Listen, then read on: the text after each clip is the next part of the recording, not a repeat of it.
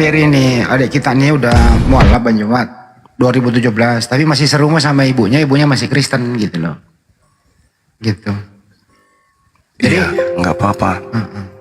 Terus gimana sekarang gerakan setelah memeluk Islam, Fer? Sekarang gimana, ada nggak sih kamu usaha kapan mama saya memeluk Islam ya? Ada nggak usaha kayak gitu, Fer? Usaha sih udah sering Bang Handi, bahkan aku menjelaskan tentang ayat-ayat Alkitab seperti apa yang aku pelajari di seminari Hokeng atau sekolah veteran tersebut. Cuman ya memang pada dasarnya hidayah itu belum terbuka gitu Bang Handi. Sebenarnya sih benar yang dikatakan Imam Al-Ghazali Bang Handi, bahwasanya seandainya hidayah itu dapat aku beli, maka akan aku beli berkarung-karung dan akan aku bagikan ke orang-orang yang aku cintai.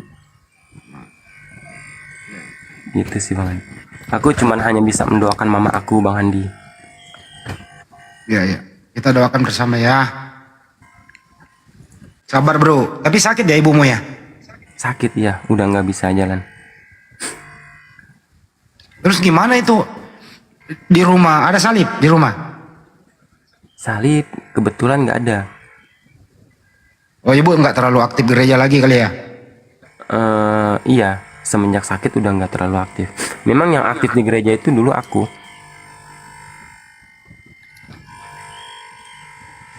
Sip, sip. Berjuang terus ya bro. Iya Bang Andi. Ada apa-apa main ke rumah lah, deket kok lewat belakang tuh. Iya. Kita ke Gurunda dulu ya. Banyak gimana? Opor ayam udah habis, masih ada sisa nih. Allahu Akbar, Masya Allah. Teman-teman sekalian, Assalamualaikum warahmatullahi wabarakatuh. Waalaikumsalam warahmatullahi wabarakatuh. Waalaikumsalam. Minal aidin wal faizin. Sahabat-sahabat sekalian, saya mohon maaf lahir dan batin teman-teman yang ada di Komal dan juga di YouTube. Terutama guru-guru saya yang ada di sini, Bang Handi, Bunda Rahma, Singa Allah, Bang Arul, Amira, Ferry, Radika, Samudra 7.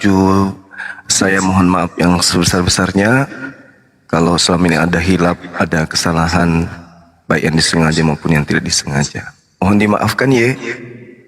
Iya Pak Haji. Iya Pak Haji. Alhamdulillah. Pinjam dulu 100. Masya Allah. Jam Saya dulu mohon 100. Dayeng Bang Zuma Gurunda. Iya. Bang Banyuma Pak Haji Damin, Haji Damin. Batin. Iya, iya, kita saling memaafkan Wah, satu sama lain. kalau ada salah-salah Oke. kata, salah-salah kata dari saya Iya. mohon dimaafkan. Terima Iya. kasih. Sama-sama. Tumben Oke, silakan dilanjut teman-teman. Tumben Haji Damin malam ini nangis. Haji Damin malam ini nangis kan sedih. Sedih bang. Sedih. Tapi kalau aku Sedih. yang apa ya? Kalau aku yang wawancara Banyuma pasti Rindu dengan bulan puasa. Mau dengar nggak Banyuma sedih ya teman-teman? Ini pertanyaan gue nih. Ya, dengerin ya. Lu diam semua. Banyuma, bedanya Idul Fitri, bedanya Idul Fitri saat masih lengkap dengan yang sekarang ini ibu tercinta atau istri tercinta yang nggak ada di rumah bersama anak-anak. Bedanya apa?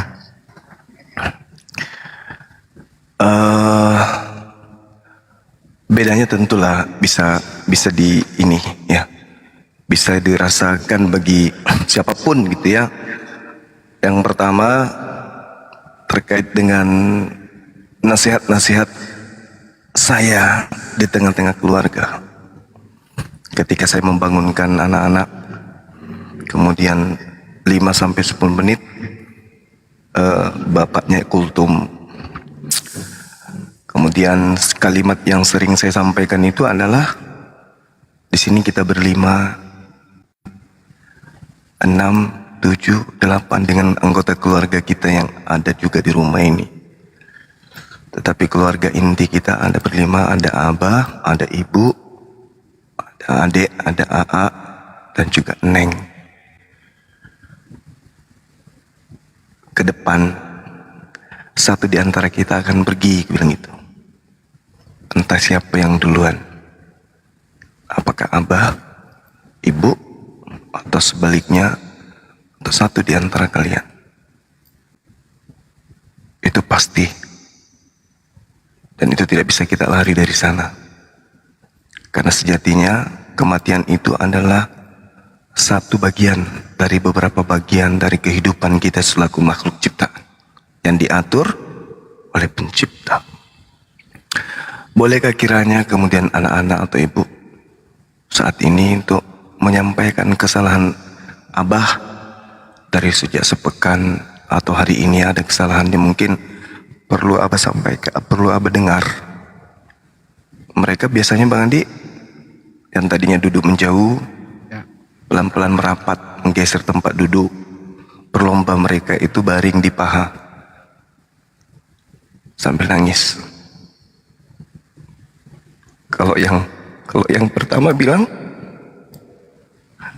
jangan ibu yang dulu, kata dia. Adik juga bilang gitu. Abah juga jangan dulu lah, biar adik, kata dia kan. Ibunya seketika itu meluk mereka. Enggak kan, nak. Kita nggak usah pikir ke sana. Tujuan abang ngomong itu bukan ke situ. Tujuannya selama kita masih sama, yuk mari kita saling menyayangi satu sama yang lain. Banyaklah bukan kenangan ya, banyak cerita yang membuat anak-anak itu jiwanya bertumbuh gitu loh Bang Andi. Karena saya ngajarin mereka untuk dialog dengan diri mereka sendiri. Jangan pernah merasa sendiri.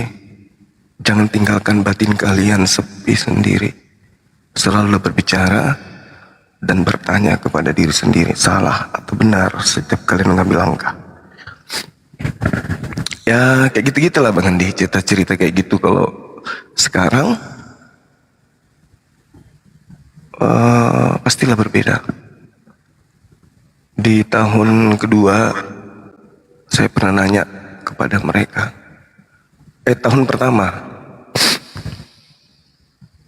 bahwa inilah yang abah cerita beberapa tahun yang lalu, anak-anak. Keadaan ini akan kita hadapi, dan kedepannya kalian akan menghadapi hal-hal yang mungkin lebih dari ini. Tapi jangan khawatir, aku bilang, kalian udah besar. Saat itu kalian udah bertumbuh menjadi pribadi yang lebih kuat. Olehnya ya harus belajar dari sekarang. Harus belajar menganggap bahwa kakimu, dua kaki itu diberi oleh Allah untuk menapaki hidup ini tanpa harus berharap sama siapapun. Karena usia tak ada yang tahu, bilang gitu. Bisa jadi ya satu di antara kita juga akan pergi, dan kalian juga harus sudah siap. Sampai si kecil itu ngomong sama saya waktu itu, Bang Adi, bisa nggak Abah jangan cerita-cerita kayak gini.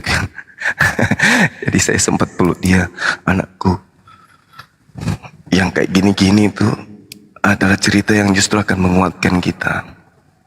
Dulu waktu Abah masih sekolah, guru pernah bertanya dalam kelas, siapa yang orang tuanya masih hidup dua-duanya?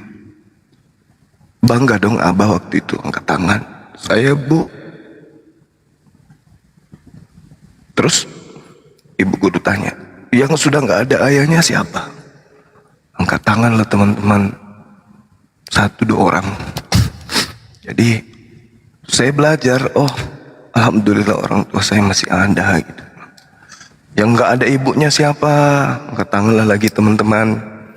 Saya masih bersyukur waktu itu, alhamdulillah saya masih ada orang tua.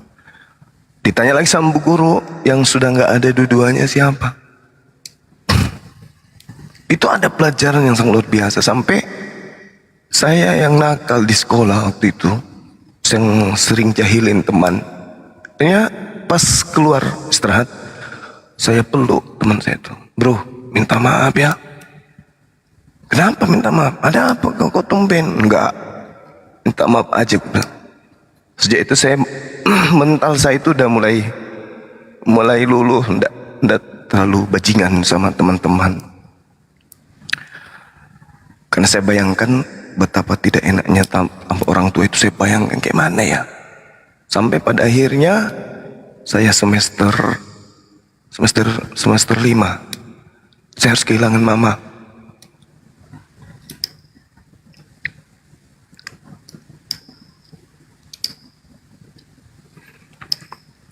Dan beberapa tahun kemudian harus kehilangan papa juga. Akhirnya ya sempurnalah hidup tanpa mereka berdua. Tapi itu tidak semua orang bisa rasakan, Bang Andi. Ada orang yang masih utuh kedua orang tuanya, mereka lebih dulu pergi. Justru orang tua yang merasakan kemudian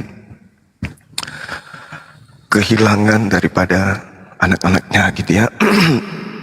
Makanya kenapa saya itu makin cinta dengan Islam ini, makin apa bilangnya ya, masih jadi terjun di dunia apologet itu karena ajaran Islam itu kasih gitu ya. Bayangkan kalau misalnya orang-orang itu nggak meninggal dalam keadaan bukan muslim, mereka bertemu dengan keluarga, bertemu dengan ayah, ibu, anak-anaknya, tapi dalam keadaan siksaan, di mana mereka justru di sana itu saling mengutuk satu sama lain, itu mereka saling maki-makian, bukan malah saling menolong atau saling memuji dan seterusnya.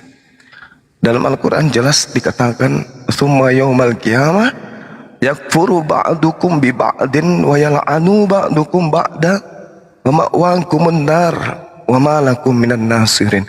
Mereka saling mengutuk satu sama lain. Gara-gara kamu saya kayak gini, gara-gara kamu saya kayak gini. Aku menyembah ini gara-gara kamu yang ngajarin. Rupa-rupanya yang ngajarin itu bukan yang kita sembah. Yang ngajarin itu adalah nenek moyang kita. Qalu bal nattabi'u ma alfaina alaihi aba'ana awalau kana aba'uhum la ya'qiluna syai'a wa la yahtadun. Ya, ngajarin anak nyembah selain daripada Allah. Makanya saya, Bang Andi, kadang ini sedih dan menyesal ketika saya itu berdialog dengan saudara-saudara Kristen dengan nada keras, dengan nada yang keluarlah dari niatnya terjun di dunia apologet itu adalah ingin mereka itu selamat. Tapi begitu berdialog, justru muncul kata-kata makian, kata-kata yang nyakitin mereka malah, yang seharusnya tidak perlu kan. Tapi karena keadaan gitu ya menggiring kita kemudian untuk kasar, menggiring kita untuk memaki. Padahal itu salah sebenarnya. Islam tidak ngajarin kita untuk memaki. Tapi karena kita manusia biasa, mendengarkan Nabi dihujat, ya kan? Allah dihujat, pasti kita nggak terima. Tapi sebenarnya niatan kita itu terjun dunia apologet ini bukan untuk itu, bukan untuk memaki maksudnya. Tujuan kita itu, ya Allah, berilah mereka hidayah. Karena kita tahu bahwa apa yang mereka lakukan itu salah. Sehingga yang menghibur kita dengan pola yang ada di Al-Quran, termasuk anak-anak, saya mengatakan kita harus ikhlas, kita harus pasrah. Karena kita makhluk, kita bukan pencipta yang mengatur ini semua. Kita adalah makhluk yang siap untuk diatur, siap untuk tunduk kepada aturan Tuhan. Sehingga kita disebut muslim. Tapi berbahagia aku bilang, karena Al-Quran mengatakan jannatu adnin yadkhulunaha wa man salaha min abaihim wa azwajihim wa dzurriyyatihim wal malaikatu yadkhuluna alaihim min kulli bab. Saya katakan kepada mereka, pada anak-anak, tempat kita itu nanti di surga. Kita dan orang-orang yang kita cintai, orang-orang yang kita sayangi akan berkumpul bersama, akan bersatu dengan mereka lagi, di mana di sana nggak ada lagi sakit, nggak ada lagi iri, dengki, cemburu dan seterusnya. Ya, sehingga anak itu merasa terhibur. Oh, jadi nanti ketemu ibu, ya, ketemu mama tua, iya, ketemu kakek juga, iya, ketemu, dalilnya ada, nak. Kayak gitu-gitu. Akhirnya dari data ini kemudian saya melakukan pencarian dari kitab Kejadian sampai kitab Wahyu. Ada nggak harapan ya buat teman-teman saya yang mati dalam keadaan kufur? Ternyata nggak ada. Bahkan saya bertanya pun pada saat diskusi, ada nggak kalian jumpa nanti sama orang tua?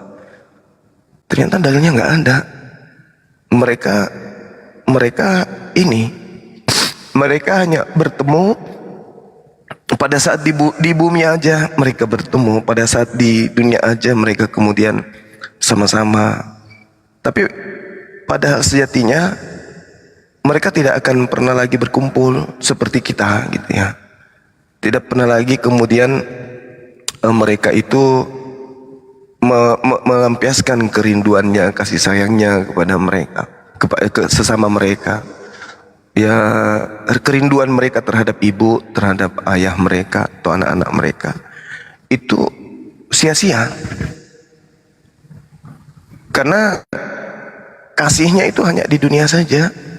Berbeda dengan kita umat Islam, kasih itu ya sampai kekekalan. Makanya diterangkan di dalam Al-Ankabut, kalau nggak salah ya, Ankabut ayat 25, bahwa mereka itu berkasih sayang hanya sekedar di dunia aja. Allah yang mengatakan itu. Kasih sayang mereka hanya sebatas duniawi. Allah mengatakan bahwa fil hayatid dunya authanan mawaddah bainakum. Bainakum itu artinya di antara mereka, fil hayatid dunya, hanya dalam kehidupan dunia. Tapi kalau kita umat Islam, kita tidak perlu kemudian larut dalam kesedihan. Kenapa? Karena toh kita akan dipindahkan bersama dengan orang-orang yang kita cintai pada alam kekekalan. Di sana tidak ada lagi ratap sedih dan seterusnya, Bang Andi. Sehingga anak-anak ini semangat kemudian untuk beribadah. Mereka kemudian dengan mudah kita arahkan untuk sujud kepada Allah. Sekira gitu, Bang Andi. Panjang kali rasanya. Ya, Silakan. Masya Allah. Bang Andi bisa aja nih, Bang Andi. Artinya adalah tidak boleh larut dalam kesedihan, tapi kebaikan orang yang bersama kita itu selalu bersama kita. Contoh misalnya dulu kalau nggak salah Banjuma kalau saat debat itu, istri tercinta itu selalu mendampingi beliau memberikan ayat-ayat suci Al-Quran. Betul ya Banjuma ya? Iya. Terus kemudian terciptalah ada ide, ada Masjid Nur Maulidah. Jadi Masjid Nur Maulidah itu adalah nama istri Bang Juma almarhum begitu. Gimana sih komparasinya Bang Juma antara beliau mendampingi debat, apa ada yang kurang sekarang kalau lagi debat? Biasanya pernah nengok nggak sih? Loh, kok nggak ada suaranya? Biasanya kan ada gitu loh. Dan terciptanya Masjid Nur Maulidah. Silakan. Iya, jadi dulu ketika ada Oten, dia kan dengar juga tuh pakai HP, kadang pinjam HP-nya adik, neng, atau kakak pakai pinjam. Dia dengarkan, kemudian setelah ada Oten yang menjelaskan, menerangkan di dalam kitab Al-Quran, Al-Ankabut atau Quran 7 ayat sekian, dia cari tuh. Habis itu dia bawa di depan. Ini ya Mbak, katanya. Ya aku baca itu dulu. Kalau sekarang saya cenderung banyak menghafal, Bang Andi pelan-pelan menghafal. Saya beli whiteboard, sepeninggal beliau ya, saya beli whiteboard. Kemudian ayat-ayat yang biasa dipertanyakan itu kutulis langsung. Contoh gini ya, tunjukin ya teman-teman. Kalau dulu itu kan saya hafal sendiri. Kalau sekarang makin tidak harus. Karena saya bukan tahfiz ya, saya bukan penghafal Quran. Tapi dulu pernah jadi tahfiz, cuman tidak sampai 30 juz. Cuman belajar aja membaca. Ini ya teman-teman. Nih. Jadi saya beli whiteboard, kemudian untuk supaya bisa saya menghafal ayat-ayat yang mungkin saya agak susah untuk mengingat. Fa'atat bihi qaumaha tahmiluhu qalu ya Maryamu laqad ji'ti syai'an fariyan. Jadi ketika kemudian Siti Maryam datang kepada kaumnya kemudian berkata, qalu ya Maryamu, wahai engkau Maryam, laqad ji'ti, sungguh engkau telah membawa ya syai'an sesuatu yang sangat varian itu sangat sangat mungkar, sangat dibenci oleh Allah. Itu contohnya Bang Andi. Ya. Oke ya. Jadi kalau dulu kan tidak ada whiteboardnya ada. Beliau bukan whiteboard, istilahnya apa itu ya? Whiteboard berjalan dia. Quran beliau. berjalan. Keluar berjalan. Iya. Kayak gitulah ceritanya.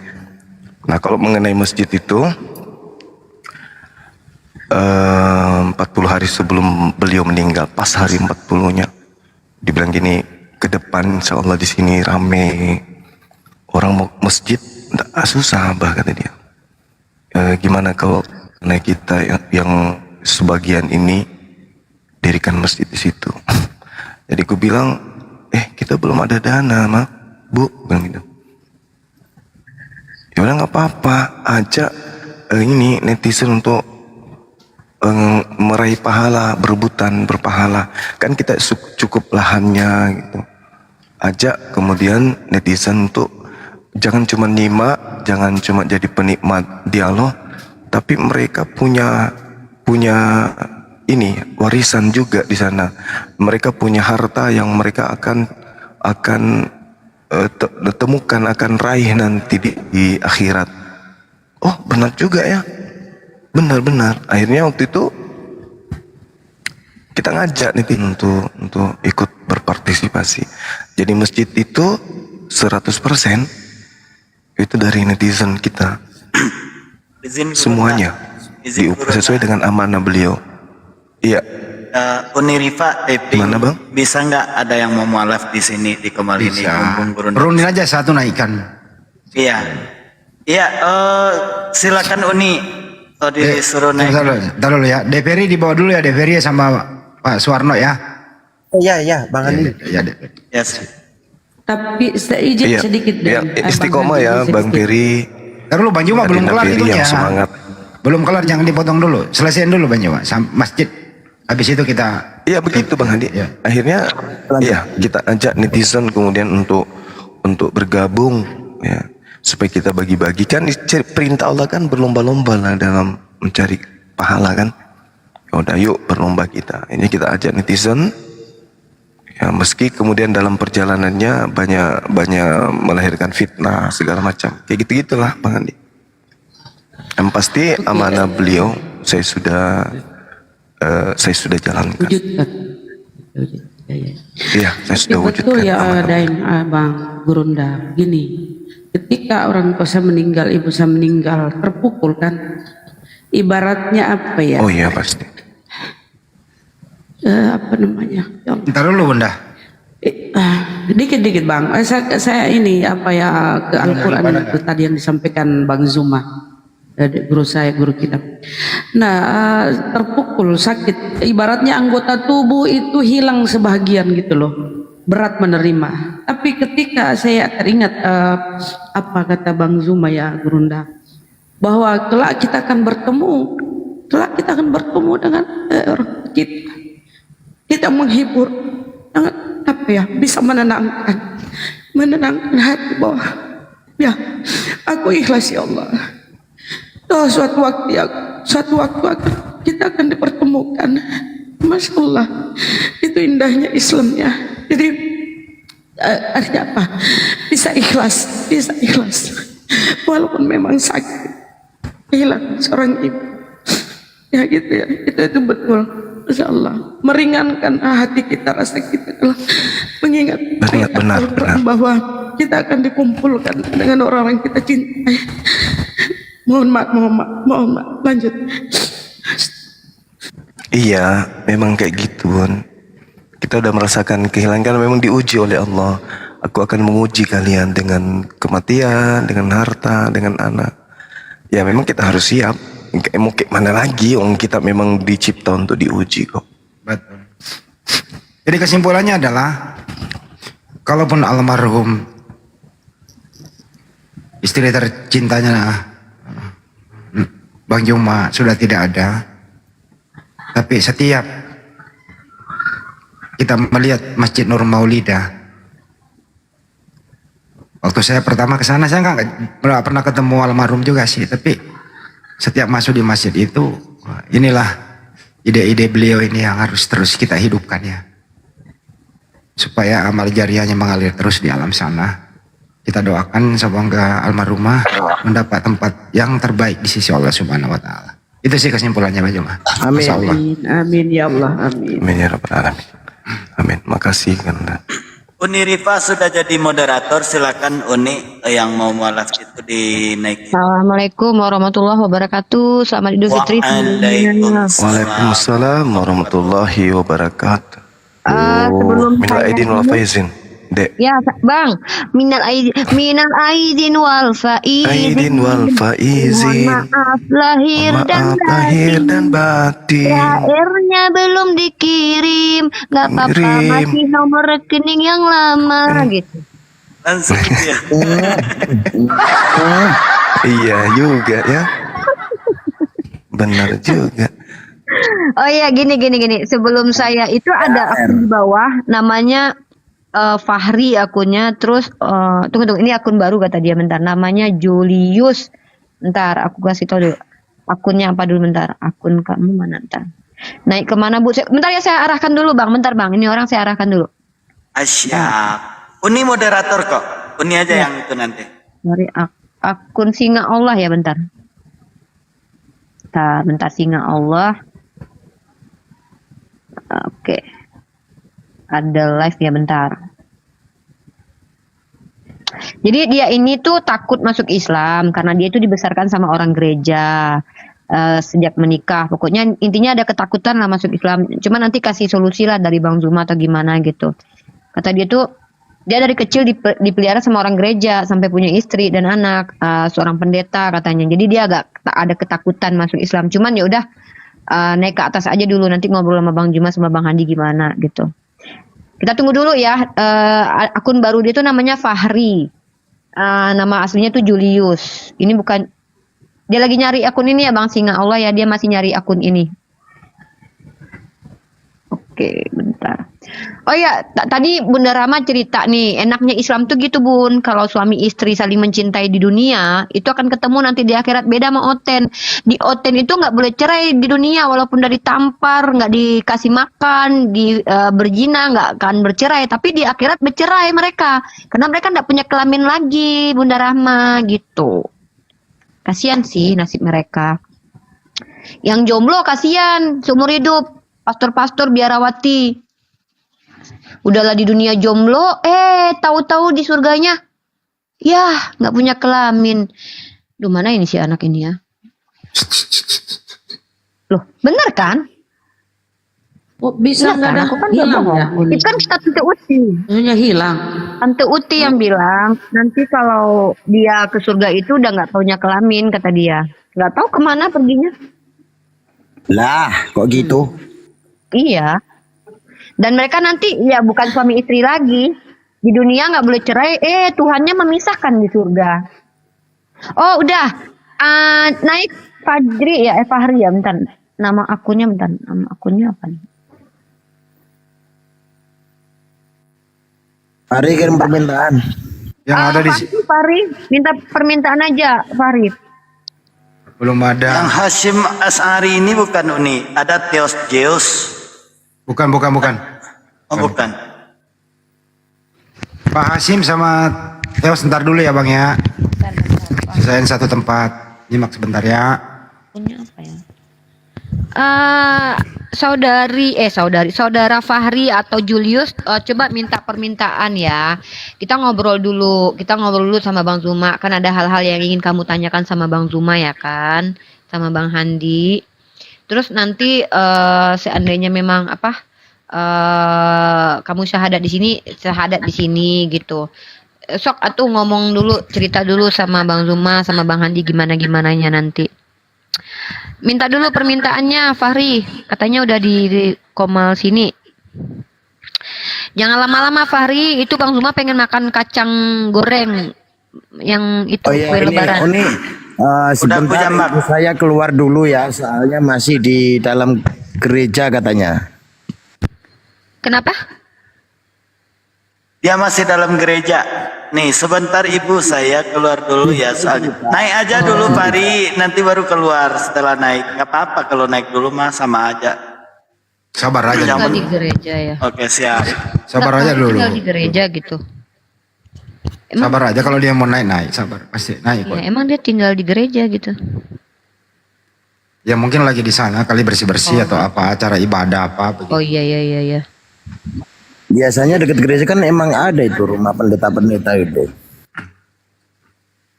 Ya sambil nunggu ya, sambil nunggu nih. Sambil nunggu Pari, silakan Pari.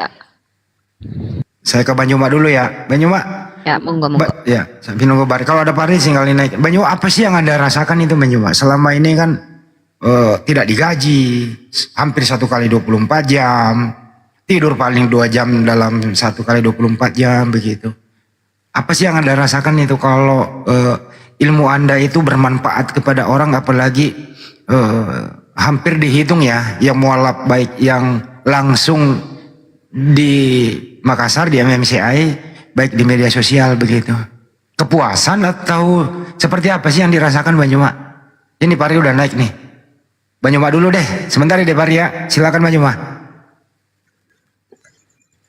Apa Bang Handi? Ya. Enggak dengar pertanyaan saya, jangan sampai omelin nih Haji Daming omelin. Enggak dengar. Itu loh. 1 kali 24 jam, paling tidurnya 2 jam begitu ya, kagak digaji. Siapa tuh? Banyuma lah, terus dakwah terus, begitu edukasi terus. Bahkan sudah nggak kehitung orang yang mualaf, baik yang langsung di MMCI Makassar maupun di media sosial. Ada nggak sih kepuasan atau seperti apa sih yang dirasakan itu? Paling tidak kepuasan batin itu ada pasti Bang Andi. Ketika kita kemudian mampu mengajak teman-teman kita meninggalkan ajaran kekufuran, paling tidak ketika mereka bersyahadat, anak keturunannya kemudian insya Allah akan menjadi seorang muslim. Kalau misalnya orang tuanya yang tidak atau saudara-saudaranya yang lain tidak, paling tidak kita sudah mengajarkan satu di antara oknum ini nanti akan keturunannya menjadi muslim. Begitu Bang Andi. Mantap. Ya udah, ini disambut tuh Parinya. Sebentar ya Ibu, sebentar. Oh sebentar. Suaraku kedengaran jelas nggak? Bagus. Kayak ini gini. Terlalu kenceng. Jadi gini, Bang Zuma itu adalah seperti normalnya pria-pria Makassar ya. Pria-pria Makassar, pria-pria Sumatera, pria-pria Madura yang laki banget. Tapi biasanya rata-rata orang-orang seperti Bang Zuma nih paling sering nangis. Iya, entah itu masalah pasti itu orang-orang seperti Bang Zuma nih paling sering menangis. Aku sebagai adiknya tahulah gitu. Oh iya Fahri. Artinya bentar ya Bang Fahri ya. Halo Bang Fahri. Bentar ya Bang Julius ya. Halo Ibu, halo. Oh iya. Oke, sebelumnya sedikit Bang, saya selesaikan sedikit nih. Intinya, masya Allah izinkan kita punya Bang Zuma gitu, supaya orang-orang seperti Bang Julius atau Fahri ini bisa kembali ke fitrahnya dengan mendengarkan ilmu dari Bang Zuma dan teman-teman lainnya. Itu poinnya dari saya, gitu. Bang Zuma semangat, itu aja. Nah, jadi ini Makasih agendaku yang baik. Selamat malam Julius. Assalamualaikum warahmatullahi wabarakatuh. Waalaikumsalam. Waalaikumsalam warahmatullahi wabarakatuh. Bang Julius, sebelumnya Bang Julius ini kan DM saya tuh sudah berapa lama, dan saya tidak, maksudnya gini, bukan saya tidak menggubris atau memperhatikan. Saya ini kan orangnya skeptisan ya Bang, nggak gampang kayak percaya aja ada orang mau alaf atau apa. Cuman kembali lagi, andai pun saya dibohongi atau ditipu, itu saya tidak peduli lagi, tapi saya serahkan kepada Allah. Nah, Abang sempat beberapa kali ke saya bilang bahwa Abang ingin memeluk agama Islam, tapi Abang khawatir diusir oleh pihak gereja. Nah, saya belum mengerti kondisi Abang secara realitasnya seperti apa sih Bang Fahri? Mungkin di sini kan akun juga Abang nggak tahu, orang juga nggak tahu nih. Mungkin sebelum Abang betul-betul yakin dengan keputusan ini dan mengikrarkan syahadat pada malam ini, coba Abang jelaskan. Ini ada Bang Zuma di sini, ada Bang Handi. yang akan insya Allah lah bersama abang nanti kalau ada sesuatu yang buruk terjadi sama abang nanti. Monggo abang ceritakan dulu. Saya ini dididik dari kecil sama orang gereja, Bu. Jadi kalau saya masuk Islam pasti ini dikeluarkan. Oke, dan masuk Islam ini anak dan istri tidak diajak ya? Maksudnya ini baru sendiri ya? Tidak. Terus gini, saya kan jawaban saya singkat ya bang.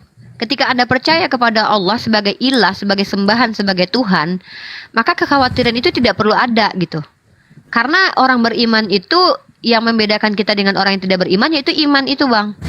Jadi ketika Anda percaya urusan dunia Anda akan ditanggung oleh Allah sebagai ilah Anda, maka kekhawatiran itu tidak perlu ada. Walaupun secara manusiawi pasti ada, tapi itu harus ditepis. Nah, di sini Anda dipertemukan dengan Bang Zuma, Bang Handi, Bang Samudra dan teman-teman di sini.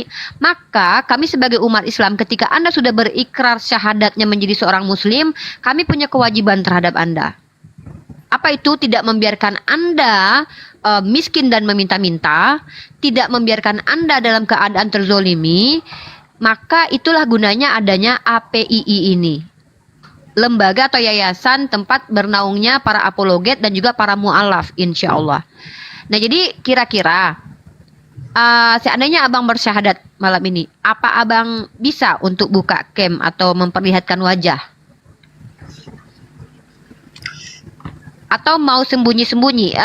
Ini terserah Anda gitu. Tapi sebelumnya nanti Anda konsultasi dulu kepada abang saya nanti juga Bang Zuma. Gimana? Ada yang mau ditanyakan dulu nggak ke Bang Zuma? Monggo. Saya ini mau tanya gini. Saya ini pasti ini nggak mungkin lagi ikut ke gereja kan, soalnya kalau sudah masuk Islam itu. Nah, soalnya ini pasti saya kan kerja saya di gereja itu terus harus ikut ibadah. Jadi itu kecambuk di saya. Kalau saya tidak ikut pasti orang gereja tahu saya sudah pindah agama. Oke. Jadi saya pikir terus nih gimana baiknya saya ini. Oke, mungkin langsung aja ya Bang Zuma. Silakan Bang Zuma kasih advice dan insight-nya ke saudara kita Fahri atau Julius. Monggo Bang. Ya, baik. Jadi kalau di Islam itu kan jarang kali ya kita mendengarkan Islam itu ajaran kasih.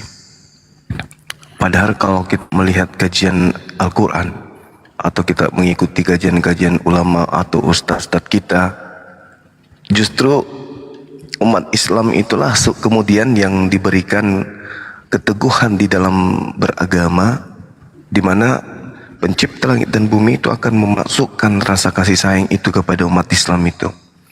Innal ladina amanu wa amilus solihat sayaj'alu lahumur rahmanu wudda. Sungguh orang-orang yang beriman dan mengerjakan kebajikan, lah Allah yang Maha Pengasih akan menanamkan rasa kasih sayang dalam hati mereka. Jadi umat Islam itu sudah pada diri mereka ini ditanamkan oleh Allah kasih sayang. Oleh karena itulah kemudian kalau saudara saya khawatir kemudian syahadat mu'alaf hanya gara-gara hal-hal duniawi, ya saya rasa begitu masuk Islam hal-hal kayak gitu itu ditinggal aja. Kenapa? Keyakinan kita itu kita sudah banyak saudara yang siap kemudian membantu memberikan solusi, merangkul kita dan seterusnya, selama kita itu menjaga attitude, menjaga etika, menjaga akhlak maksudnya. Bukan kemudian menjadi orang yang uring-uringan, menjadi orang yang seperti ikan ketinggal air dan memanfaatkan situasi. Tapi benar-benar orang yang mencari ridha Allah. Insya Allah akan ada aja solusinya. Akan ada aja solusinya. Banyak orang-orang yang kita sudah syahadatkan mereka menjadi orang yang sukses. Sukses dari segi duniawi, sukses dari segi akhirat. Kenapa? Karena mereka melangkah menuju Islam itu dengan keteguhan hati, tanpa keraguan. Mereka nggak takut lapar. Mereka nggak takut kemudian tidak memiliki rumah. Mereka tidak takut kemudian untuk kehilangan fasilitas duniawi demi untuk mendapatkan fasilitas akhirat. Kesengsaraan duniawi itu paling 65 tahun, 75 tahun, 85 tahun paling santernya gitu ya. Tapi kesengsaraan akhirat itu kekal. Maka orang yang menggunakan akal sehat tidak akan mungkin mereka itu menukar kebahagiaan kekal akhirat dengan ketakutan kesengsaraan yang sifatnya sementara di duniawi.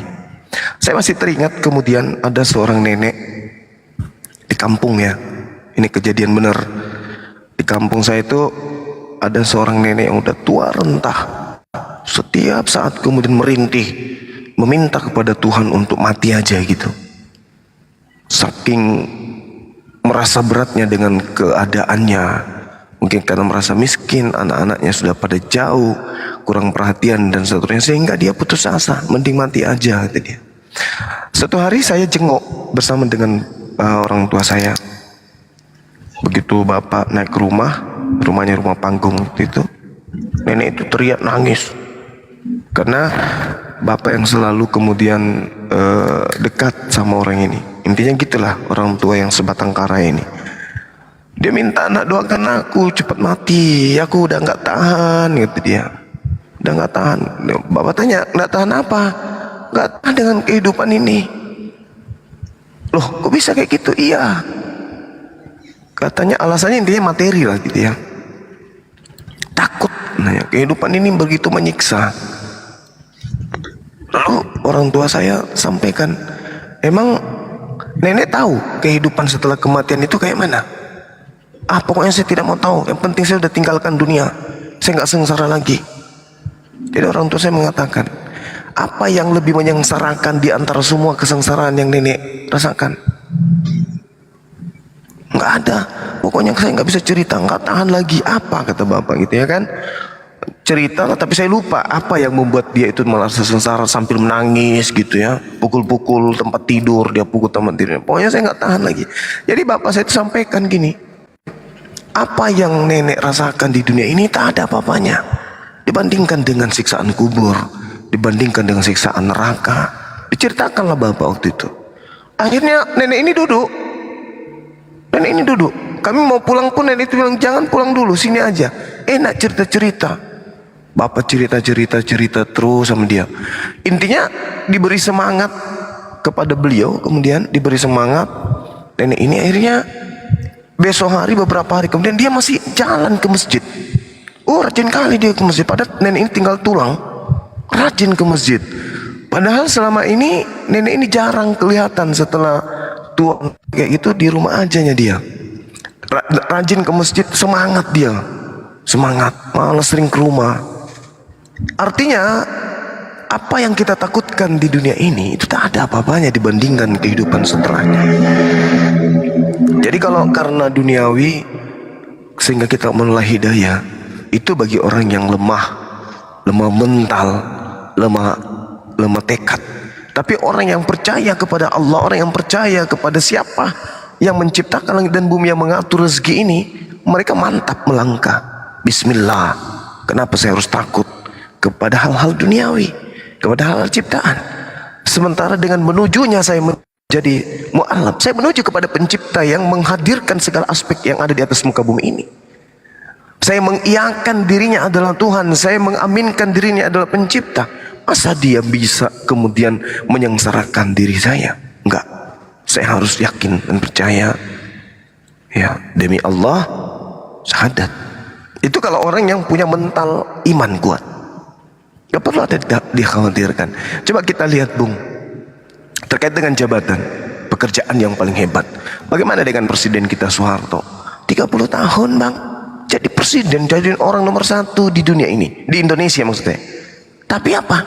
Dia digiring kepada keadaan dari ada menjadi tidak ada untuk selamanya di dunia. Jabatan loh. Lalu kemudian orang yang terkaya gitu ya.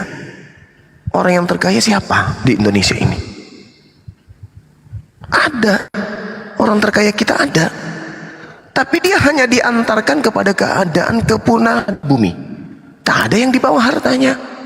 Yang di bawah hanya iman, yang di bawah hanya amal, yang di bawah hanya amal jariah, keyakinan, kepercayaan teguh kepada pencipta.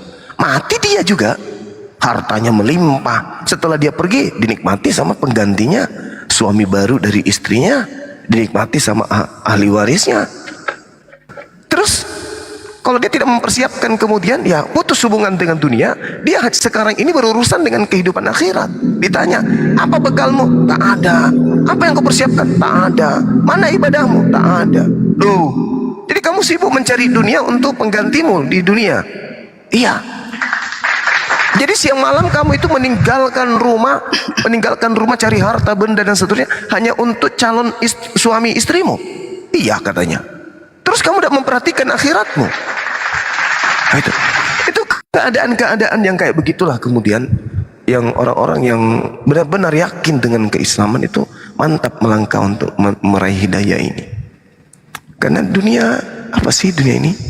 Ya memang kita hidup di dunia, tapi gak perlulah juga kita mencintai dunia berlebihan. Santai aja, rileks saja kita.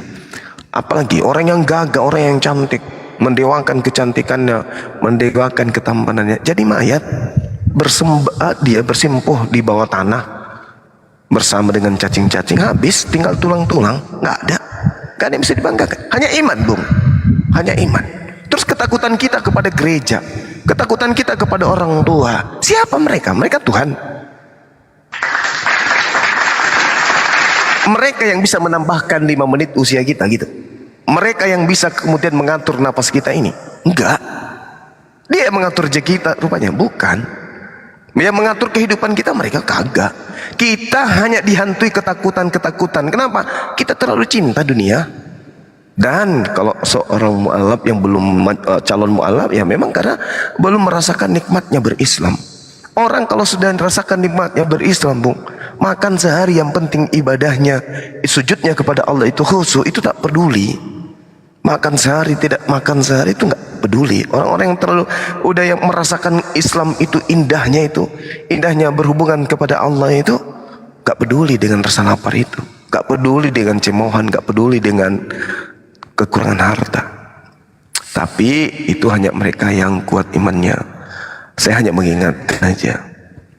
Bukan berarti saya juga berada pada posisi yang sudah hebat kali imannya, enggak.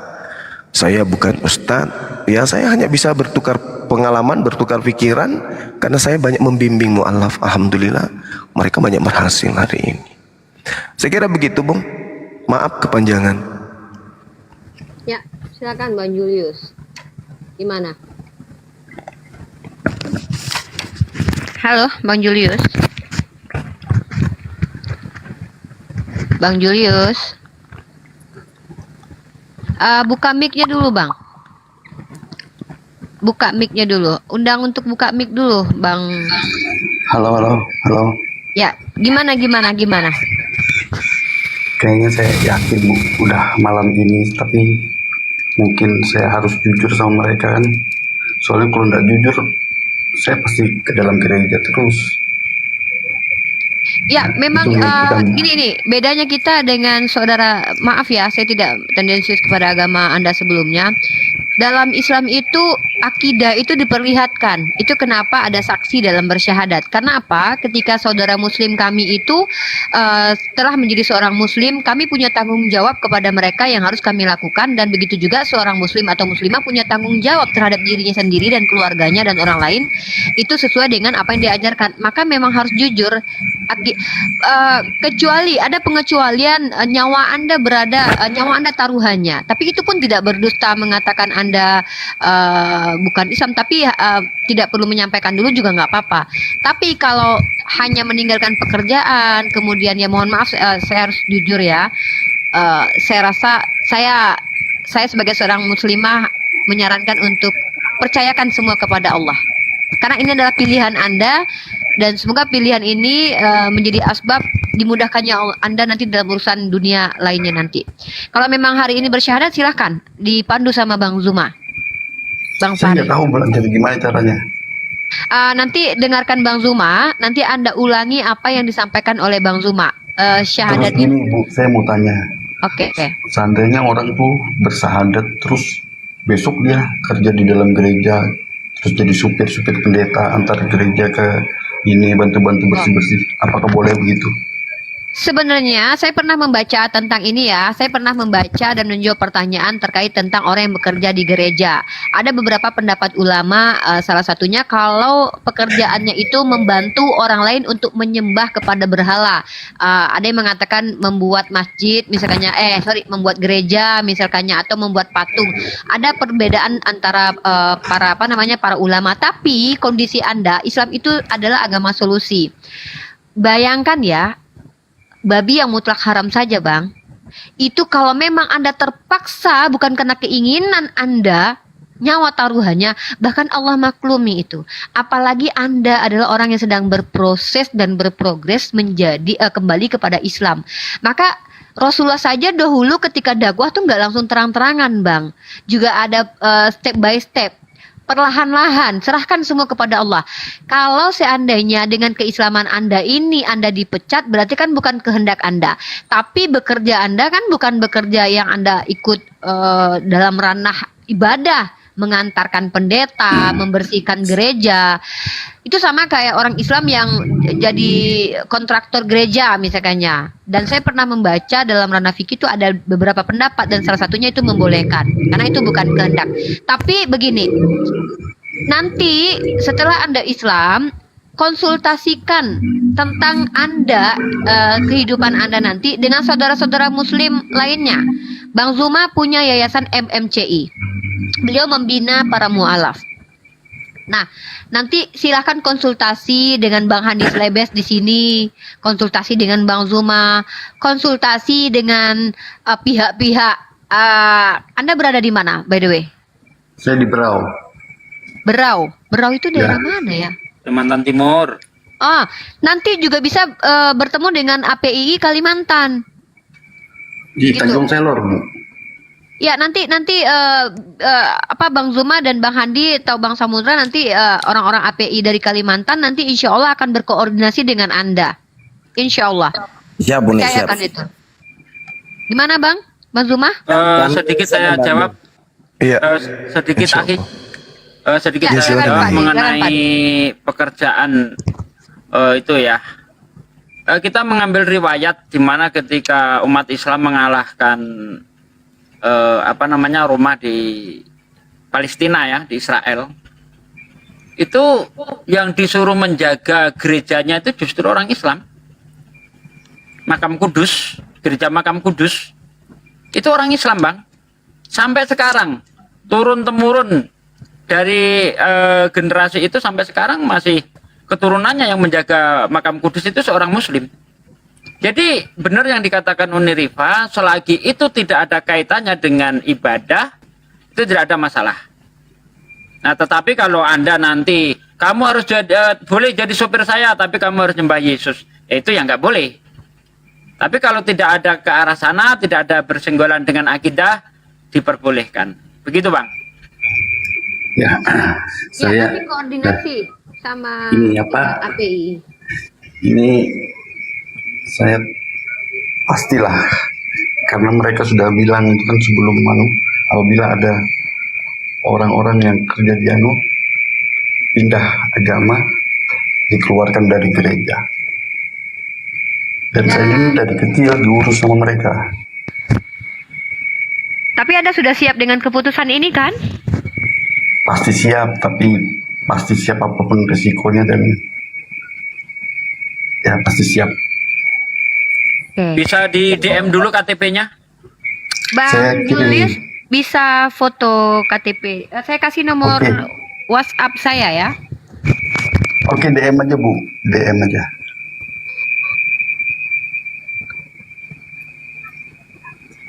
Nanti kalau udah diserahkan Di DM bisa KTP-nya, kok. Di DM bisa kirim foto kok sekarang DM TikTok. Oh, bisa ya. ya. Nanti kalau udah diserahkan foto KTP-nya, baru kita minta dukungan untuk saudara kita yang di bawah untuk mendukung Anda sampai 1.000 supaya bisa open camp. Gitu Bang ya. Biasanya kita begitu Bang, untuk mensahadatkan orang Bang. Oke. Saya mau ambil dulu, tapi banyak orang di luar, tapi sabar dulu ya. Boleh Bang. Nanti mau kirim ke saya nanti dicoret saja nanti nomor nick-nya nanti. Tidak aja. apa-apa dia. Sabar. Ya, silakan kita tunggu di sini. Jadi Diambil dulu nggak apa-apa, Bang. kemarin ada orang itu apa anak orang di gereja itu yang mualaf ya, dia langsung dikeluarkan. Oh, Siap. ya dikeluarkan, diusir lah. Nggak apa-apa bang, lebih baik dikeluarkan dari gereja daripada dikeluarkan dari surga. Dari Bang. surga, ya betul. Di mute dulu aja, Ya, Bang. saya ini Di masih mute dulu mikir aja. amat. Ya, Ya, Alhamdulillah banyak mudah-mudahan mualaf ya, Anda banyak, nanti, Masya Allah. mudah-mudahan Anda asbab nanti anak dan istri Anda ikut. Mudah-mudahan. Oke, Ibu, saya ini apa keluar Ya, dulu di mute, nanti di saya- mute dulu aja. Ya, Ya, ambil Bang, letakin HP-nya di mute. jangan diletakin, nanti dia pergi HP-nya diambil orang lagi. Ya teman-teman yang ada di Kalimantan ya, beliau ini tadi di Berau.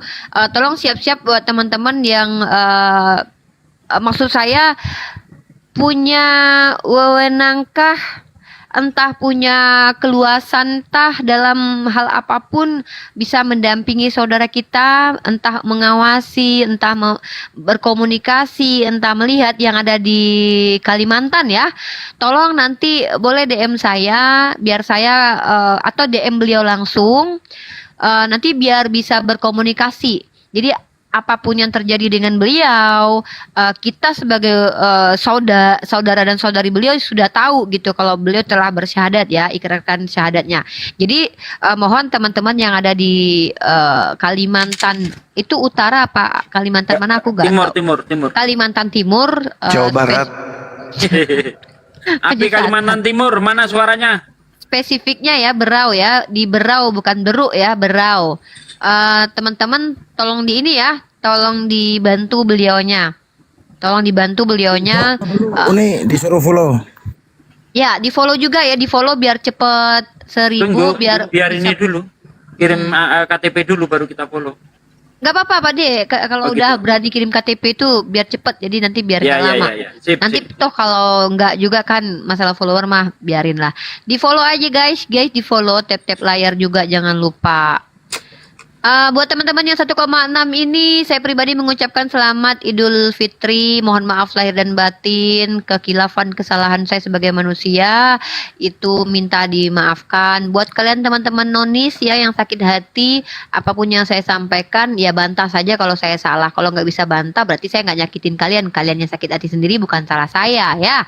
Itu kesalahan kalian sendiri. Terus buat teman-teman non Islam juga yang masih tetap menyembah kepada manusia yang dihinakan dan dianiaya oleh Hansip Romawi, waktu semakin berjalan, kesempatan kalian masih ya kita nggak tahu ya. Sebentar lagi sudah ada pemotongan sapi merah di Yerusalem sana.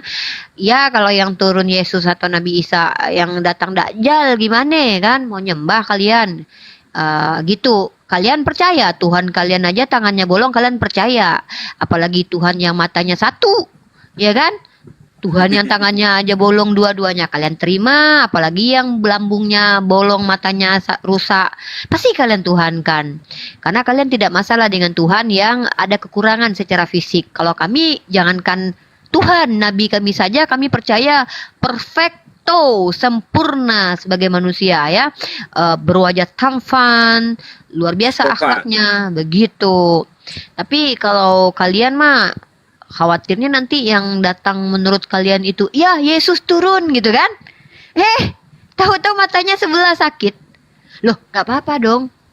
Yang tangannya aja bolong kalian terima kan? Maksudnya ini bukan penistaan loh ya. Ini bukan penistaan. Ini adalah fakta logik, konsekuensi logik iman kalian yang aku ingatkan. Nah bedanya adalah ketika dalil bahwa Allah mengatakan Tuhan kalian tidak buta mata sebelahnya. Jangankan buta mata sebelahnya, Tuhan kami aja nggak ngantuk. Lah Tuhan kalian kan pernah tidur tuh ya. Gitu ya. Jadi teman-teman yang di bawah, harapan saya adalah ketika berdiskusi ini kalian itu membagi wawasan keilmuan, bukan mempertontonkan kebotolan gitu. Ya mungkin yang lainnya silakan. Ini yang dimaksud ini Tuhan, apa tukang cacat semua sih? Ya jadi aku pernah kemarin dituduh menghujat sama teman-temanku Kristen gara-gara aku bikin lagu. Memang sih Tadi aku pikirnya aku malah memuji mereka karena mereka kan suka nyanyi. Jadi karena mereka suka nyanyi, aku hadiahkanlah mereka bahwa aku bilang nggak mungkin kan Tuhan tangannya bolong kan gitu. Jadi aku bilang kalau aku sih nggak percaya, kalau jangankan Tuhan, Nabi aja aku nggak percaya itu bakalan cacat seumur hidup, aku nggak percaya gitu. Tiba-tiba teman-teman Kristen merasa terhina. Ketika Tuhan tangannya aku bilang bolong, aku aja jangankan kalian sih, aku aja tuh nggak percaya gitu loh, gitu. Jadi ceritanya begitulah kira-kira Bang Samudra. Ya nanti naikin lagi Fahrinya. Oh iya, kabar terbaru dari teman-teman Oten, Yuni dan Papa Jahat. Mereka mengatakan bahwa aku hamil 4 bulan dari Yesus katanya. Emang ada-ada aja lah kalian ya. Mungkin Tadi ulang nih. aku dibilang hamil 4 bulan katanya. Nggak ada bapaknya. Berarti aku kayak Bunda Maria gitu. Wah, jangan kalian punya rencana mau menumbalkan aku dan keluarga aku nih. Kalian berharap aku hamil punya anak terus anaknya mau kalian tumbalin. Jangan. Astagfirullah kalian. Udah ada viti-vitinya berseliweran tuh. Enak banget makan daging aku kalian ya. Assalamualaikum warahmatullahi wabarakatuh. Waalaikumsalam. Taqabbalallahu minna wa minkum. Taqabbal ya Karim. Sa'ali minta maaf ya. Mohon maaf kalau ada Mohon maaf salah-salah. lahir dan batin kepada Pak para guru izin. semua, Uni dan semua gurunda ya, dan semua yang ada di bawah, netizen dimanapun Ya, berada. Dek, mohon maaf lahir dan batin. Siap, Saya pun mohon maaf lahir dan batin Ustaz. Izin. siap, Mohon Masya Allah. maaf. Seperti akan ada kado istimewa, ada yang mau bersyahadat ya. Iya, Masya Allah Ustaz Alif. Masya Allah. Ini lebih dari THR nih, ya Allah.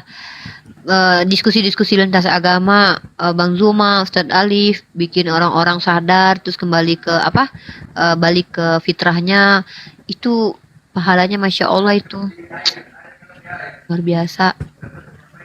Naikin lagi Bang, kalau ada Bang Fahrinya. Ini moderator kok. Ah, aku moderator ya? Oh iya. Belum Ya ada ya? Belum. Allah. Beliau ini tadi di Kalimantan Timur ya? Ya, di Berau. Jadi Ya, dia orang Kalimantan. Berau, kerja di gereja. Kekhawatiran dia itu sebenarnya itu lebih dipisahkan sama anak dan istri sebenarnya tadinya Oke. gitu. Kalau kita cek, alhamdulillah saudara-saudara kita yang tergabung di API untuk di khusus Kalimantan Timur. Kalimantan Timur bener ya? Itu Ya, ada Berau. yang masuk di grupnya itu ada 59 orang. Insya Allah mungkin nanti juga ada yang monitor, kita bisa ada koordinasi ke depannya. Abis Lebaran nanti kita ada tontonan hebat. Ferdinand Hutahean ya, siapa? Dia mau debat sama Bang Zuma head to head, katanya. Wih, nonton kita. Oh, utara ya? Salah.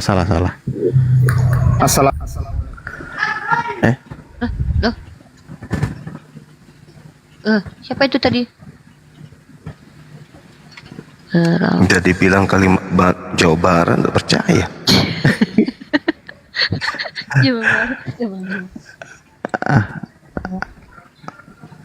Aku salah ya? Aku salah. Iya, beliau bicara sama istrinya dulu. Aduh, ini nih. Ibu, saya keluar dulu mau bicara sama istri Kok saya. Jawa Barat sih Bang Zuma? Salah loh. Kok bisa?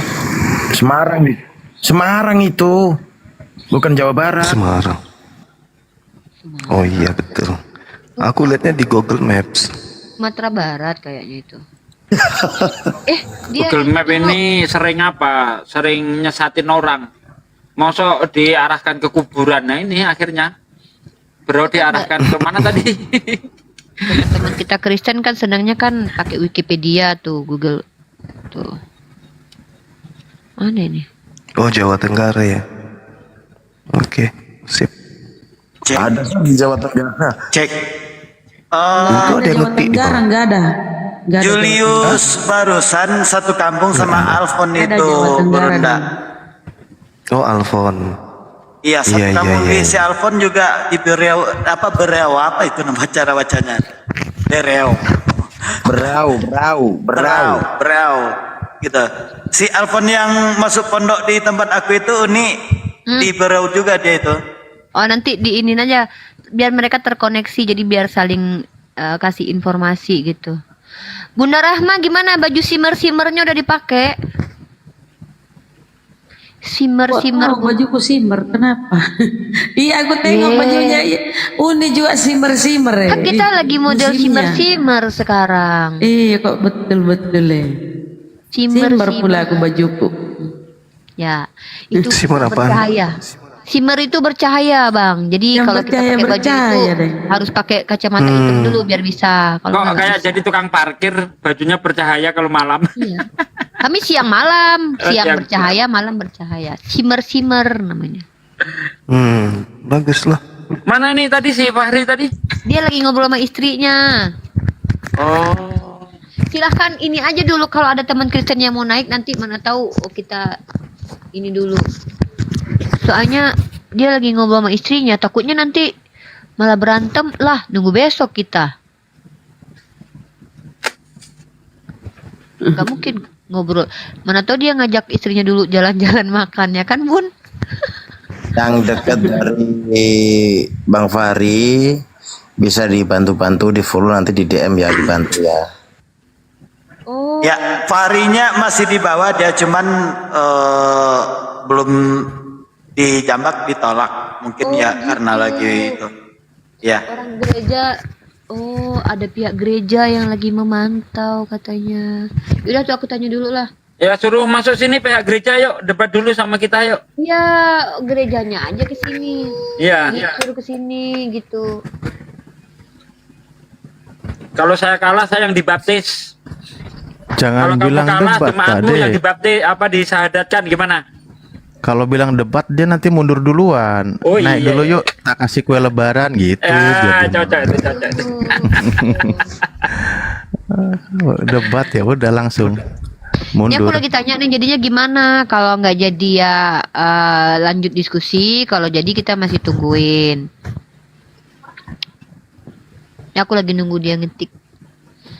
Jadi teman-teman jangan langsung ngejudge orang tuh bohong-bohong gitu. Nggak semua gini loh. Nih belajar dari netizen. Aku sedikit buat netizen ya. Ini bukan nasihat, tapi hanya sharing aja.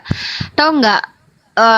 Kita itu di Indonesia ini kan memang termasuk orang yang minim membaca, tapi paling cepet gercep kalau masalah sosial media. Gampang banget mengatakan, oh dia oten, dia ini, gampang banget memberikan stigma kepada orang lain. Sementara kita nggak tahu bagaimana mereka. Ingat loh, antara Dewi Sandra dengan Sandra Dewi aja, orang Beda. Indonesia aja susah bedainnya, padahal punya telepon, punya HP, punya TV. Bayangin loh. Jadi jangan sampai lah berprasangka buruk gitu. Tuh istrinya lagi marah-marah. Ya udah, gini aja, nggak bisa ya, kita nggak bisa ini Bang Zuma, dilanjut aja diskusinya. Saya tadi bilang ke beliau kalau memang siap untuk syahadat secara online monggo, kalau mau di belakang layar juga boleh. Itu kembali kepada beliau saja sebagai seorang lelaki yang memutuskan mau kemana, apa yang akan diambil, sikap apa yang mau diambil itu kepada beliau. Kita pun tidak bisa memaksakan ya. Dilanjut aja dulu Bang Zuma kalau memang mau diskusi. Bang Singa Allah, lanjut aja dulu. Iya, silakan aja, Dek. Oh, ada Rusmini nih. Aduh, ada musuh bebuyutannya Pak De. Bunda Rasmi. Ya, Rusmini silahkan Rusmini nyanyikan lagu Ohola dan Oholiba dulu. Mungkin sebelum kita lanjut diskusi, silahkan Rusmini. Rasmi. Berfirmanlah Allah kepadaku, Kita tampilkan artis kita. hai anak manusia, ada dua perempuan satu ibu, yang muda namanya Ohola, yang tua namanya Oholiba. Oh, Nani. Di Mesir susunya dijamah-jamah. Ampun, ya Allah. Enak itu, enak. Memang Kan itu Yes 23 itu. Memang gitu bunyinya, nggak boleh kita Memang tambah-tambahin. gitu. Kalau yang halus ya. Susunya bukan di jama-jama, akhi. Jangan dirubah-rubah lah. Dada keperawanannya dipermainkan. Padahal dulu itu bukan dada keperawanan, puting susunya dipermainkan. Nggak boleh Sekarang begitu. Ada Ibu Rasmi, kasih Ibu Rasmi perempuan loh. Nggak apa-apa, dia kan mulutnya comberan, bocor. Nggak apa-apa, itu kan di Mesir itu kayak gitu.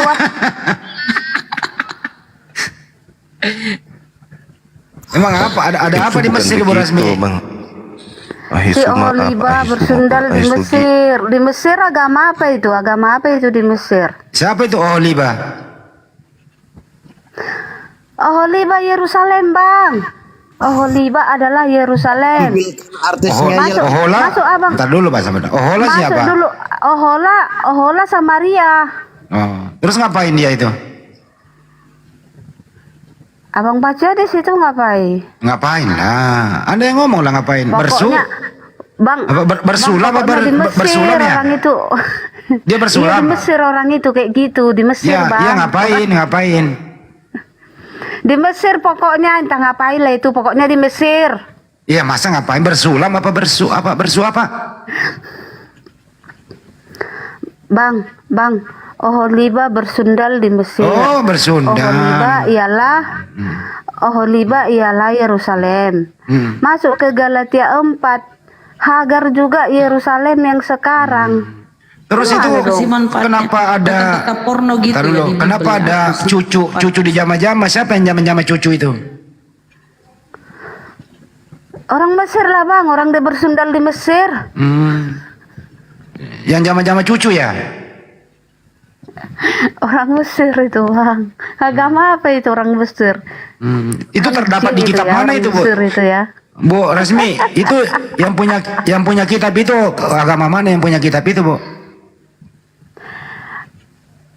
Yang punya kitab itu orang Kristen. Orang Kristen.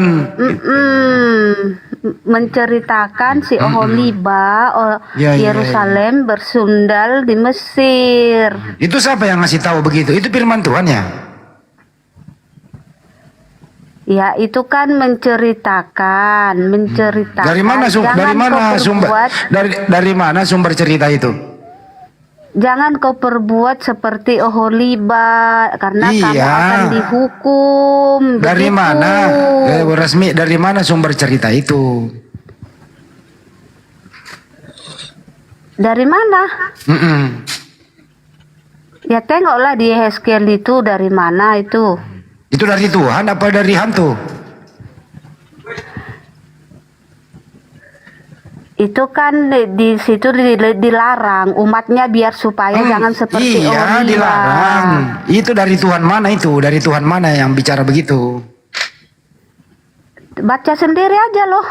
Ya saya udah baca, saya Kan nggak tahu punya dari. kitab di situ.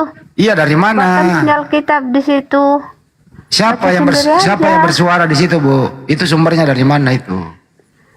Nggak tahu. Oh, nggak tahu. Itu bukan dari Tuhannya Ibu Rasmi itu. Nggak tahu. Ibu Rasmi nggak punya Tuhan ya? Tuhan kurang kerjaan. Punya. Siapa nama Tuhan Bu Rasmi? Nah, Bu Rasmi Tuhannya siapa? oh ini si Handis Lebes. Handis Lebes kemarin itu kau bilang apa pesundal tuh baca. Loh. Siapa Tuhan yang berfirman di situ, Bu? Siapa? Tuhan siapa itu? Tuhannya Kristen. Jawab, Bu. Bu Rasmi jangan nangis. Dia lagi mikir, Bang Andi. Tuhanku kurang kerjaan ya nyeritain cucu. Emang Bu Rasmi masih bisa mikir? Oh iya, Deng. Lupa kalau belum bisa mikir. Bu Rasmi itu udah nggak bisa mikir. Iya, lupa, Bang. Mikir loh, cuman kami dilarang di situ diceritakan itu supaya kami tidak mengikuti jejak Oholiba gitu loh. Itu siapa yang bercerita begitu, dari Tuhan siapa? Tuhan kami lah. Siapa namanya? Suka hatiku lah, emang Tuhanmu Tuhanku. Ya kan cuma nanya baik-baik, Bu. Tuhan siapa itu? Pengen tahu atau pengen tahu banget? Banget. Pengen tahu banget gitu. Jangan ketahui Tuhanmu.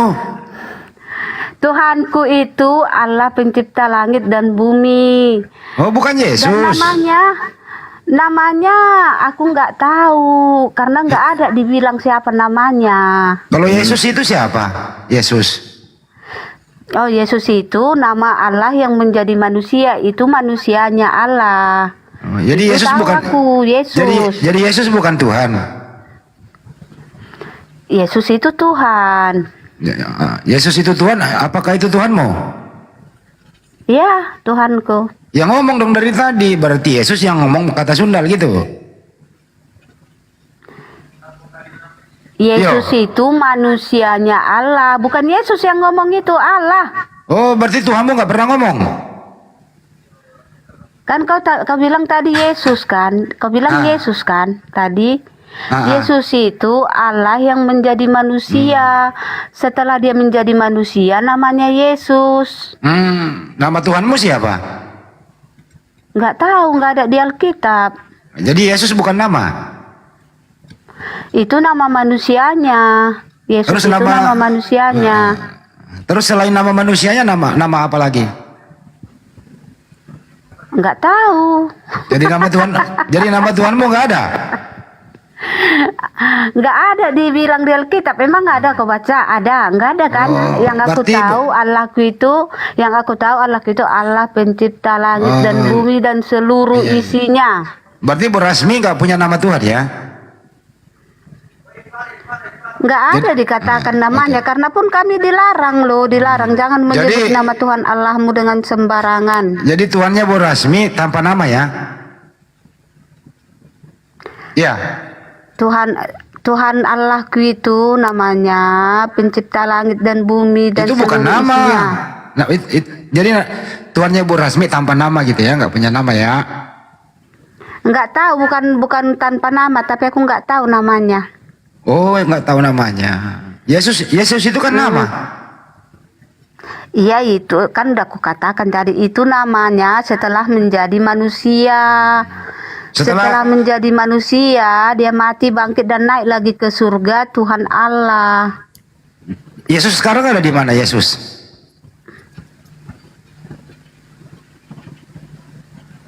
Yesus sekarang ada di mana Bu Rasmi?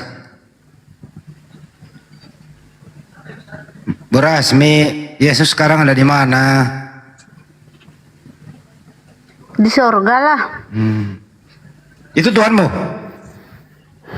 Iya. Jadi Tuhanmu namanya Yesus? Aku izin turun dulu ya semuanya, Bang Singa Allah sama Bang Zuma, Bang Handi, Mbak Ustadz Ali, Bunda Rahma, Pak Sugi, Bang Samudra. Assalamualaikum. Kemana? Oh, Ripa, kau jangan lari lah. Jangan lari lah. Aku takut sama Rasmi, aku takut banget. Ada juga dong. Bu Rasmi, udah tanya jawab kita ini, udah jangan dipikir yang Sama lain. Bang Handi aja ya, Kak Rasmi ya. Kak Rasmi, aku takut sama Kak Rasmi, takut digigit. Assalamualaikum semuanya. Salam. Emangnya aku lesbi gigit kau? Jadi sekarang ini Bu Rasmi, Yesus sekarang udah di surga. Iya, dia Yesus itu udah menjadi Tuhan Allah, Bang. Oh, bukan lagi anaknya. Itu anak Maria atau bukan? Yesus itu anak Maria. Berarti Tuhanmu anaknya Maria? Tuhanku itu Tuhan Allah. Nah, Yesus bukan Tuhan. Yesus kan manusianya Ya kan udah kembali ke surga. Yesus. Kan udah sudah balik kembali. dia ke surga, Bang. Iya. Udah balik, udah pulang kampung. Sampai di surga menjadi Tuhan dia. Iyalah. Nah, berarti Tuhanmu Yesus dong di surga. Tuhan Allah dia di surga, Bang. Kan Tuhan ini, dia pulang kampung. Allah Bolak-balik. Bolak-balik Tuhanmu ini kok jalan-jalan bolak-balik. Allah menjadi manusia namanya Yesus. Ya. Yesus itu selesai mengerjakan pekerjaannya di dunia, naik ke surga menjadi Tuhan Allah. Oh iya. Tuhan turun ke bumi menjadi manusia, bekerja. Setelah dia mati, Namanya Yesus. Setelah dia mati kembali menjadi Tuhan gitu ya. Ya. Nah, jadi sekarang Tuhanmu Yesus di surga, mantan manusia itu. Ya. Nah, anak Maria sekarang di mana? Di surga juga lah, namanya kan waktu lahir itu kealahannya nggak hilang. Dia lahir menjadi manusia, tetapi tidak menghilangkan kealahannya. Kealahannya nggak hilang loh. Jadi Tuhannya Ibu Rasmi, anaknya Maria yang di surga itu ya? Iyalah, suka hati kau lah, berpuas. Suka-suka kau lah. Ya, Kalau yang kita sapa begini-begini. dulu. Ya, ya. Izin Bang Andi. Bang Bro admin, selamat malam Bang Bro. Mas Bro Amin. Hei admin. Admin. Woi admin. Tes, selamat malam. Oh, malam. Lanjut. Ya Bro Admin. Selamat malam Bang. Bro Admin sebelum dibahas yang lainnya, menurut Ibu Rasmi, ya, Bapak di surga itu turun menjadi manusia, berhenti menjadi Bapak karena dia anak orang. Setelah dia mati, bangkit kembali menjadi Bapak, menjadi Tuhan di surga. Jadi dia ke bumi. Bukan berhenti jadi Bapak, Bang. Ya, terus di bumi dia di bumi ngapain dia? Di bumi ngapain?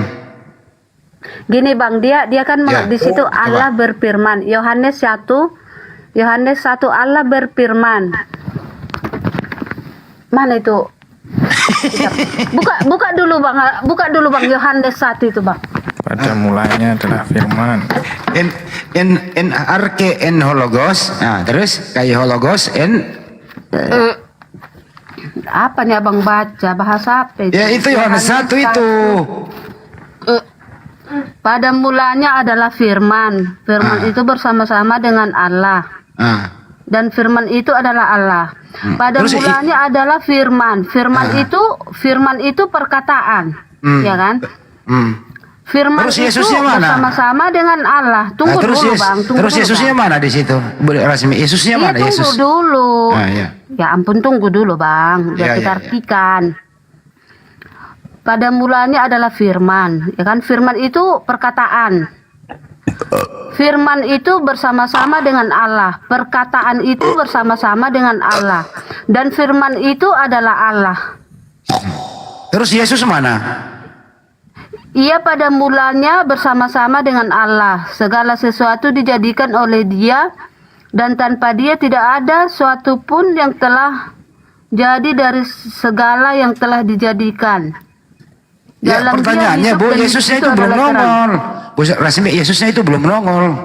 Mana Yesus di situ? Tuhan Anda belum ada loh, hilang loh. Belum nemu gitu.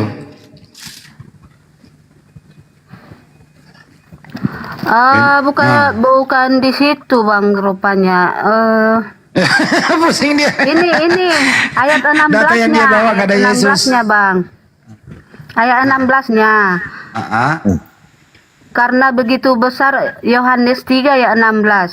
Karena begitu besar kasih Allah akan dunia ini sehingga Ia telah mengaruniakan anaknya yang tunggal supaya setiap orang yang percaya kepadanya tidak binasa melainkan beroleh hidup yang kekal. Oh, di sini ada Bapak, ada anak ya? Iya Bu Rasmi, ada Bapak, ada anak ya? Ya, karena kan dia Allah itu mengaruniakan anaknya yang tunggal. Siapa nama anaknya? Yesus, nama anaknya Yesus. Nama bapaknya siapa? Nggak ada dikatakan, kan nggak ada. Yang mana yang Tuhan? Bapak atau anak? Anak lah, anak yang bekerja di dunia kan. Oh, jadi anak yang Tuhan, Bapak bukan Tuhan?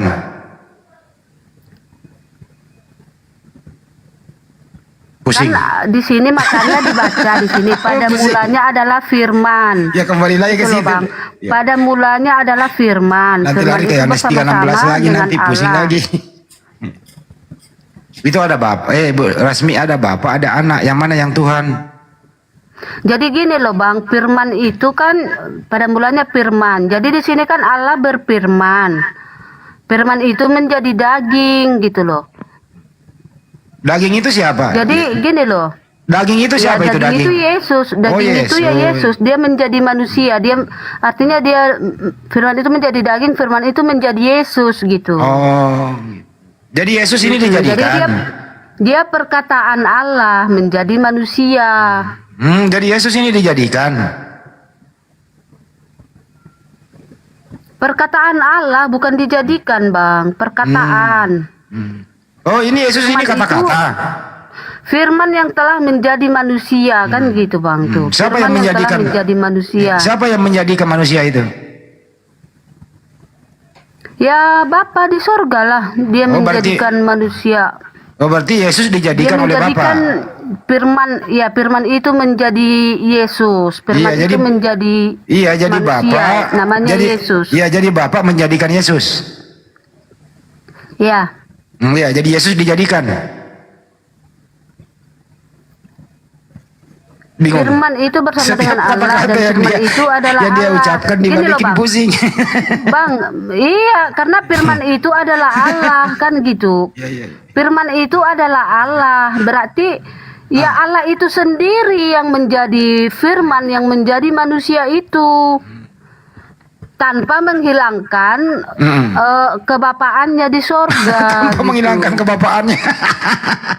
Coba dijelasin dulu sama Bang Juma. Gimana sih makna firman itu? Ya, diam dulu ya. Bang Juma ini tanpa menghilangkan kebapaannya, tetap dia menjadi manusia. Gimana tuh Bang Juma? Ya inilah kebingungan ya yang terjadi pada konsep Tuhan manusia. Bedakan dulu manusia dan Tuhan. Manusia ini manusia ini manusia gitu loh Bu. Jadi yang namanya manusia ya manusia. Manusia itu adalah makhluk yang kemudian disebut manusia. Karena dia disebut manusia, tentulah dia manusia. Maka manusia ini sudah pasti manusia. Ya, pasti bukan setan, bukan cumi, bukan ikan pari, bukan ayam. Tetap manusia. Manusia. Namanya manusia. Manusia mau lari kemana? Namanya manusia. Nah sekarang permasalahannya adalah apakah pencipta langit dan bumi ini manusia? Ya bukanlah, itu Allah sang pencipta. Bukan. Nah, berarti kalau saudara mengatakan Allah Maha Pencipta ini menjadi manusia, berarti Allah yang Maha Pencipta menjadi bukan pencipta. Kan manusia adalah manusia. Manusia itu adalah manusia. Nah, manusia ini adalah manusia. Nah, yang disebut manusia sudah pasti manusia. Manusia ini ya, manusia itu tidak bisa kemudian menjadi ayam, manusia tidak bisa menjadi kodok, manusia tidak bisa menjadi kutu dan seterusnya. Nah, bagaimana kemudian Tuhan yang bukan manusia menjadi manusia? Kalau ada Tuhan menjadi manusia itu bukan Tuhan lagi, tapi dia adalah ciptaan. Karena ada perubahan yang terjadi. Makanya dikatakan firman menjadi. Artinya yang tadinya kata-kata menjadi daging. Nah, proses kata-kata menjadi daging itu adalah proses penciptaan. Apakah Tuhan bisa diciptakan? Ya tidak bisa. Segala sesuatu yang diciptakan itu ya bukan Tuhan. Nah, Yesus ini manusia. Apakah manusia itu Tuhan? Bukan Tuhan. Kenapa bukan Tuhan? Karena dia manusia. Kenapa dia manusia? Karena dia bukan Tuhan. Kenapa dia bukan Tuhan? Ya karena dia manusia. Loh, kenapa dia manusia? Ya karena dia bukan Tuhan. Justru karena dia bukan Tuhan, maka dia manusia. Karena dia manusia, maka dia bukan Tuhan. Itu sudah mutlak itu. Yesus manusia kagak? Manusia. Berarti dia bukan Tuhan. Kok bisa? Ya karena dia manusia. Itu loh Bu. Sederhana kan? Betul. Yesus manusia atau bukan? Beresmi. Manusia. Ya, manusia. Berarti dia bukan Tuhan karena dia manusia. Kenapa dia bukan Tuhan? Karena dia manusia. Karena dia manusia maka dia bukan Tuhan. Kok bisa kayak gitu? Ya karena dia manusia. Gimana Anda bisa mengatakan dia Tuhan sementara dia manusia? Manusia kan? Yesus itu manusia. Karena itulah dia bukan Tuhan.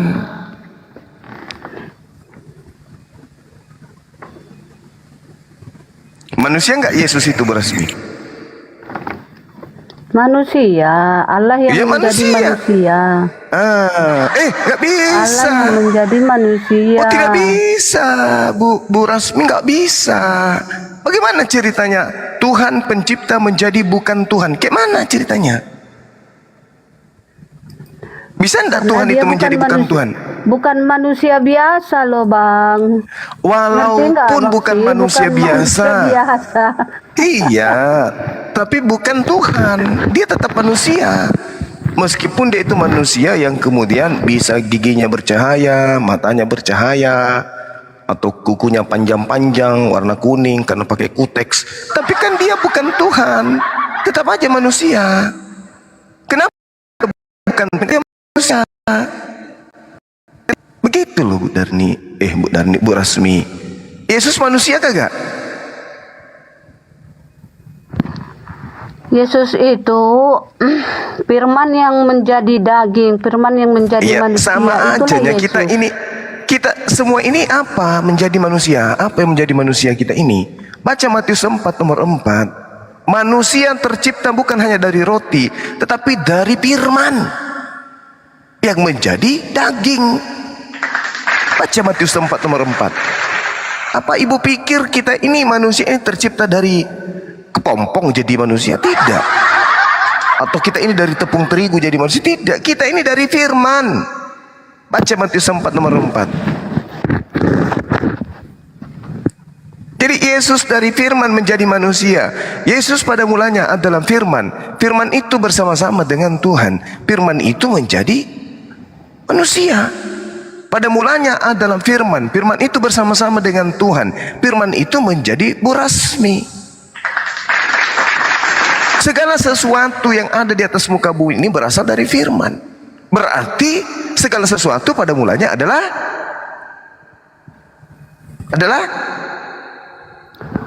Tapi enggak kayak gitu konsep penciptaan manusia, beda dengan penciptaan berbeda-beda. Yesus, beda.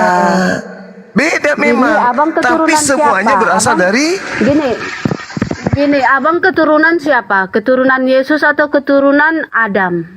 Saya keturunan bangsawan, Bu, itu udah pasti. Saya darah biru, ningrat saya itu. Mama bapak saya bangsawan, darah biru semua. Darahnya biru nggak boleh ku tengok. Boleh aku tengok darahnya, boleh aku potong sedikit biar keluar darahnya biru nggak? Ini sudah mulai mau jadi kuntilanak lagi, Bu Rasmi. Gak usah dibahas itulah. Yesus itu keturunan manusia atau bukan? Yesus ini keturunan manusia atau bukan? Bu? Campur-campur lah bang. Campur keturunan manusia dan keturunan ayam. Ada aja ibu ini. Campur keturunan Allah dengan keturunan Maria. Keturunan mana ada Tuhan punya keturunan? Ada aja ibu ini. Janganlah kayak gitu. Mana ada Tuhan punya keturunan? Firman yang telah menjadi manusia. Iya, kita semuanya ini adalah firman yang menjadi manusia. Baca Matius 4 nomor 4. Apa kata Yesus? Manusia bukan tercipta dari roti saja, hidup dari roti saja, tapi dari setiap firman yang keluar dari mulut Tuhan. Matius berapa bang? Matius 4. Bentar, Matius 4. Loh, kok Matius 4 sih? Siapa yang bilang Matius 4? Berapa tadi? Matius 4. Jadi, manusia bukan hidup dari roti saja. Iya, itu Matius 4, Bu. Ya, kan di situ dikatakan Matius 4 ayat berapa? Loh, kok Matius 4? Yang mengatakan manusia bukan hidup dari roti saja. Itu Matius 4, Bu.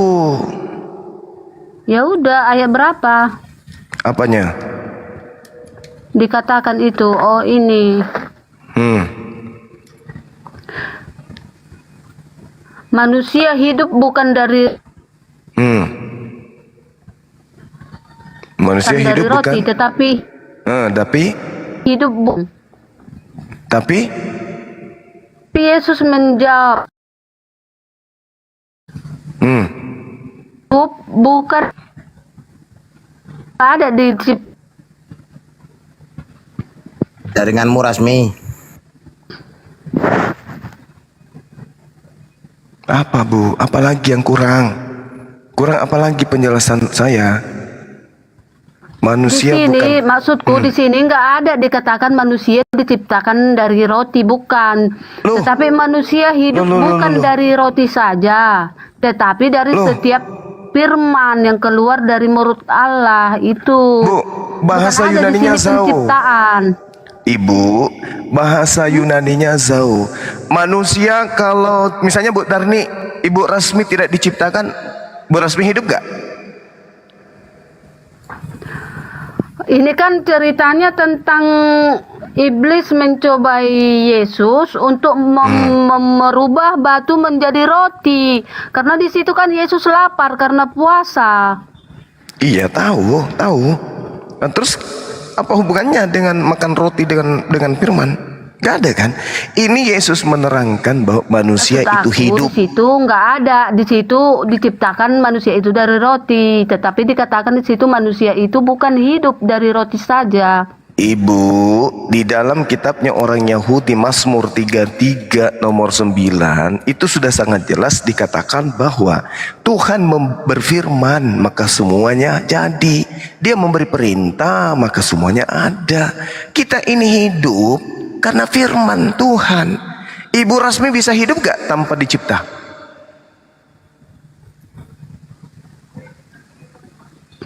Ya nggak bisa lah. Ya nggak bisa, makanya berarti kata Zau itu identik kepada cakupan pengertian tentang pemberian hidup. Jadi kata Yesus manusia itu hidup, artinya manusia itu ada, dari tidak ada menjadi ada. Bukan hanya dari roti, tetapi dari firman. Tidak ada kemudian orang bisa hidup tanpa firman, tak ada. Apa ada manusia tercipta dengan tanpa firman? Bisa nggak manusia itu ada dengan sendirian tanpa firman? Ada nggak? Ada nggak manusia hamil tanpa seizin Tuhan? Ada nggak? Ada nggak benar nih, Ibu Rasmi? Tak ada, Bu. Jadi posisi Yesus dengan kita itu sama. Semua penciptaan makhluk di atas muka bumi ini itu berasal dari firman Tuhan. Makanya dikatakan dalam Mazmur 33 nomor 9, sebab Tuhan berfirman maka semuanya jadi. Dia memberi perintah maka semuanya ada.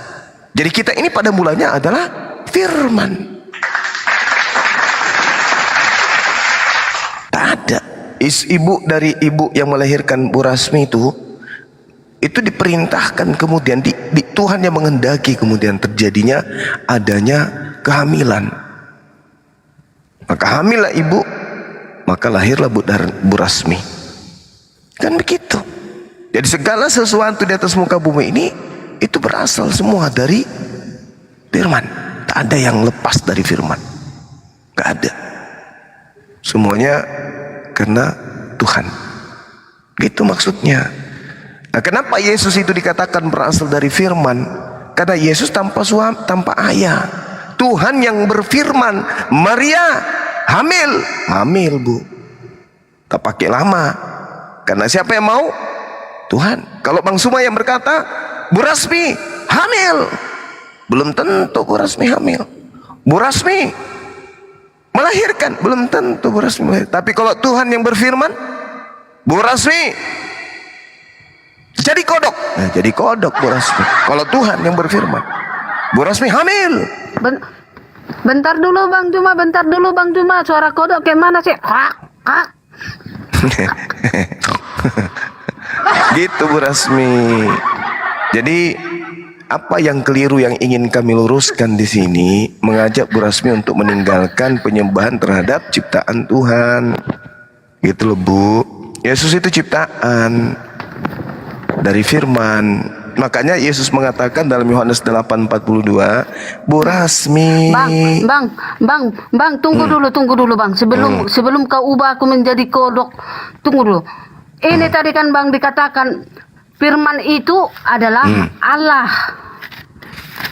Firman itu adalah firman Allah itu adalah Allah.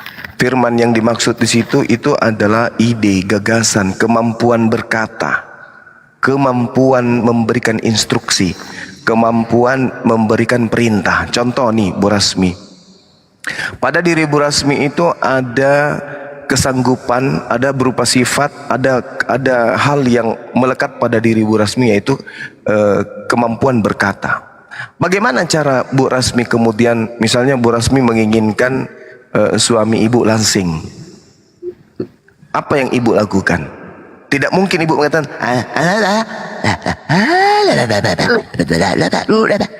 tidak mungkin. Itu bisa ibu lakukan kalau suami ibu mengerti tentang cara berdialog seperti itu. Kenapa ibu melakukan itu? Karena ibu punya kemampuan itu.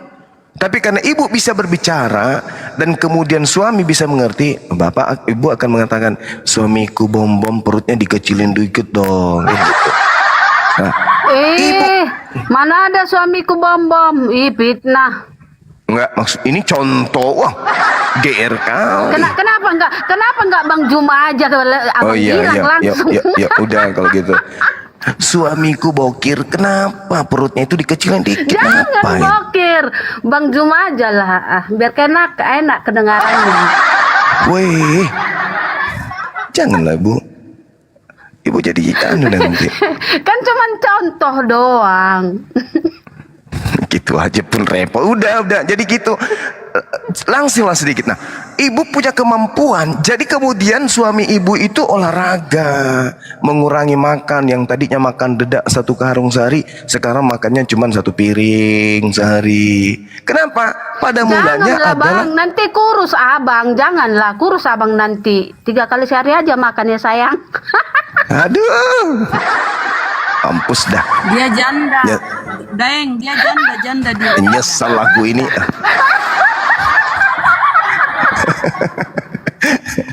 Bu Rasmi cuma bercanda. Oke, gitu ya Bu Rasmi. Jadi ketika kemudian ibu itu memerintahkan, habis itu suaminya kurus, maka kekurusan suami ibu itu pada mulanya adalah perkataan. Dari instruksi ibu, pada mulanya adalah firman, pada mulanya adalah perkataan.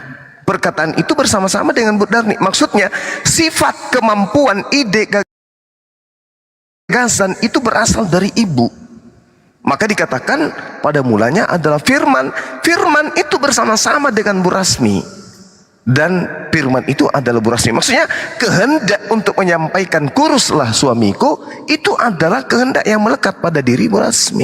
Dengan cara apa ibu menyampaikan? Dengan cara menginstruksikan, rema, berkata. Begitu Bu Rasmi. Jadi pada Yesus itu pada mulanya adalah firman. Firman itu bersama-sama dengan Tuhan. Firman itu adalah Tuhan. Maksudnya sifat instruksi itu berasal bersama dengan Tuhan, bukan dari yang lain. Maria hamil, Tuhan yang perintahkan, bukan iblis. Maka pada mulanya adalah firman, itu tidak salah. Firman itu menjadi daging, enggak keliru. Itu udah betul. Hanya saja pola apologet kita yang kemudian merubahnya untuk menjadi sesuatu yang sifatnya abstrak atau sifatnya konkret. Sebuah perintah, instrumen perintah. Wahai Maria, hai paman, aku menghendaki engkau hamil. Melahirkan anak. Maka kemudian penulis mencatat, ini siapa namanya? Ini Yesus. Anak siapa? Maria. Mana bapaknya? Tak ada. Kok bisa? Nah, dicatatlah, pada mulanya adalah firman Elohim. Firman itu bersama-sama dengan Elohim, dan firman itu adalah Elohim. Firman ini telah menjadi Yesus. Artinya apa itu? Bukan Elohim yang menjadi Yesus, tapi kehendak Tuhan kepada Maria agar hamil dan melahirkan anak, itulah yang menjadi daging. jangan disembah karena itu hanya ciptaan. Makanya tadi saya mengatakan, kenapa Yesus ini bukan Tuhan? Karena dia manusia. Kenapa dia manusia? Karena dia bukan Tuhan. Loh, kok dia bukan Tuhan? Ya, karena dia manusia. Loh, kok dia manusia? Ya dia manusia sebab dia bukan Tuhan. Tuhan tak mungkin manusia. Kenapa? Tuhan itu maha kuasa. Karena Tuhan maha kuasa, maka mustahil dia memasuki dimensi tidak maha kuasa. Yesus maha kuasa tidak menahan kentut selama seminggu. Kalau dia tahan kentutnya, kena cacar dia, cacar api. Penghinaan itu bang, penghinaan itu. Bukan. Yesus itu manusia atau bukan ibu? Ibu mengatakan manusia. Sebagai manusia, wajar enggak? Logika tidak? Logis tidak? Yesus kentut. Ya dia makan buah ara. Gimana tidak kentut? Kentut, betul. Sewaktu di dunia kan bang, 35 tahun di dunia setelah itu, gini udah cerita manusia udah selesai. Setelah ceritakan dulu dong bang, setelah dia mati, bangkit dan naik ke surga, itu dulu diceritain. Oke, sebelum kita sampai di dunia hayal kayak begitu, kita selesaikan dulu nih. Bisa tidak pencipta langit dan bumi ini berubah menjadi ciptaan? Itu dulu bu, pakai logika dulu. Kalau pencipta alam semesta sekedar hanya menciptakan plak plak plak plak, boleh jadi kalau kita menggunakan pemikiran picik kita. Tapi pencipta langit dan bumi itu tidak sekedar hanya menciptakan, tetapi mengawasi, menjaga. Makanya dia disebut maha kuasa. Kemahakuasaan Tuhan setelah dia mencipta, dia merawat, dia menjaga apa yang telah diciptakannya. Kalau Tuhan tidak maha memelihara, Tuhan tidak maha menjaga, maka alam semesta ini ya hancur. Kenapa? Karena alam semesta memiliki dimensi yang masanya itu sangat luar biasa. Bumi ini beratnya seperti apa bisa kita bayangkan. Bumi ini loh baru satu komponen tempat tinggal habitat makhluk hidup berupa bumi. Sedangkan planet ini banyak, ada miliaran planet. Betapa banyak kemudian yang harus dijaga oleh sang pencipta, diurus oleh pencipta ini. Makanya dia harus maha kuasa, nggak bisa tidak. Masa seenggok bayi bisa mengurus alam semesta ini? Itu mustahil. Tapi itu bisa jadi, dipercaya kalau hanya modal iman. Tuntaskan itu dulu. Apakah pencipta langit dan bumi yang maha memelihara, yang maha kuasa, bisa kemudian berubah menjadi bayi? Kalau penganut ajaran paganisme semisal Roma, semisal Hinduisme, politeisme, Helenisme, animisme, mungkin bisa saja mereka ya udahlah imani aja. Tapi kalau kita menggunakan pendekatan imani saja tanpa tendensi adanya keinginan ikut sertaan akal, dan itu kita anggap benar, berarti Tuhan ini tidak maha tahu. Tidak maha tahu dia. Kenapa? Karena dia menciptakan akal pada diri manusia. Ternyata akal itu tidak ada gunanya. Percuma akal itu dibuat. Kenapa? Tanpa akal manusia bisa bertuhan kepada Tuhan yang benar. Contohnya mereka bertuhan kepada manusia, dan ternyata manusia itu Tuhan. Logika sehat mana yang bisa menerima itu ibu? Yesus kalau tidak nengok ke belakang tak tahu apa yang ada di belakangnya. Ini bisa jadi Tuhan? Menjaga alam semesta? Nggak bisa. Nggak bisa. Nggak lulus dia jadi Tuhan bagi akal sehat. Kita nggak perlu pakai akal bang Suma. Loh, kenapa bisa? Allah menciptakan akal untuk mendeteksi kebenaran. Namanya akal itu rasio. Rasio artinya keseimbangan. Keseimbangan artinya kesempurnaan. Kesempurnaan artinya tidak timpang. Tidak timpang artinya tidak cacat. Tidak cacat artinya apa? Menyikapi, melingkupi, memutuskan, dan menimbang setelah itu. Hasil manifestasinya adalah keseimbangan. Rasio. Makanya kita disebut makhluk logika.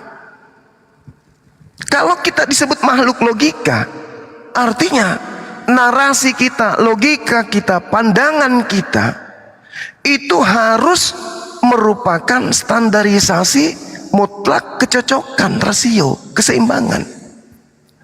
Contoh nih, apakah Yesus itu bisa mengetahui kemudian apa yang terjadi di kemudian hari? Tidak bisa. Kenapa? Dia dilingkari oleh keadaan di mana dia manusia. Oh gitu ya. Apakah Yesus itu bisa tidak makan seumur hidup? Tak bisa. Kenapa? Karena dia kemudian disekelilingi oleh sifat biologis. Oh gitu ya. Bisa enggak Yesus itu tidak tidur selama sebulan? Oh nggak bisa. Kenapa? Karena dia berada pada dimensi fana, biologis. Oh gitu. Kalau demikian, Yesus tak bisa jadi Tuhan. Dan Tuhan tidak bisa seperti Yesus. Kenapa? Yang dijaga oleh Tuhan itu alam semesta. Gimana mau jaga alam semesta yang dia pipis di celana? Gak bisa. Tapi bagi orang-orang yang melanjutkan ajaran paganisme Roma Yunani, bisa saja. Kenapa? Karena mereka mengebiri akalnya. Sederhana aja loh Bu. Gini loh, 1 menit. Kalau saudara-saudara yang saya kasihi ini Kristen menggunakan akal dalam beragama, bukan ego doktrin dan ego kemudian dogma. Maka begitu menatap Bible ini kan panduan. Bukan panduan mengendarai mobil, mengendarai pesawat, tapi panduan mengendarai kehidupan. Salah kita dalam menapaki kehidupan ini neraka. Maka buku ini harus betul-betul absolut. Nah, kita tataplah buku Bible itu. Mulai halaman pertama. Siapa punya catatan ini? Ini catatan siapa? Firman Tuhan. Oh, yakin. Ini kan orang Indonesia yang bikin. Iya. Tapi kan ada original teksnya. Mana? Tunjukkan ke saya. Tunjukkan. Original teksnya mana? Saya harus tahu dulu. Itu akal harus begitu. Akal. Bagaimana kemudian seorang polisi bisa menuntaskan, bisa memutuskan satu perkara, bisa mencari pelaku kemaksiatan, pelaku teroris, pelaku kejahatan? Gimana bisa polisi itu? Karena mereka kritis. Mereka kritis, mencari benang kebenaran terhadap objek. Itu mutlak harus terjadi. Kenapa? Karena polisi tidak akan pernah berhasil ketika hanya modal imani saja. Nggak pernah akan bisa menuntaskan satu perkara. Imani saja nggak akan mungkin bisa. Maka dibuatlah undang-undang di dalam menyelesaikan satu perkara. Di mana undang-undang ini butuh kemudian kecerdasan, kepintaran, data akurat yang harus berkesesuaian dengan manusia, objek, penderita yang ada di situ. Nggak bisa tidak. Nah, ini kitab Anda tatap saja. Ini kan buatan Indonesia ya, diterjemahkan tahun sekian. Pingin dong saya tahu ini dari mana? Terjemahannya udah benar dengan original teksnya atau tidak? Jangan sampai tidak sama. Karena yang nabi adalah yang datang pertama kali. Yang bertemu dengan Yesus adalah yang datang pertama kali. Apa yang bisa menjamin bahwa terjemahannya ini sudah benar sesuai dengan yang diterima oleh para murid dari Yesus? Ada jaminan? Tak ada. Jadi apa? Imani aja. Nah, kalau salah, siapa yang bertanggung jawab? Apa lembaga kitab Indonesia bisa bertanggung jawab di hadapan Tuhan? Iya, kalau Tuhan mengatakan, ya sudah, yang salah lembaga kitab Indonesia, kalian kan tidak tahu, ya sudah, yang kalian kuselamatkan. Yang inilah yang salah, karena kalian itu dibuatkan kitab yang tidak benar. Tapi kan polanya tidak begitu. Bukan begitu polanya. Al-Quran, Bible mengajarkan, Yesus mengajarkan, Nabi Isa mengajarkan, Nabi Musa mengajarkan, semua para nabi menitipkan pesan akal. Afala tatafakkarun, afala ta'qilun. Semua yang kita putuskan dalam perkara kehidupan kita pasti cerminannya adalah akal. Bayangkan aja tuh, orang meniduri istrinya kudu wajib pakai akal. Kalau tidak, salah lubang Bu Rasmi. Itu yang harus ibu tahu. Harus pakai akal. Apapun dimensi yang dimiliki, yang dihadapi oleh manusia, tolak ukurnya adalah akal. Nggak bisa tidak. Ibu mau ke pasar karena mematikan akal. Ibu pergi kemudian pakai songkok, pakai kopiah, lalu pakai sarung, lalu tidak pakai baju, jalan aja selonong boy. Kok bisa kayak gitu? Aku nggak mau pakai akal, bodoh amat. Orang mau ngatain apa? Terserah gue. Yang penting saya yakin sampai ke pasar beli terong pulang ke rumah aman dah. gepek dengan akal. Matikan aja sekalian akal itu. Tapi apakah seperti itu? Hanya sekedar memilih terong aja, kita harus gunakan akal. Apalagi memilih jalan agama, memilih jalan keselamatan. Lo kok matikan akal? Kita untuk menentukan siapa istri kita, siapa suami kita, itu butuh akal. Padahal itu sifatnya sementara. Ini Bu, mengenai akhirat. Bukan main-main akhirat itu. Bukan seperti yang kita mau. Saya bernyanyi aja, Yesus yang Maha Kasih, hadirlah di sini, berikan berkat-Mu pada kami. Ku percaya padamu, hidup setelah ini adalah surga untukku. Itu hanya modal percaya. Orang juga semua bisa. Saya menciptakan lagu dalam sehari bisa 100 lagu. Tapi apakah itu bisa membantu saya untuk selamat? Hanya harapan-harapan kayak begitu. Hanya harapan-harapan saya, ilusi, ya bisa menyelamatkan saya kayak gitu-gitu? Tidak bisa. Yang bisa menyelamatkan saya itu akal. Makanya Tuhan memberikan kita sebagai pemimpin di atas muka bumi. Tuhan mengatakan apa? Inni a'lamu ma la ta'lamun. Wahai malaikat, sadap, diam. Wahai jin, wahai iblis, kamu semua diam. Makhlukku ini lebih daripada kalian. Kenapa? Saya memberikan satu perangkat yang tidak kuberikan kepada kalian. Apa itu?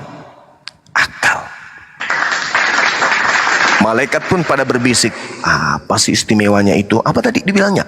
Akal kan? Tuhan, apa istimewanya akal itu? Oke, kalian diam di sini ya. Diam, duduk yang cantik.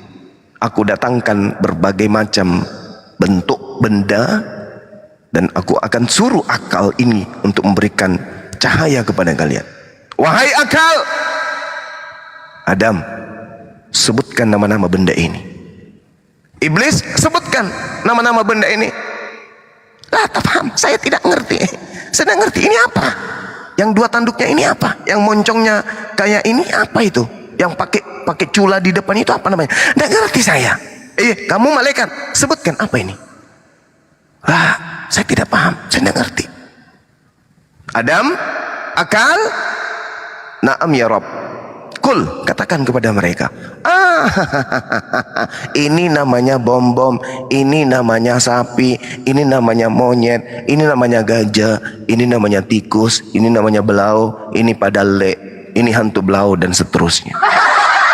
Wah, terkesima lah malaikat. Oh, itu yang dia punya sampai dia harus jadi pemimpin itu. Oh iya, kata Tuhan. Oh iya toh. Inni a'lamu ma la ta'lamun. Saya menciptakan dia sempurna dibandingkan kalian. Oh gitu, ya udahlah kalau gitu.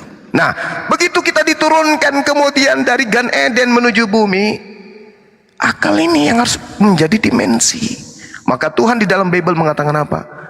Ayo kita menghalangi dia. Dia sudah tahu baik dan buruk. Jangan sampai dia makan buah ilmu pengetahuan, ilmu kehidupan, pohon kehidupan sampai dia kekal di Gan Eden ini. Tutupi jalannya. Maka kemudian difungsikanlah, transmigrasilah kemudian Adam dari Eden ke bumi. Nah gitu loh. Yang saya sayangkan Bu Rasmi, Ibu Rasmi nengok ke kiri masjid, nengok ke depan masjid, nengok ke belakang masjid, kanan masjid. Tiap hari kemudian Toa menyampaikan, Allahu Akbar, Allahu Akbar. Pencipta langit dan bumi itu maha besar. Kok nggak terbersih pikirannya? Oh iya ya, Tuhan saya lahir dari rahim kecil dia. Gimana mau mengurus alam semesta ini? Oh Tuhan itu pasti maha besar. Itu pasti. Nah, tapi karena ibu ego nih ibu, ego sekali. Umur tinggal 3 minggu misalnya ke depan Bu Rasmi, sedikit lagi kemudian menghadap ke pencipta langit dan bumi, masuk ke tanah atau dibakar, mungkin menurut budaya suku Ibu Rasmi dibakar atau digalikan di goa-goa batu, disimpanlah di situ sampai menjadi mumi dan seterusnya. Begitu ibu lepaskan roh dari raga, orang makhluk-makhluk Tuhan yang diutus Tuhan itu datang. Rasmi, ya paman. Wih, cantik kali kau ya. Oh ya dong, Rasmi gitu loh. Tapi kenapa mukamu itu hitam lebam kiri kanan? Gigimu kok rontok semua, bibirmu kok robek-robek. Apa yang terjadi samamu rupanya? Belum pernah kita jumpa loh bang, kok tahu abang? Iya kan, saya nerawang dari sini, dari suaranya ku tengok. Jadi kenapa kayak gitu modelnya, Rasmi? Kamu diciptakan oleh Tuhan menjadi bayi yang imut. Bibirmu indah, telingamu bagus, matamu mirip sekali dengan bayi onta. Tapi kamu itu diciptakan dengan begitu sempurna, diberi akal. Begitu kau dewasa malah nyembah sesamamu manusia. Apalah yang terjadi denganmu, Rasmi? Siapa yang memerintahkan itu? Kira-kira apa yang Rasmi ucapkan pada Yesus? Kenapa? Bantu aku. Enak aja lu, gue aja sebelum dibunuh sama orang tentara Romawi berdoa sama Bapak, sekarang lu berdoa minta tolong sama aku. Kamu nggak baca apa? Pendeta-pendeta selalu teriak, Eli, Eli, lama salantani. Kamu nggak pernah baca itu? Aku aja teriak sama Tuhanku, Tuhan, oh Tuhan, kenapa engkau meninggalkan aku 3 kali kau Tapi kok sekarang justru ente yang menyembahku? Bukankah dalam Bible itu direvisi, tapi tetap aja menyertakan itu kan? Di mana ada teriakan pamungkas yang aku punya, Tuhan, Tuhan, kenapa kau meninggalkan aku? Apa otak tidak bekerja pada saat itu? Aku aja minta tolong sama Tuhan. Ibrani 5 nomor 7. Sebagai manusia aku telah mempersembahkan doa yang sungguh-sungguh supaya aku diselamatkan dari maut oleh Dia yang mampu menyelamatkan aku. Anda tidak baca? Baca sih, tapi kenapa? Ya mungkin karena waktu itu aku banyak kutu ya. Ya sudahlah kalau begitu, terimalah keadaanmu. Tempatmu tuh, lihat tuh, neraka. Nah, kira-kira mau kayak mana Bu Rasmi? Pulangkan aja aku kembali ke bumi. Biarkan aku menjadi penjual aja, nggak usah ke sini. Nggak bisa, enak kali. Ya udah kalau begitu aku jadi penari latar aja. Tuhan, kembalikan aku ke bumi. Nggak bisa, Rasmi. Waktumu udah selesai.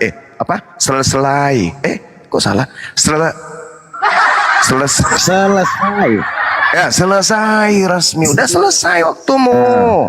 Ngapain lagi kau balik ke sana? Dulu di bumi kau dicantik-cantikkan, kau jadi rebutan laki-laki. Sombong kali kau. Suamimu begitu udah tua, kau tunjang dia pakai kaki kiri, tompar pula dia tuh. Makanya dia pergi. Kenapa kau nggak pakai akal? Udahlah Rasmi, terimalah nasibmu. Tuhan membalaskan sesuai dengan perbuatan. Yang waktu di dunia siapa yang kau sembah? Yesus. Yesus itu kau pernah ditanya sama Bang Suma? Pernah. Seingatmu apa ditanya Bang Suma? Yesus itu manusia atau bukan? Manusia. Jawabmu apa? Manusia Tuhan. Lah, kamu bilang manusia tapi kau sembah pula. Emang edanlah kau ini. Rasmi. Udah kau di sinilah. Kau tidurlah sama itu makhluk yang ada di sampingmu. Bu Rasmi bilang, wah, onde-mande. Nah, apanya aku tidur sama babi ini Tuhan? Enggak mau lah, itu amalanmu waktu di dunia. Kamu sifatmu begitu, diajarin tak mau mendengar. Coba kau di dunia, kau ingat nggak? Kau punya pelihara babi? Punya. Kau ajarin itu babimu A, B, C, D, E, F, G, H, I, J, K, L, M, N. Habis itu kau suruh dia ulang. Dia ngulang nggak? Enggak. Lalu apa dia katakan? Nah itu dia, samanya kau. Tidurlah kau sama itu sampai kiamat datang. Itulah yang temanmu. Terus Bu Rasmi bilang gini, ya udah nggak apa-apa lah, daripada Pak Bomo mending ini aja lah. Cobalah Bu Rasmi pakai logika sehat. Yesus kan mengatakan gunakan akal. Al-Quran juga mengatakan begitu. Afala tatafakkarun, afala ta'qilun. Itu Al-Quran. Jelas itu. Pembeda antara Islam dan Kristen itu satu aja. Islam menjadi Islam karena menggunakan akal. Kristen menjadi Kristen taat karena mematikan akal. Simpulnya itu di situ. Kalau sekiranya Kristen menggunakan akal sehat, menundukkan hatinya, ya Rob, ya Tuhan, pencipta langit dan bumi, Tundukkan hati ini, fungsikan akalku untuk menerima kebenaran itu. Panggil akal kau ke sini. Menurut akalku, apakah pencipta langit dan bumi itu bisa mati? Gak bisa. Ya sudah, ngapain nyembah yang sudah pernah mati? Tinggalin. Cari yang maha hidup. Apa yang maha hidup itu? Yang tidak terkontaminasi dengan kefanahan. Apa itu kefanahan? Kepunahan, ketiadaan. Apa itu pencipta langit dan bumi? Yang mana? Mana? Loh, pencipta langit dan bumi itu tidak bisa diukur dengan dimensi makhluk. Oleh karena itu dia tidak bisa dilihat. Karena kapan dia bisa dilihat berarti dia makhluk. Kapan dia makhluk berarti dia bukan Tuhan. Kapan dia bukan Tuhan berarti dia makhluk. Kapan dia makhluk berarti dia bukan Tuhan.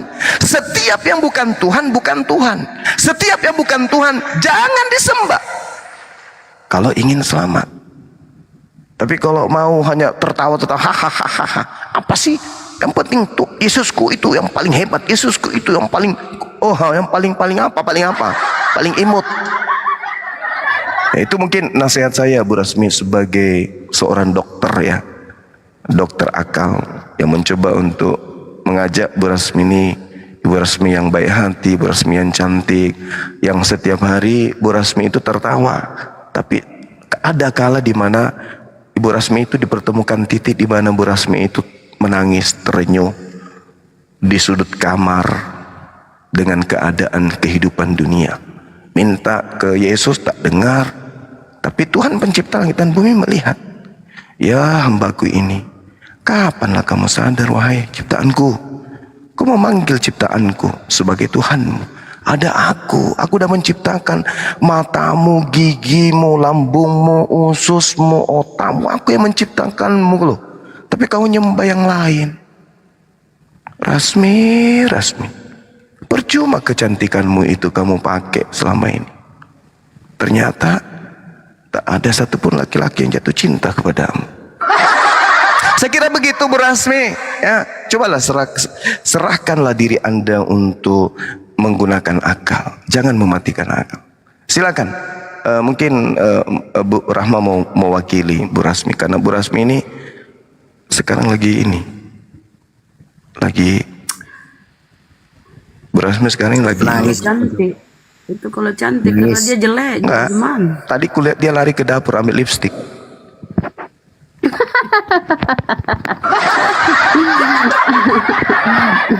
Sedikit lagi dia buka kamera ini, tengok aja nanti. Ngapain Bang capek-capek ke dapur mengambil lipstik? Ini kan TikTok, ada efek. Oh iya betul. Benar Cuk. Iya. Cerdas rupanya kalau yang kayak gini-gini cerdas Bu Rasmi. Lanjut Bu Rasmi, silakan. Bang, boleh aku sanggah? Boleh, silakan. Oke. Tapi Bu Rasmi malam ini nggak sudah... birahi kan? Kutanya dulu. Enggak. Alhamdulillah. Ya. Oke, lanjut.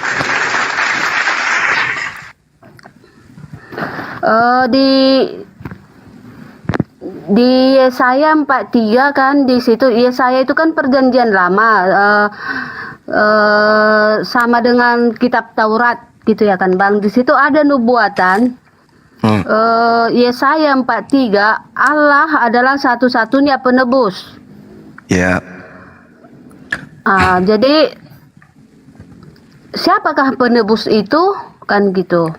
Dan terus di Yesaya ayat 53, hamba Tuhan yang menderita. Di situ kan ada nubuatan tentang penyalipan ayat 13 sampai ke ayat seperti ayat sampai ayat 9 nih. Ini kan tentang nubuatan tentang penyalipan Yesus.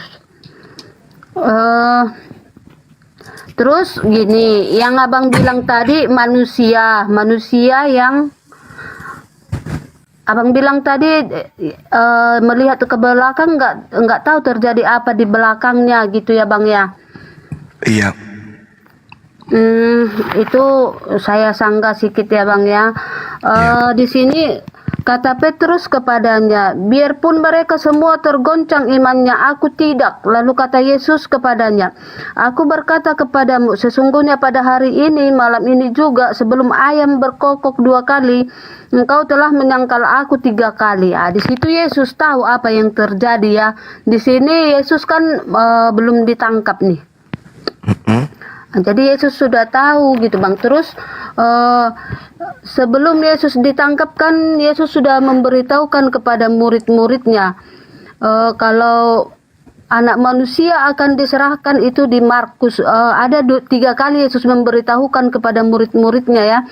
Anak manusia akan diserahkan ke dalam tangan manusia dan mereka akan membunuh dia. 3 hari setelah ia dibunuh ia akan bangkit. Di sini kan Yesus sudah tahu.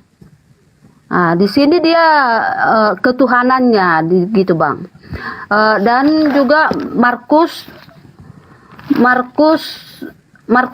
ini kan dia ada di sini. Yesus menyembuhkan ibu mertua Petrus, mujizat-mujizat Yesus lah, orang lumpuh disembuhkan. Yesus menyembuhkan orang pada hari Sabat. Yesus menyembuhkan banyak orang. Banyak di sini ya Bang ya, mujizat-mujizat yang dilakukan Yesus ya. Yesus mengusir roh jahat dari Gerasa. Ini di Markus, mujizat-mujizat Yesus banyak. Yesus membangkitkan anak Yairus dan menyembuhkan seorang perempuan yang sakit pendarahan. Yesus memberi 5.000 orang makan. Yesus berjalan di atas air. Yesus menyembuhkan seorang tuli. Yesus memberi makan 4.000 orang. Di sini kan banyak mujizat Yesus. Yesus mengusir roh dari seorang anak yang bisu. Yesus menyembuhkan seorang buta. Ini kan hanya 3,5 tahun ini Yesus di dunia. Dia melakukan banyak mujizat dan dia juga tahu kalau dia akan ditangkap, dihina, difitnah, disalibkan dan akan setelah 3 hari akan bangkit. Di sini dia ada ketuhanannya itu ada, walaupun dia jadi manusia tetapi ketuhanannya tetap ada gitu Bang. Oke. Mohon izin saya tanggapi ya. Ya. Oke, ada 3 poin menurut catatan saya. Yang pertama, Yesus Tuhan itu penebus. Yang kedua, ayam berkotok. Yang ketiga, Yesus bermukjizat. Nah gini, kalau dikatakan Yesus itu, Tuhan itu penebus, lalu kemudian di dalam Yesaya 63, 69, dalam segala kesesakan mereka bukan seorang duta, bukan seorang utusan, melainkan Tuhan sendirilah yang menyelamatkan mereka. Dialah yang menebus mereka dalam kasih-Nya, dan belas kasih-Nya Ia mengangkat dan menggendong mereka selama zaman dahulu kala. Jadi gini, Tuhan menyelamatkan manusia, Tuhan menebus manusia dengan cara apa? Tuhan memberikan ajaran, Tuhan memberikan aturan. Tuhan tidak membiarkan manusia itu yatim tanpa pembimbing, tanpa kemudian mentor atau guru atau gembala. Jadi Tuhan itu menebus manusia dengan cara apa? Tuhan itu menebus dengan memberikan ajaran. Aku menebus kamu dengan kesalahan-kesalahan itu. Nih caranya, lakukan pertobatan. Nah selesai perkara. Kalau dilarikan kepada objek yang harus jadi korban, lalu dikatakan sebagai penebus, lalu yang menjadi penebus ini adalah Tuhan itu sendiri, betapa banyak kemudian domba, sapi, lembu yang menjadi penebus dosa-dosa Bani Israel. Apakah mereka semua adalah Tuhan? Karena mereka telah menebus dosa-dosa manusia dengan menjadi korban di atas tiang, di atas mezbah. Apakah mereka Tuhan semuanya? Tidak. Jadi yang dimaksud Tuhan penebus ini artinya orang berzina ditebus dengan cara bertobat. Gini loh caranya. Barang siapa yang berzina, ini dirajam. Itu cara penebusannya. Makanya Tuhan memberikan pola. Kasih kepada Tuhan adalah taat dengan setia menjalankan kewajiban terhadap ketetapan, ketentuan, hukum-hukum, perintah dan larangan Tuhan. Itu cara menebusnya. Bukan dengan cara korban, bukan. Nah, itu yang pertama. Kemudian Yesus mengatakan, salah satu di antara kalian, Petrus, akan menyangkal aku 3 kali setelah ayam berkotok. Berkotok atau apa? Bertokok? Bertokok ya? Hah? Apa, Bu? Berkolor. Kok berkolor pula? Ayam mana ada? Oh. Apa, Bu? Si barakokok. Berkokok ya kan? Ya, berkokok. Kenapa Yesus tahu itu? Kenapa? Kenapa bisa tahu bahwa dia akan disangkali? Karena nanti Petrus melihat bukan gurunya, bukan Yesusnya yang di situ, tapi orang lain. Makanya disangkal loh. Aku tidak mengenal. Kenapa? Ini bukan Yesus, ini bukan guru saya ini. Yesus sudah tahu. Kenapa? Karena dia nabi, dia rasul, dia intim dengan Tuhan. Sehingga apa yang dia katakan oleh Yesus, saking taunya, dia percaya diri mengatakan apa di dalam Lukas 24:44. Harus terjadi, harus digenapi tentang aku apa yang tertulis di dalam kitab Torah, kitab para nabi dan kitab Mazmur. 3 item kitab ini, kitab Tanakh ini, itu menceritakan penyelamatan, nubuatan penyelamatan Tuhan terhadap Yesus. Itu yang harus terjadi. Tidak dikatakan Yesus di dalam Lukas 24 nomor 44 harus digenapi apa yang tertulis tentang aku di dalam kitab Roma, di dalam kitab Galatia, di dalam kitab Efesus, Timotius dan seterusnya. Tidak, tetapi Torah, Mazmur dan juga kitab para nabi. Artinya keinginan-keinginan Bapa itulah yang harus berlaku terhadap Yesus.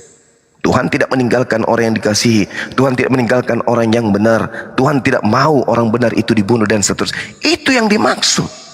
Nah, jadi kalau berbicara mengenai Yesus tahu, dia ngerti sebagai nabi dia pasti punya kelebihan. Dia tahu nih, saya akan diserahkan, tapi yang disalib itu bukan aku, tapi penggantiku. Makanya muridku itu membantah, menolak, menyangkal. Karena yang Petrus lihat bukan muridnya ini, bukan gurunya ini, oknum lain. Itu satu. Itu yang kedua. Yang ketiga, tentang Yesus mampu membangkitkan orang mati, membuat orang lumpuh kemudian berjalan, orang buta melihat, dan seterusnya dan seterusnya. 1 juta tak cukup, 1 miliar tidak cukup, 1 triliun mujizat Yesus pertontonkan. Tapi apa kata Yesus? Segala mujizat yang aku lakukan, mujizat itulah yang bersaksi tentang aku, bahwa Bapa yang telah mengutus aku. Orang Kristen bersaksi hari ini, segala mujizat yang Yesus lakukan, kesaksian Kristen adalah itulah bukti bahwa Yesus itu Tuhan. Ditangkis kemudian oleh Yesus, no, tidak. Segala mujizat yang aku lakukan, mujizat itulah yang bersaksi tentang aku, bahwa aku ini utusan Tuhan, bukan orang sembarang. Aku ini nabi, aku ini rasul. Apa yang ku minta kepada Tuhanku, itu yang terlaksana. Kenapa? Aku ini utusan Tuhan, bukan utusan bupati, bukan utusan presiden, coy. Jadi kalau aku minta kepada Tuhan, ciptakan Bu Rasmi dengan lubang hidung menengadah ke atas, itu yang terjadi, Bu. Kenapa? Yesus ini wakil Tuhan. Yohanes 5 nomor 36. Aku punya kesaksian yang lebih penting dari kesaksian Yohanes, bahwa semua pekerjaan, mujizat, tanda-tanda, kekuatan yang aku lakukan di tengah-tengah mereka, mujizat-mujizat inilah yang bersaksi tentang aku, bahwa aku adalah utusan Tuhan. Sedangkan Tuhan mengatakan di dalam Yesaya 63 nomor 9, bukan utusan.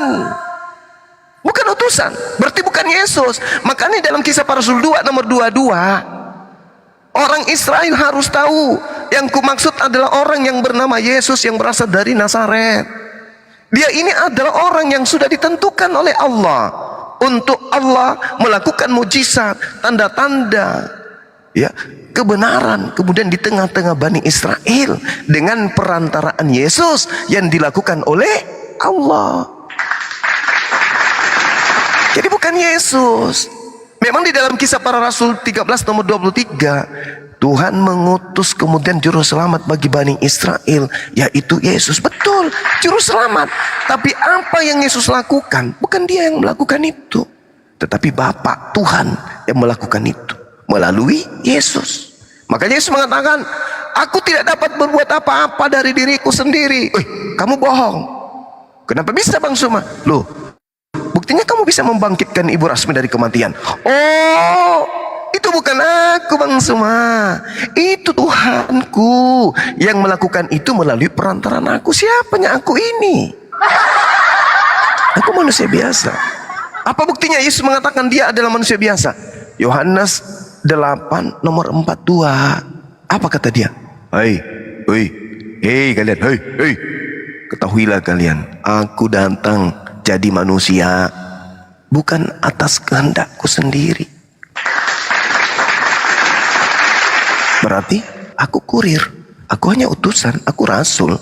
Makananku adalah melakukan apa yang diperintahkan oleh Bapa untuk aku lakukan. Itu jelas itu.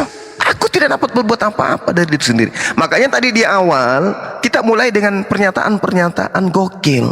Kenapa Yesus bukan Tuhan? Karena dia manusia. Kenapa dia manusia? Karena dia bukan Tuhan. Loh, dia manusia? Iya, memang dia manusia. Kenapa bisa? Karena dia bukan Tuhan. Kenapa dia bukan manusia? Kenapa dia bukan Tuhan? Karena dia manusia. Kenapa dia manusia? Ya karena dia bukan Tuhan. Kenapa dia bukan Tuhan? Ya karena dia manusia. Kenapa dia manusia? Karena dia bukan Tuhan. Dablek. Kenapa dia bukan Tuhan? Ya karena dia manusia. Loh, kenapa dia manusia? Karena dia bukan Tuhan. Kenapa dia bukan Tuhan? Karena dia manusia. Kenapa dia manusia? Karena dia bukan Tuhan. Andai saja dia Tuhan, maka dia akan menjadi apa? Laisa kamitslihi syai', tidak serupa dengan apapun. 1 Timotius 6 nomor 16. Dialah yang tidak pernah tersentuh oleh kematian. Yesus tersentuh Bapak. Mate dia, mate. Seperti itu Bu Rasmi. Jadi 3 item penting dalam iman ibu ini gugur. Pertama, penebus. Kedua, ayam berkotok. Yang ketiga, mukjizat Yesus. No, itu tidak menjadi syarat untuk menjadi Tuhan. 1 juta, miliaran, 1 triliun, ratusan triliun mukjizat yang bisa dibikin Yesus, itu tidak akan pernah merubah statusnya sebagai manusia. Cuman dia nabi, dia rasul, maka dia memiliki mukjizat itu. Makanya umat Islam beriman kepadanya. Ya Bani Israel, inni rasulullah ilaik. Saya ini adalah rasul untuk kalian wahai Bani Israel. Matius 15 nomor 24. Sesungguhnya aku ini diutus hanya kepada domba-domba yang sesat dari umat Israel. Dah selesai. Jadi gugur. Tapi mungkin Bu Rasmi masih ada cadangan senjata. Yang 3 ini udah gugur. Kira-kira apa lagi yang membuat manusia yang bukan Tuhan ini menjadi Tuhan bagi Bu Rasmi? Silakan. Silakan. Bahasa kerennya cafajar. Silakan Bu Rasmi. Aku ada lagi sanggahan nih ya kan sedikit. Setelah Yesus mati di kayu salib kan, setelah 3 hari bangkit dari antara orang mati. Ya. Dan setelah bangkit dari antara orang mati, kedengaran apa Bu? Oh iya, ada di Lukas 24 ayat 36. Di situ judulnya, Yesus menampakkan diri kepada semua murid. Dan sementara mereka bercakap-cakap tentang hal-hal itu, Yesus tiba-tiba berdiri di tengah-tengah mereka dan berkata kepada mereka, damai sejahtera padamu. Mereka terkejut dan takut menyangka bahwa mereka melihat hantu. Akan tetapi ia berkata kepada mereka, "Mengapa kamu terkejut dan apa sebabnya timbul keraguan-raguan di dalam hati kamu? Lihatlah tanganku dan kakiku, aku sendirilah ini. Rabalah aku dan lihatlah, karena hantu tidak ada daging dan tulangnya seperti yang kamu lihat ada padaku." Sambil berkata demikian, ia memperlihatkan tangan dan kakinya kepada mereka. Dan ketika mereka belum percaya, berkatalah ia kepada mereka, "Adakah padamu makanan di sini?" Lalu mereka memberikan sepotong ikan goreng dan mengambilnya dan memakannya. Tunggu ya Bang, bentar lagi nih. Dan ayat 44-nya, ia berkata kepada mereka, "Inilah perkataanku yang telah kukatakan kepadamu ketika aku masih bersama-sama dengan kamu, yakni bahwa harus digenapi semua yang ada tertulis tentang aku di dalam kitab Taurat Musa dan kitab Nabi-Nabi dan kitab Mazmur." Nah, ini Bang. Jadi kan ia berkata kepada mereka, inilah perkataanku yang telah kukatakan kepadamu ketika aku masih bersama-sama dengan kamu, yakni bahwa harus digenapi semua yang ada tertulis tentang aku dalam kitab Taurat Musa dan kitab Nabi-Nabi, kitab Mazmur.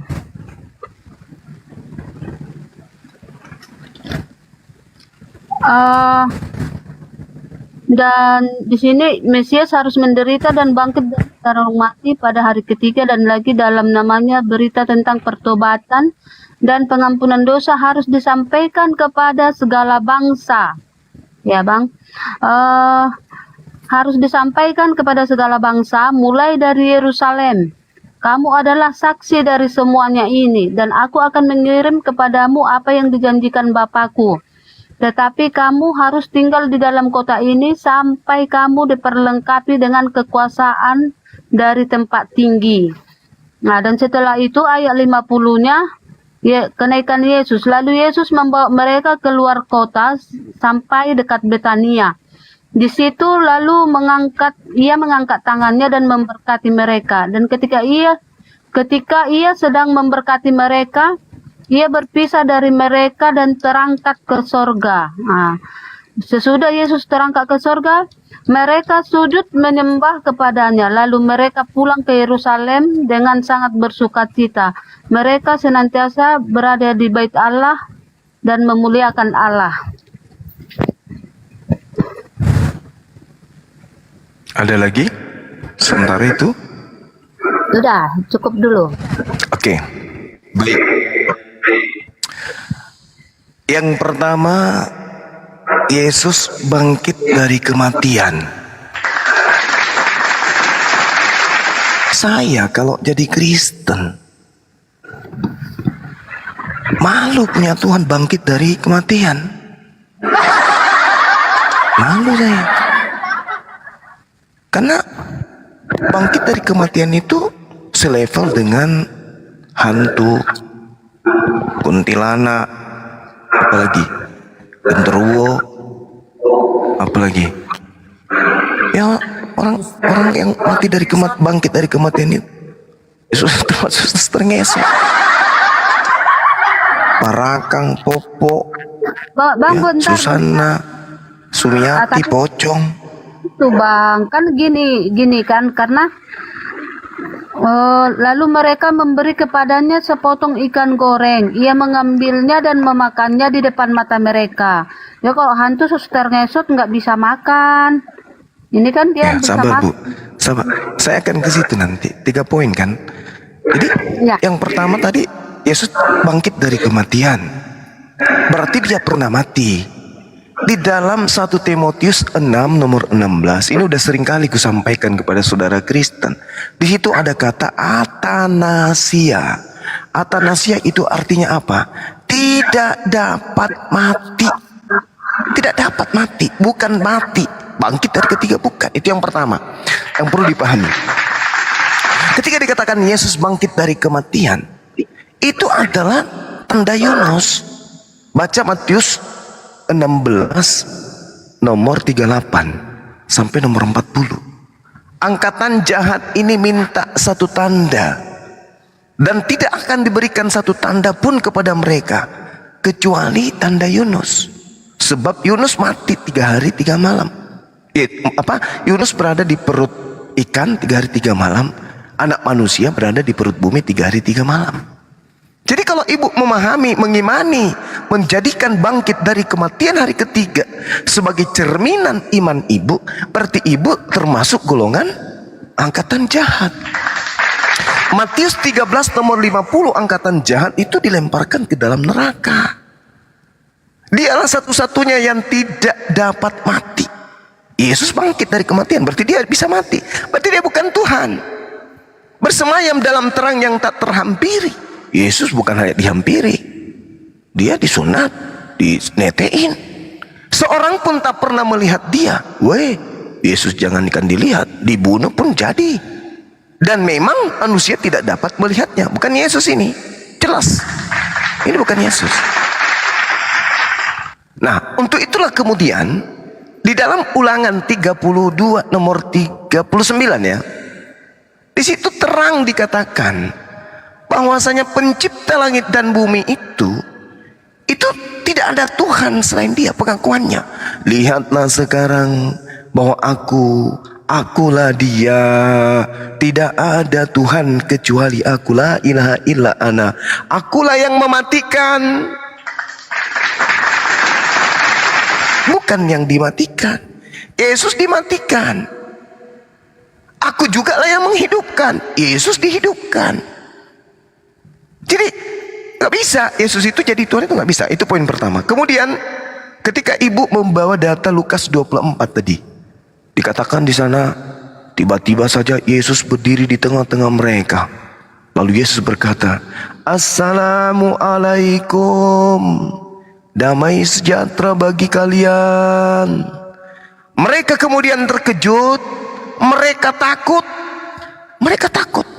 Nah, sekarang logikanya adalah, andai saja Yesus mengajarkan kepada muridnya selama 3 tahun, di mana mereka dan muridnya selalu diobok-obok sampai Yesus harus sembunyi di padang gurun bernama Efram, sembunyi dengan muridnya di sana. Setelah ada pengumuman, barang siapa yang menangkap Yesus, ya, tolong laporkan ke kami. Dia dibikinkan sayembara sampai Yesus itu lari kemana? Ke Efram. Apa itu? Padang gurun, sembunyi dia di situ.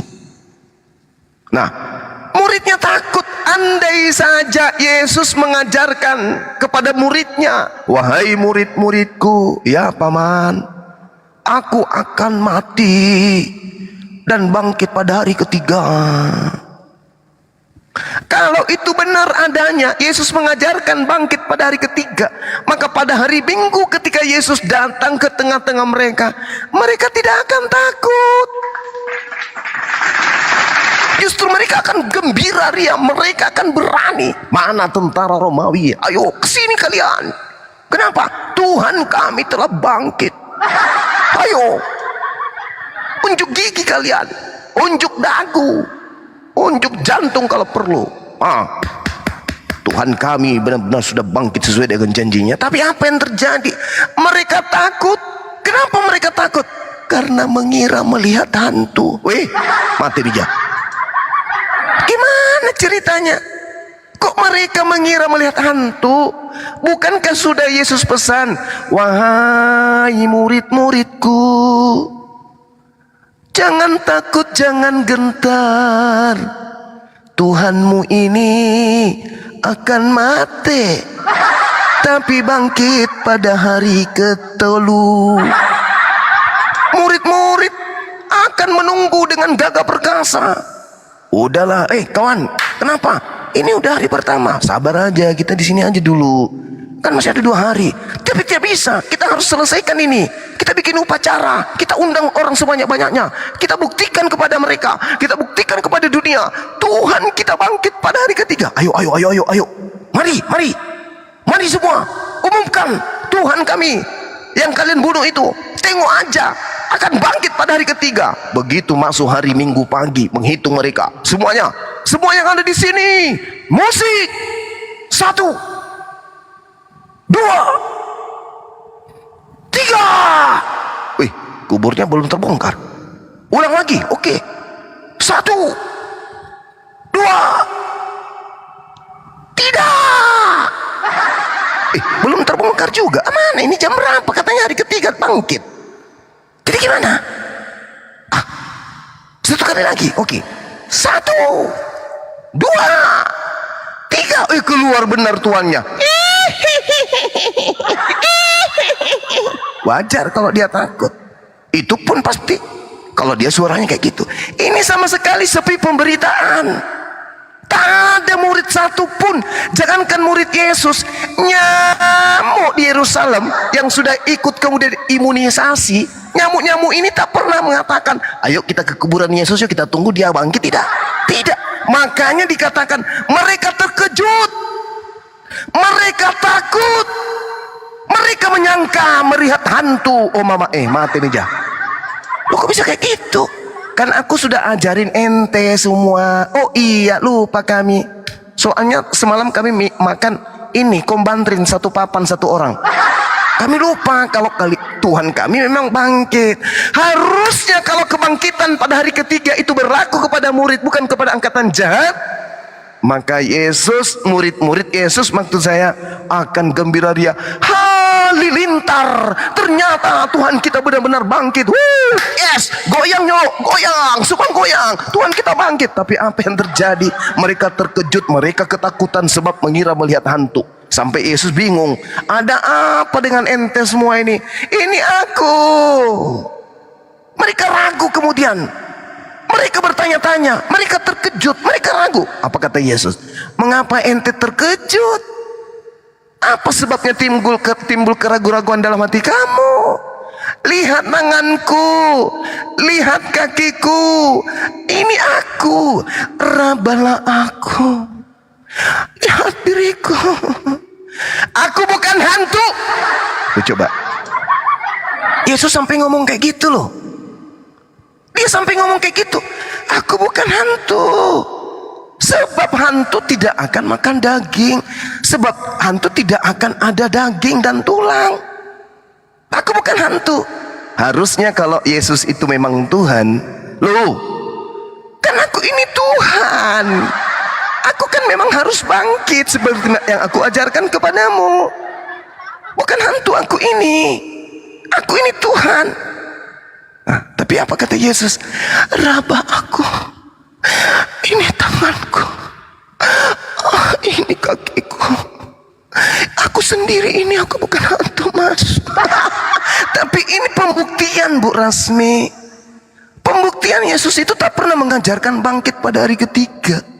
Sampai pada endingnya, kalian botak cila, tolong tunjukkan ada nggak di antara kalian yang punya makanan di sini?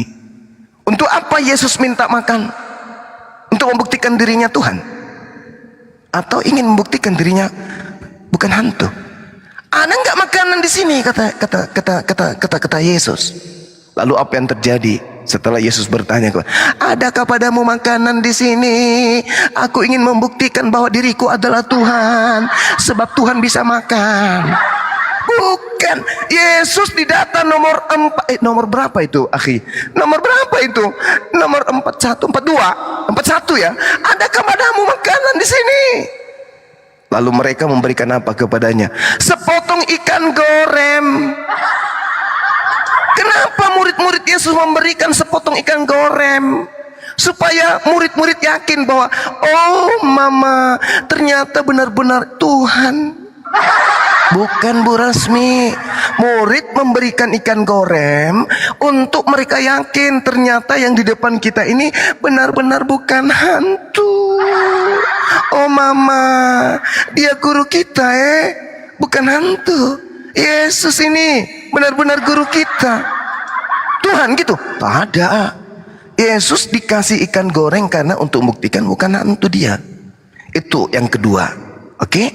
Yang terakhir adalah harus disampaikan kepada dunia pemberitaan ini tentang Yesus. Ya silakan aja kami bantu.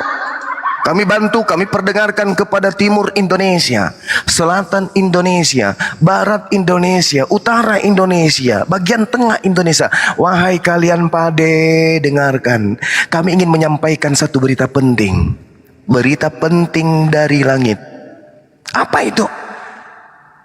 Tuhan menciptakan manusia lahir tanpa ayah di 2000 tahun tadi. Datang ke atas muka bumi ini sebagai rabi, sebagai rasul. Itu yang harus disampaikan kepada dunia. Aku diutus. Malah Yesus mengatakan apa di dalam Yohanes 11? Kita baca Yohanes 11 nomor 42. Apa kata Yesus? Aku tahu engkau selalu mendengarkan aku, tetapi aku mengatakan ini untuk orang-orang yang ada di sini, supaya mereka percaya bahwa engkaulah yang telah mengutus aku. Aku mengetahui bahwa supaya orang-orang yang ada di sini, aku sampaikan kepada mereka, agar supaya mereka percaya bahwa aku adalah hantu. Salah. Supaya mereka percaya bahwa aku adalah Tuhan. Salah juga. Supaya mereka percaya bahwa aku adalah utusan Tuhan alias rasul. Mari kita lihat apa yang harus sampai ke penjuru bumi tentang Yesus. Yohanes 14 nomor 31. Ini yang harus sampai ke penjuru bumi, Bu Darni, Bu Resmi. Apa itu? Kata Yesus nih. Tetapi supaya dunia tahu. Ini baru betul. Tetapi supaya dunia tahu. Apa itu Yesus? Supaya orang Indonesia tahu, supaya orang Papua tahu, supaya orang Manado tahu, supaya orang Papua orang Batak tahu. Siapa lagi? Orang Karo tahu. Siapa lagi? Orang Toraja tahu. Siapa lagi nih yang basis-basis Kristen? Ini pengakuan Yesus.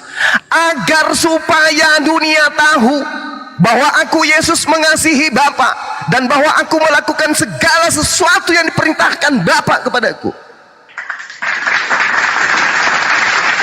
Aku diperintahkan Bapa untuk menyampaikan kepada Bani Israel, ini Rasulullahi ilaikum, ani abudullah rabbi wa rabbakum. Dunia harus tahu, aku lahir tanpa ayah, karena aku berasal dari Tuhan pencipta langit dan bumi. Aku berada di tengah-tengah Bani Israel, melakukan berbagai macam mujizat, karena aku ini nabi utusan Tuhan. Aku tidak berasal dari dunia, aku berasal dari Bapa yang ada di atas, sehingga aku mampu kemudian melakukan mujizat-mujizat di tengah-tengah mereka. Dunia harus tahu itu. Itu yang dunia harus tahu, kata Yesus. Jadi kalau dikatakan agar supaya disampaikan kepada penjuru bumi, apa yang harus disampaikan ke penjuru bumi? Apa? Oh, kata Yesus, agar dunia tahu bahwa aku hamba Tuhan yang mengasihi Bapa, dan bahwa aku hamba yang melakukan dengan setia segala sesuatu seperti yang diperintahkan Bapa kepadaku. Entole hukum-hukum dan perintah-perintah Bapa di domi yang diberikan kepadaku. Aku harus melakukan itu semua. Bapa memerintahkan aku, mengatakan aku diutus hanya kepada domba yang sesat dari umat Israel. Itu yang aku sampaikan. Tuhan mengajarkan kepadaku, Yesus sampaikan kepada mereka, kamu bukan Tuhan, kamu tidak dapat berbuat apa-apa dari dirimu sendiri. Aku nih Bapakmu yang melakukan itu semua, bukan ente. Ya Bapak, telah aku sampaikan, dan aku mau mereka percaya bahwa engkaulah yang telah mengutus aku. Aku tidak pernah menanamkan akidah agar mereka percaya bahwa aku adalah Tuhan. Gak ada itu. Jadi 3 poin ini, Bu Darni, tolong disikapi dengan logika sehat. Sederhana aja. Kenapa Yesus itu manusia? Karena dia bukan Tuhan. Kenapa dia bukan Tuhan? Karena dia manusia. Kenapa dia manusia? Karena dia bukan Tuhan. Karena Tuhan bukan manusia. Yesus manusia, makanya dia bukan Tuhan. Kenapa makanya dia bukan Tuhan? Karena dia manusia. Kenapa dia manusia? Karena dia bukan Tuhan. Kenapa dia bukan manusia? Karena dia bernonot. Kenapa dia bukan Tuhan? Karena dia beranus. Kenapa dia bukan Tuhan? Kenapa? Karena dia bergigi. Dia bukan Tuhan. Kenapa dia bukan Tuhan? Karena dia manusia. Kenapa dia manusia? Karena dia bukan Tuhan. Kenapa dia bukan Tuhan? Karena dia punya lambung. Kenapa dia punya lambung? Karena dia bukan Tuhan. Kenapa dia bukan Tuhan? Karena dia punya nonot. Kenapa dia punya nonot? Karena dia bukan Tuhan. Kenapa dia bukan Tuhan? Karena kalau tidak mandi selama sebulan kena panu. Sederhana kok waras itu, sederhana. Untuk menjadi waras itu sederhana.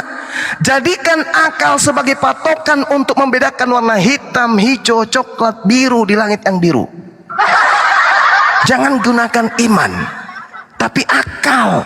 Akal nanti akan meneteskan iman yang benar. Ketika akal sudah mendeteksi dan mengentaskan kemudian aspek apa yang dikunyah, apa yang dikonsumsi akal, maka itu diimani, maka itu iman yang benar. Iman yang selaras dengan akal, akal yang selaras dengan kitab suci, melahirkan orang yang kemudian paripurna di atas muka bumi. Kenapa? Mereka menggunakan akal. Saya kira begitu Bu Rasmi. 6-9 poin yang Ibu sajikan semuanya tertolak demi kebenaran. Tugas saya hanya ingin menyampaikan dan mengingatkan, terlepas Ibu Rasmi mau menyadari, mau menerima ataupun tidak, saya serahkan kepada Tuhan pencipta langit yang telah memberikan kita kodrat tinggi, derajat tinggi di atas muka bumi sebagai manusia. Ingat, hari demi hari terisi detik, menit, jam mengantarkan kita kepada liang lahat. Lalai kita di dalam kehidupan ini. Apa nak hendak di hadapan Tuhan kita katakan? Tak ada selain daripada kengerian demi kengerian. Kenapa? Putus sudah hubungan kita dengan dunia. Orang-orang masih sibuk ke mall, Bang Handi masih sibuk dengan bercandanya dia. Teman-teman kita masih bercanda, Bang Suma siang malam masih teriak nenekmu kiper. Bu Rasmi sudah sibuk berurusan dengan akhirat. Sibuk dia. Bang, bentar. Iya, silakan Bu Tari. Itu tadi tentang angkatan yang jahat ini meminta tanda gitu ya kan? Iya. Abang Betul. bilang tadi kepada murid-muridnya, tetapi kalau di Alkitab ini itu kepada orang Farisi, Bang, ditujukan kepada orang Farisi. Itu ada tertulis di Markus 8 ayat 11. Lalu muncullah orang-orang Farisi dan bersoal jawab dengan Yesus untuk mencobai dia, dan mereka meminta daripadanya suatu tanda dari sorga. Maka mengeluhlah ia dalam hatinya dan berkata, "Mengapa angkatan ini meminta tanda? Aku berkata kepadamu, sesungguhnya kepada angkatan ini sekali-kali tidak akan diberi tanda." Iya, jadi itu kan dikatakan kepada orang Farisi, Bang, bukan kepada murid-muridnya. Oke. Ibu. Bentar, Bang, satu lagi. Oke, lanjut. Oke. Saya catat dulu ya. 3 poin ya, Bu ya. 3 poin lagi ya. Yang Abang bilang tadi tentang Yesus tidak bernonot, karena Tuhan itu tidak bernonot, Abang bilang ya kan? Di kejadian 1 ya ayat 26, berfirmanlah Allah, baiklah kita menjadikan manusia menurut gambar dan rupa kita, supaya mereka berkuasa atas ikan-ikan di laut dan burung-burung di udara. Jadi di sini kan dikatakan baiklah kita menjadikan manusia menurut gambar dan rupa kita. Di sini kan Allah menciptakan Adam. Jadi Adam itu kan sesuai gambar dan rupa Allah. Berarti Adam bernonot. Berarti Tuhan itu bernonot dong. Gitu ya, Bu. Makanya karena begitu, makanya Yesus itu bernonot dan manusia juga bernonot kan. Ya itulah gambar rupa Allah. Adam itu gambar dan rupa Allah. Dan itu kepada Adam, dan setelah kepada keturunannya jatuh ke dalam dosa, ya udah macam-macam lah, ada yang begini, ada yang begitu ya, tapi kurang lebihnya segambar dan serupa gitulah. Oke. Ada lagi? Poin ketiga? Hanya itu aja. Ada lagi Bu? Oke, baik. Tidak ada lagi. Saya Dua jawab itu ya. aja. Baik. Baik Bu Dani. Jadi yang pertama adalah terkait dengan tanda Yunus. Ya. Ibu mengatakan bahwa itu untuk orang Parisi. Saya kasih ilustrasi sederhana kepada Bu Rasmi.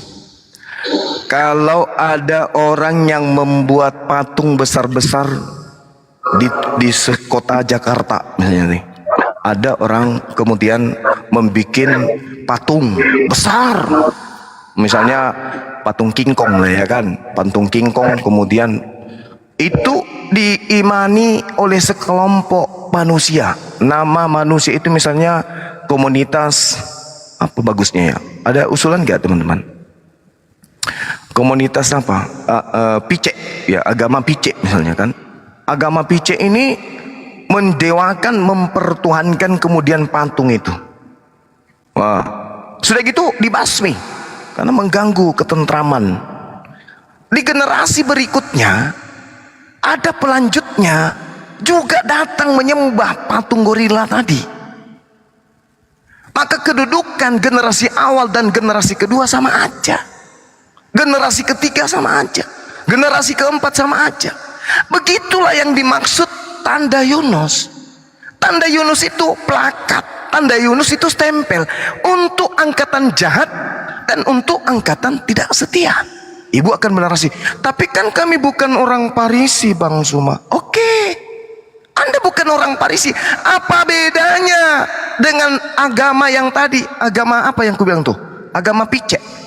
Dengan Anda yang hari ini bukan agama Picek, merubah nama agama Anda menjadi agama kucluk. Tapi yang kalian sembah adalah tanda kerah atau gorila. Sama atau beda? Sama. Karena itu adalah tanda orang-orang yang menganut ajaran yang sesat. Tapi kan patung itu bukan untuk kami Bang Suma. Yes, itu untuk mereka yang memiliki agama Picek yang sesat. Oh, kami kan sekarang ini agama kucuk, beda dong. Yes, tapi patung gorila itu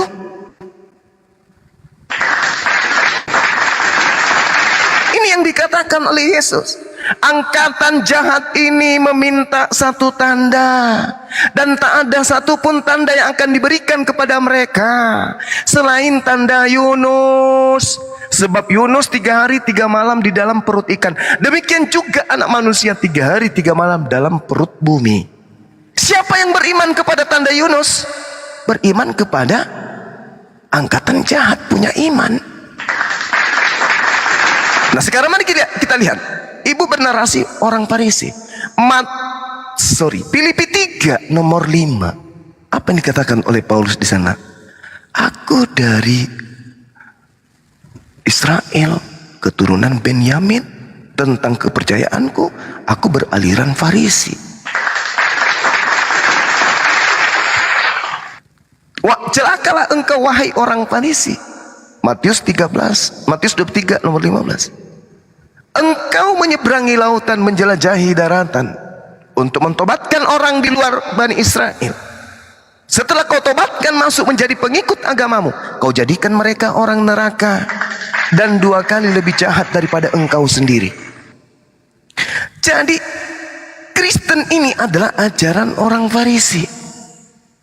Oke? Sementara yang datang diberikan tanda oleh Yesus itu adalah orang Farisi.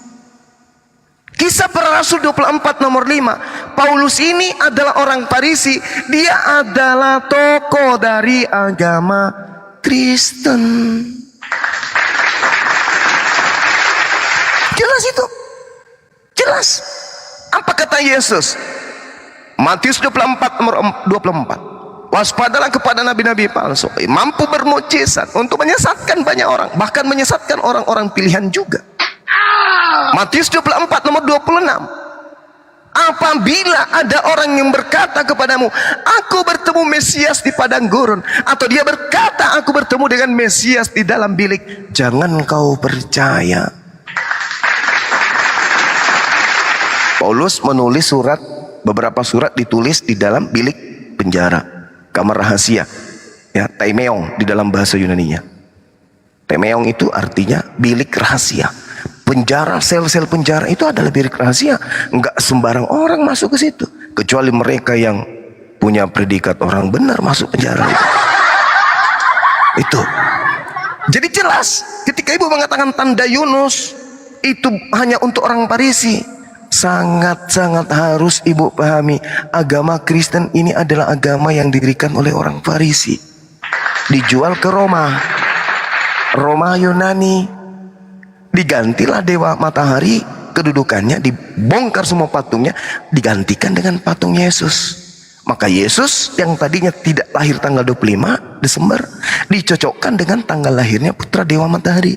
Makanya kalian beribadah hari Sandai. Sandai itu artinya apa? Hari matahari.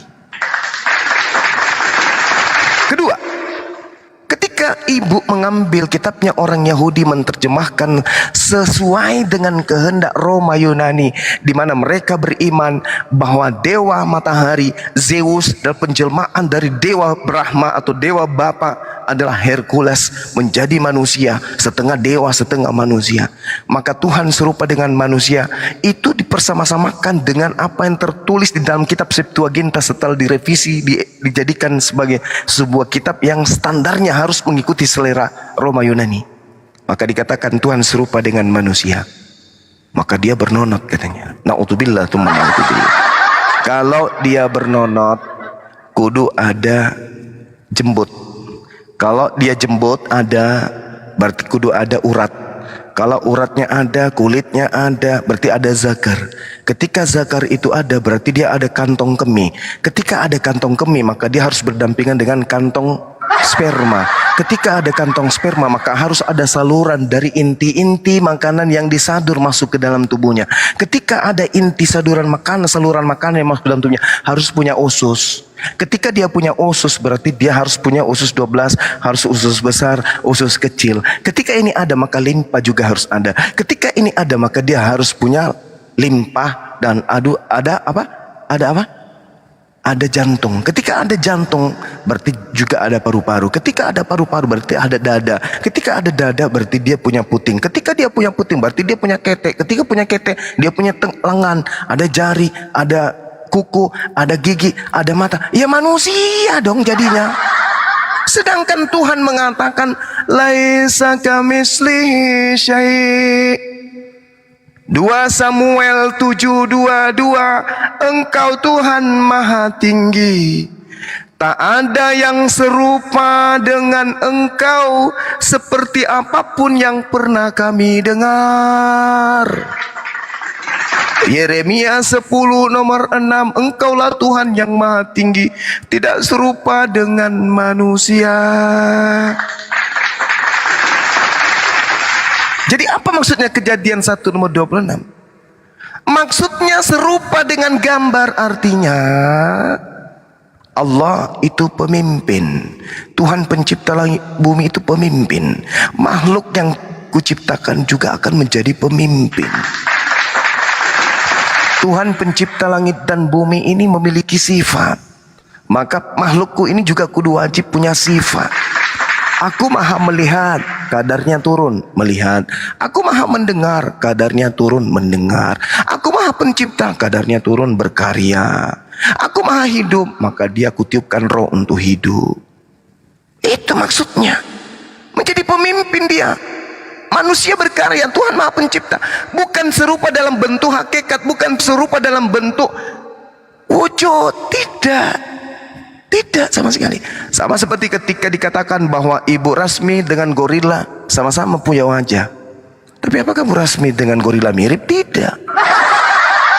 Sama-sama punya wajah. Allah punya wajah, ada punya wajah, tapi tidak sama. Kenapa? Adam serupa makhluk, pencipta tak serupa dengan makhluk. Adam punya tangan, Tuhan juga memiliki sifat memberi. Berarti dia punya tangan dalam aspek hakikat maha memberinya. Berarti, tapi tidak serupa dengan tangan makhluk, tidak serupa dengan Adam. Jadi serupa yang dimaksud di sini, Allah telah membuat satu rancangan seibarat arsitek ingin membangun sebuah gedung. Maka gedung ini sebelum dibangunnya dibuatkanlah kemudian apa? Apa yang dibuat? Gambar. Apa yang dibuat? Rupa bangunan. Oh, tingginya sekian. Oh, lebarnya sekian. Oh, kita pakai atapnya ini. Bahan yang kita gunakan ini. Terasnya luasnya segini. Keramiknya yang kayak gini. Warnanya seperti ini. Maka arsitek membangun rumah, gedung segambar dengan gambar arsitek. Bukan berarti bangunan itu mirip dengan arsitek. Bukan. Tetapi bangunan itu serupa dan segambar dengan gambar arsitek. Maksudnya gambar yang sudah dibuat oleh arsitek seperti gedung. Maka begitu diciptakan kemudian dibangunnya gedung itu, maka persis dengan gambar dan rupa yang dibuat oleh arsitek. Jadi Tuhan merancang penciptaan Adam, bukan berarti Tuhan menciptakan kembarannya. Karena kalau Tuhan menciptakan kembarannya serupa dengan manusia, wow. Ingat, manusia itu ada dua. Ada perempuan, ada pria. Nah, kalau Tuhan serupa dengan manusia, maka Tuhan serupa dengan perempuan, serupa juga dengan pria. Kalau ada yang serupa dengan perempuan dan serupa juga dengan pria, maka objek ini bisa dikatakan manusia setengah matang. Apakah Tuhan demikian adanya? Ketika Tuhan ingin memberikan bencana, Tuhan mengatakan, jadilah gempa.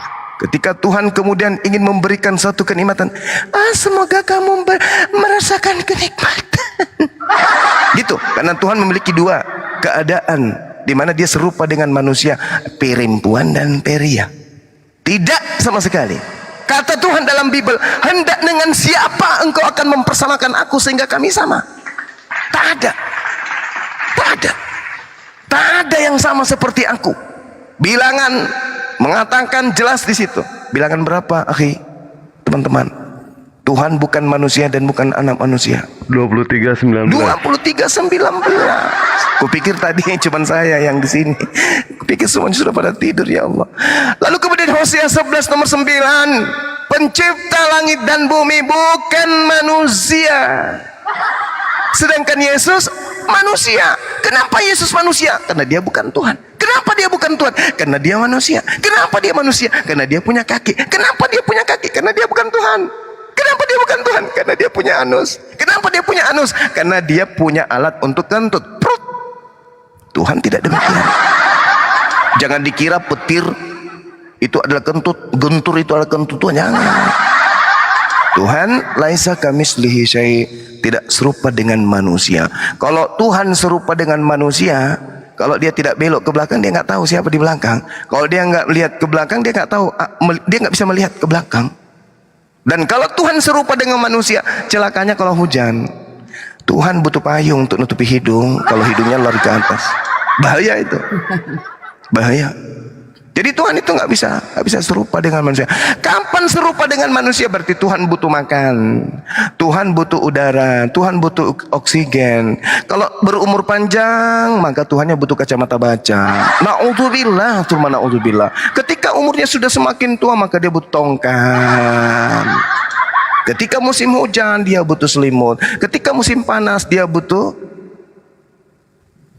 sepak untuk supaya dia sepak atau apa? Dia pakai sepak aja supaya dia nggak panas. Gini Tuhan yang kalian sembah gini. Na'udzubillah summa na'udzubillah. Makanya Al-Quran mengatakan ulaika hum syarrul bariyah. Iblis aja mengatakan demi kemuliaan engkau ya Rabb, demi engkau yang maha mulia. Iblis loh ini manusia mengatakan Tuhannya serupa dengan manusia. Gimana memulia? Manusia habis makan sate, besok dia keluar tusuk sate. Percaya sama saya. Malam ini makan durian, besok keluar kulit durian. Itu manusia. Apakah Tuhan kayak begitu? Tidak. Makanya dikatakan laisa kamitslihi syai'. Pencipta kita tidak serupa dengan makhluk apapun. Demikian, Bedan. Silakan.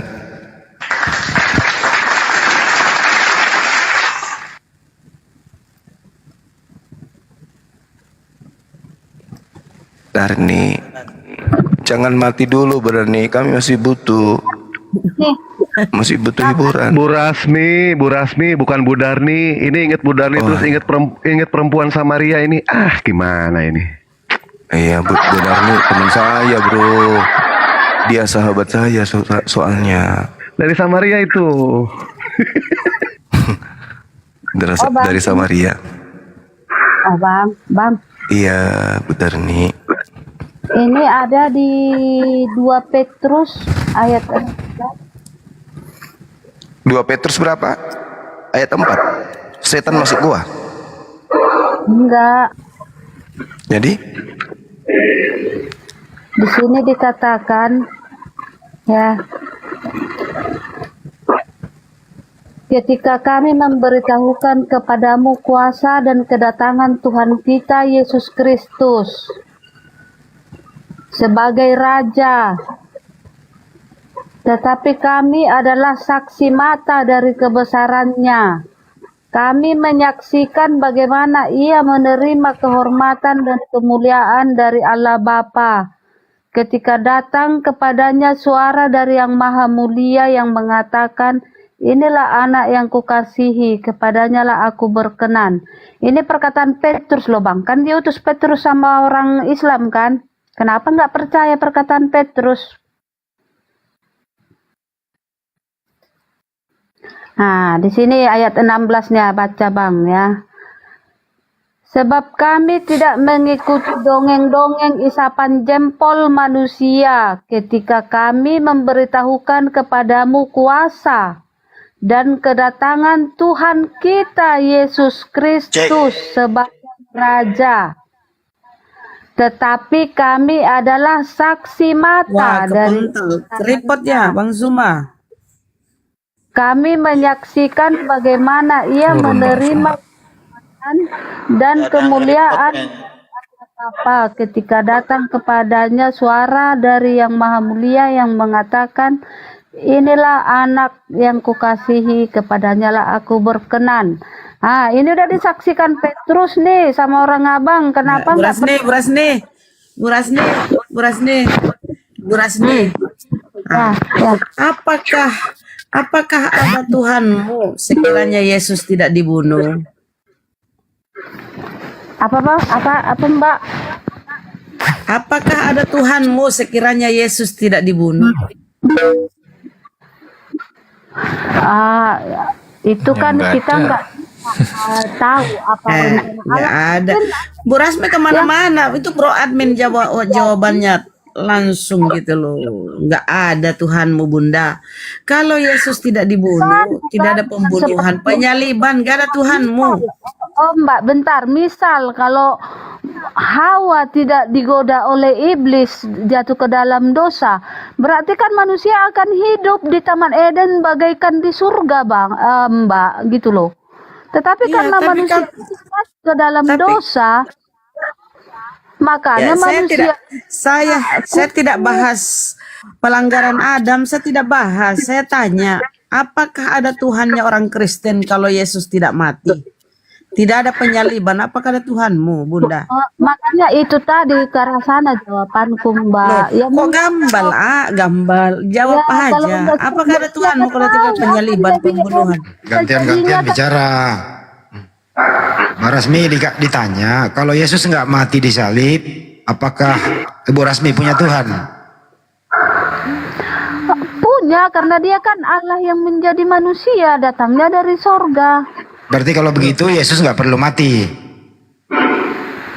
Dia mati kan untuk menyelamatkan umat manusia. Kan dia mati, waktu mati itu dia turun ke neraka, berperang melawan iblis dan mengambil kunci neraka.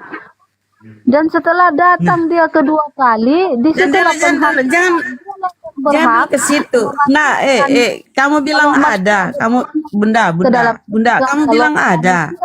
Dimasukkannya ke neraka. Kamu bilang ada, walaupun sekiranya Yesus tidak mati, tetap ada Tuhanmu. Nah, siapa Tuhanmu itu sekiranya Yesus tidak mati? Siapa? Ya Tuhan Allah Sang Pencipta, Mbak. Siapa? Pencipta, Tuhannya Yahudi. Cuma udah balik dulu tuh. Oh, silakan Daeng. Silakan Bang. Ya, silakan. Masih ada poin. Masih ada. Apalagi Katanya gini. Biar mati nggak mati, tetap Yesus itu adalah Tuhan karena memang tujuannya menebus dosa doang gitu. poin itu ya. Yesus mati ataupun tidak, tetap dia Tuhan. Iya, iya. Iya, itu Dia katanya. Ya, ada lagi? Allah sang pencipta. Ada lagi, Bu? Udah, itu aja. Itu satu poin aja. Itu aja. Tinggal satu ini. Kasihan, poinnya nggak ada lagi selain itu. Nggak ada lagi, Bu. Apa kek? Nggak, Hah? Nggak ada lagi. nggak ada lagi. Oke. Sedih kali. Jadi gini, Bu. Sorry, saya tadi balas. Jadi gini, kalau dikatakan Yesus itu mati ataupun tidak, maka dia menjadi Tuhan, nggak bisa, Bu. Nggak bisa. Kenapa? Di dalam pengakuan iman Kristen 2 Yohanes 1 nomor 7, 1 Yohanes 2 nomor 7, kebalik ya, 2 Yohanes 1 nomor 7 ya. Siapakah antikristus itu? Siapakah antikristus itu? Bukankah dia yang pergi ke seluruh dunia, yang tidak percaya Yesus datang sebagai manusia?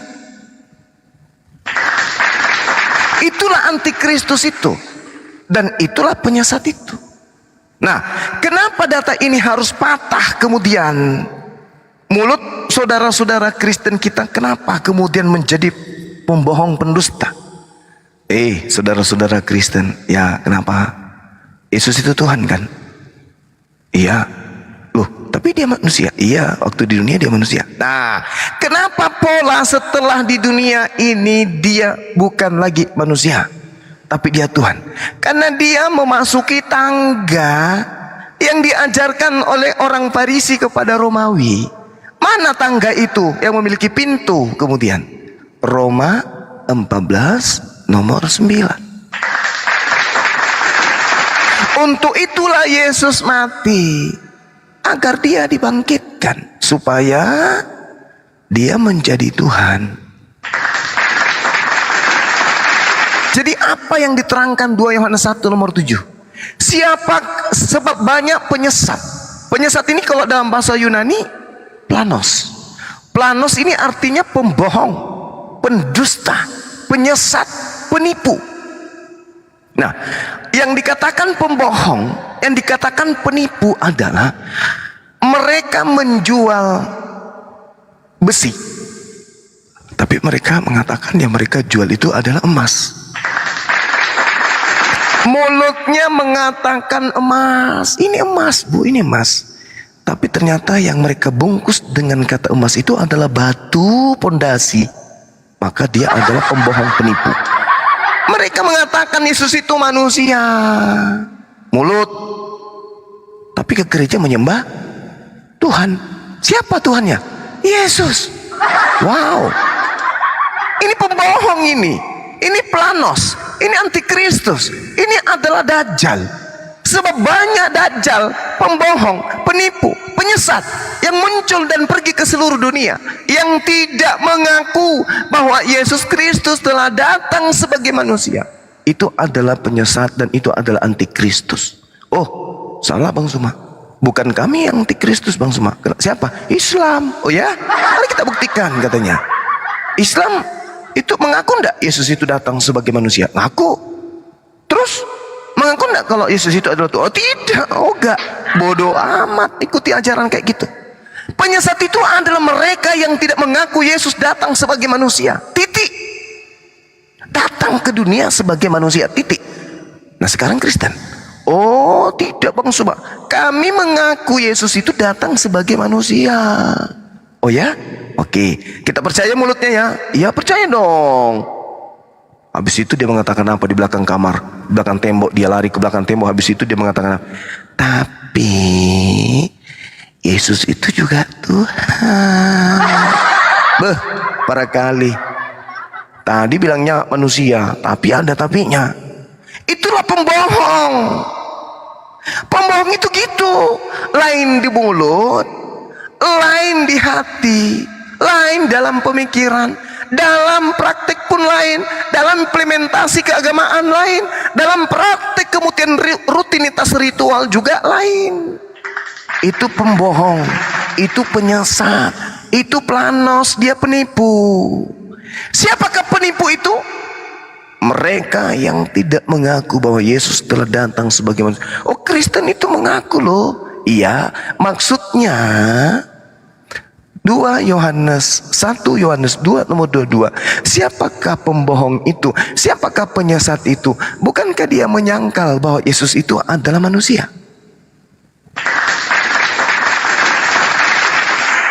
1 Yohanes 2 nomor 22. Siapakah penyesat itu? Bukankah dia yang telah menyangkal bahwa Yesus itu adalah manusia?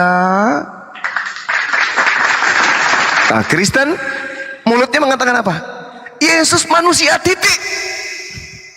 Tapi kemudian mereka menyangkal. Tapi katanya, tapi apa? Tapi dia juga adalah Tuhan. Berarti Anda menyangkal.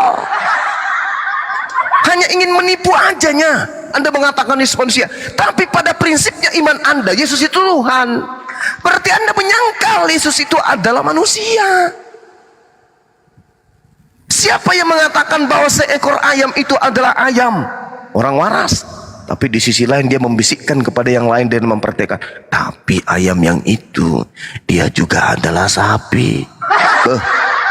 Para mama.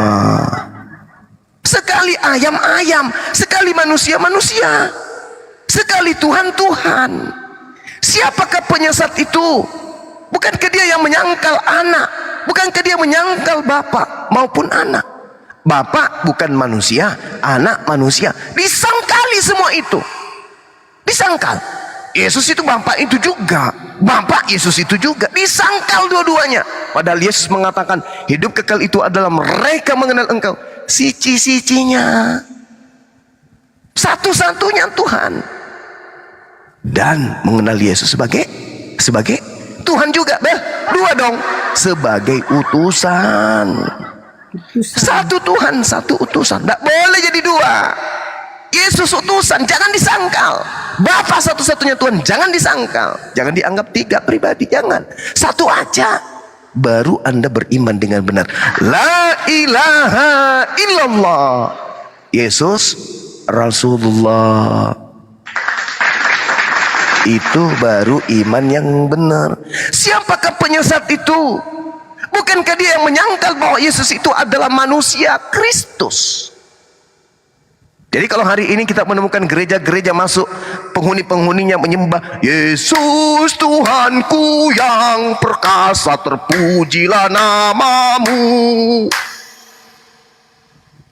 Jangkal berarti dia penyesat, berarti dia pendusta, dia penipu. Ke kita diskusi, Yesus itu apa? Manusia. Yang dilahirkan Maria apa? Manusia. Yang makan ikan goreng? Manusia. Yang diludahin? Manusia. Yang ditonjok? Manusia. Yang mati di atas tiang salib? Manusia.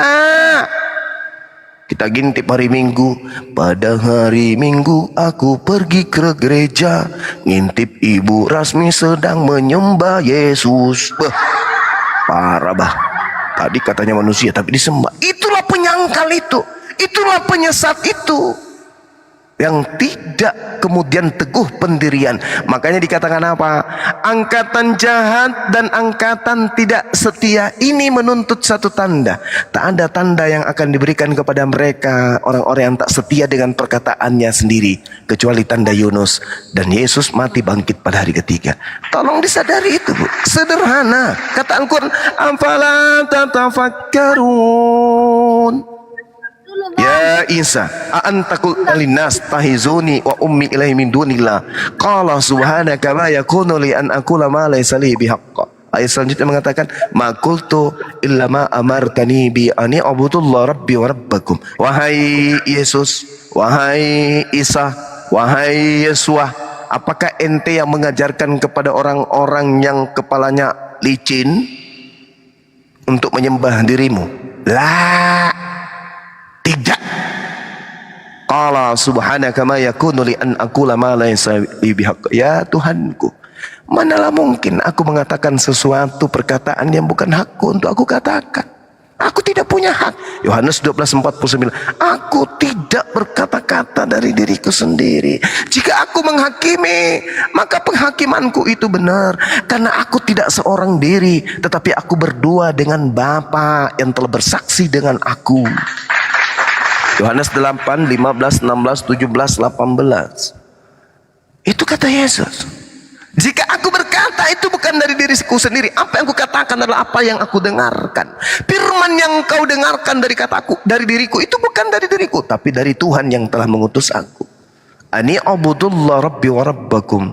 Qala subhanaka ma yakunu li an aqula laisa li bil haqq. Saya tidak punya hak untuk mengatakan apa yang bukan hakku untuk aku katakan. Yang aku katakan adalah apa yang diperintahkan. Yang aku sampaikan, apa yang aku diinstruksikan untuk menyampaikan itu. Sebab aku adalah utusan Tuhan. Saya kira begitu, Bu Rasmi. Jadi Yesus mati bukan untuk membuktikan dia Tuhan. Dan Yesus tidak mati pun dia juga bukan membuktikan dirinya Tuhan. Kenapa? Elia tidak mengalami kematian. Henok juga tidak mengalami kematian. Bahkan siapa tuh? Yang tidak berawal, tidak berakhir, tidak beribu, tidak berayah. Siapa? Siapa? Siapa? Murid-murid, guru-guruku yang ada di sini. Yang tidak berayah, tidak beribu, itu siapa? Tidur. Tidur semuanya. Tidur. Bang Handi tidur, Dewa tidur. Kagak. Yang tidak beribu, tidak berayah, tidak berawal, tidak berakhir itu siapa? Melkisedek. Mel Sandi. Melkisedek. Alhamdulillah Adinda Dewa ini cerdas. Gitu Bu Rasmi ya. Jadi kalau Yesus tidak mati, Elia juga nggak mati, Henok nggak mati, Melkisedek tak mati. Yesus faktanya mati dia.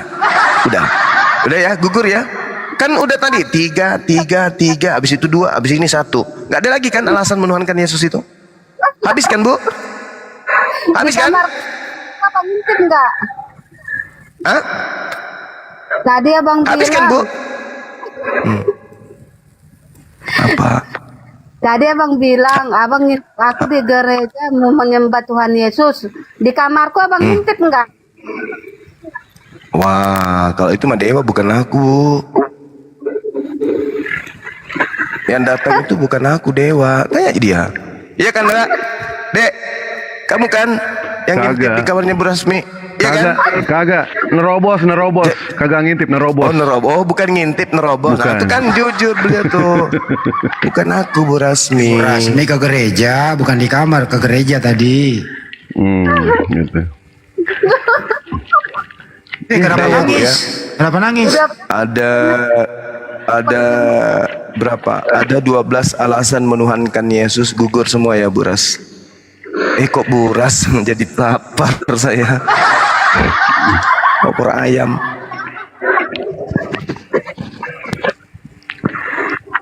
Enggak gugur lah Bang Juma. Tuhan Yesus itu Tuhan.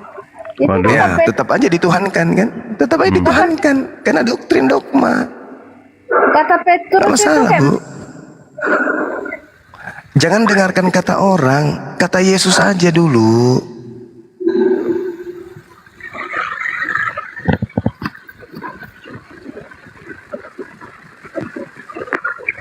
Lupa Dewa. Yesus anak Maria.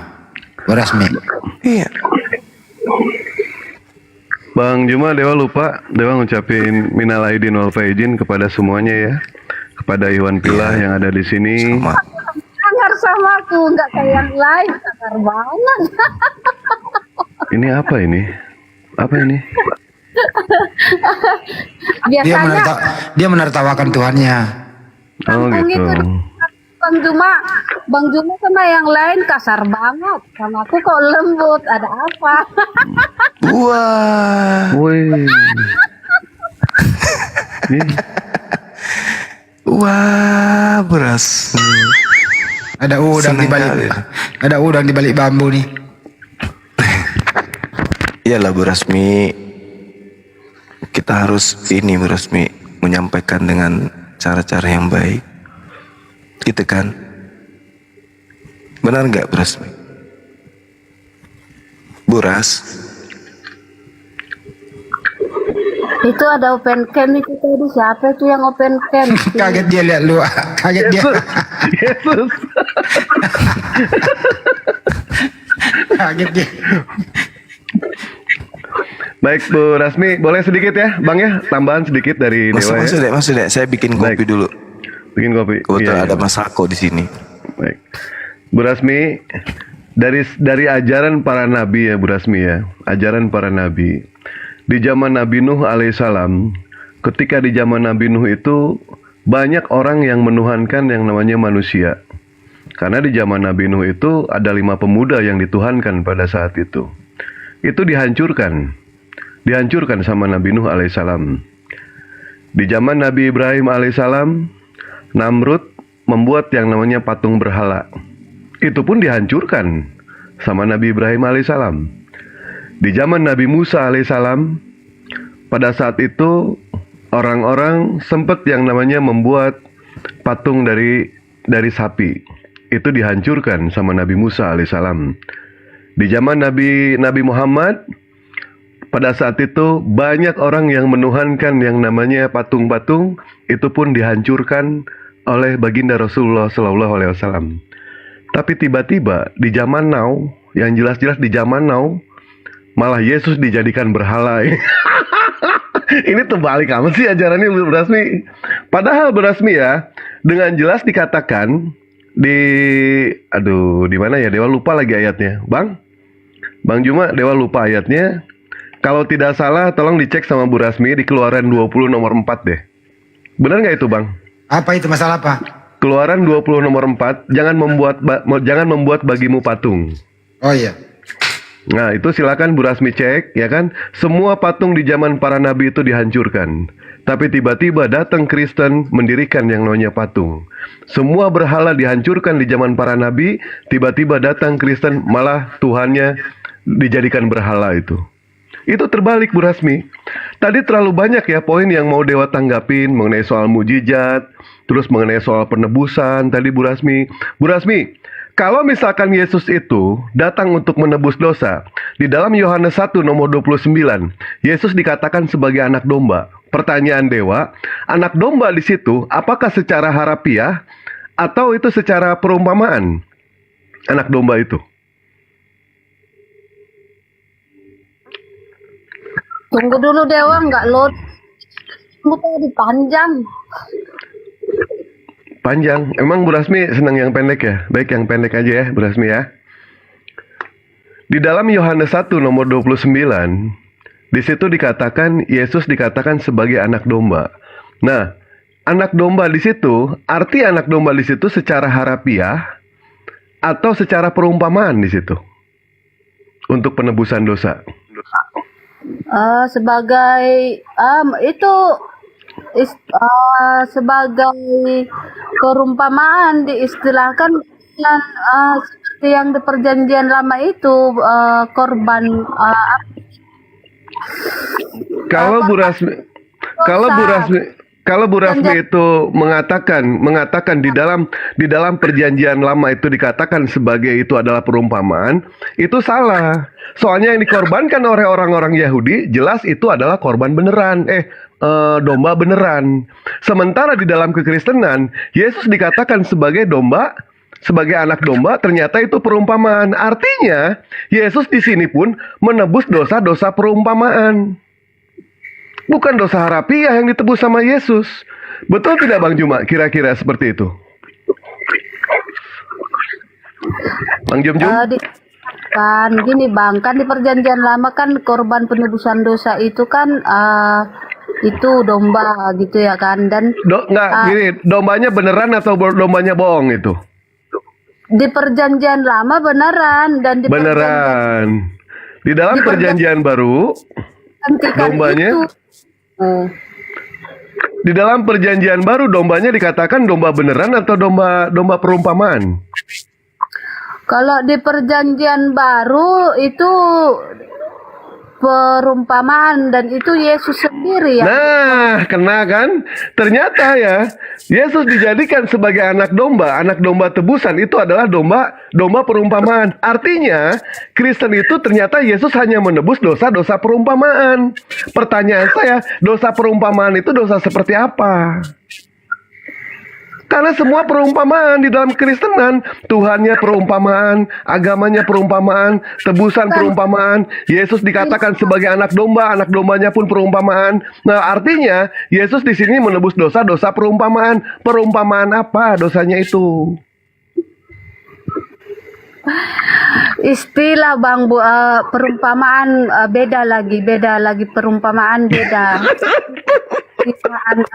Anak domba yang di perjanjian lama, penebusan dosa itu di perjanjian lama anak domba, dan korban penebusan di perjanjian baru anak domba itu Yesus sendiri gitu. Iya, itu perumpamaan atau bukan? Anak dombanya. Anak dombanya itu Yesus di perjanjian baru. Iya, itu maksudnya perumpamaan atau bukan? Itu benaran.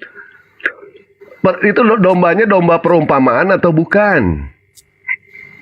Karena kalau bukan menggantikan anak domba, dia menggantikan anak domba itu. Oh, baik, berarti bukan perumpamaan ya. Kalau misalkan toh bukan perumpamaan, itu artinya Yesus itu adalah anak domba, anak binatang, gitu loh Bu, ya. Coba berpikir secara logika di situ Bu ya. Secara logika berpikir di situ, jangan sampai Bang Karitiang, ya ampun, menggantikan anak ini domba. suaranya putus-putus, suara Dewa apa suara dia yang putus-putus ini?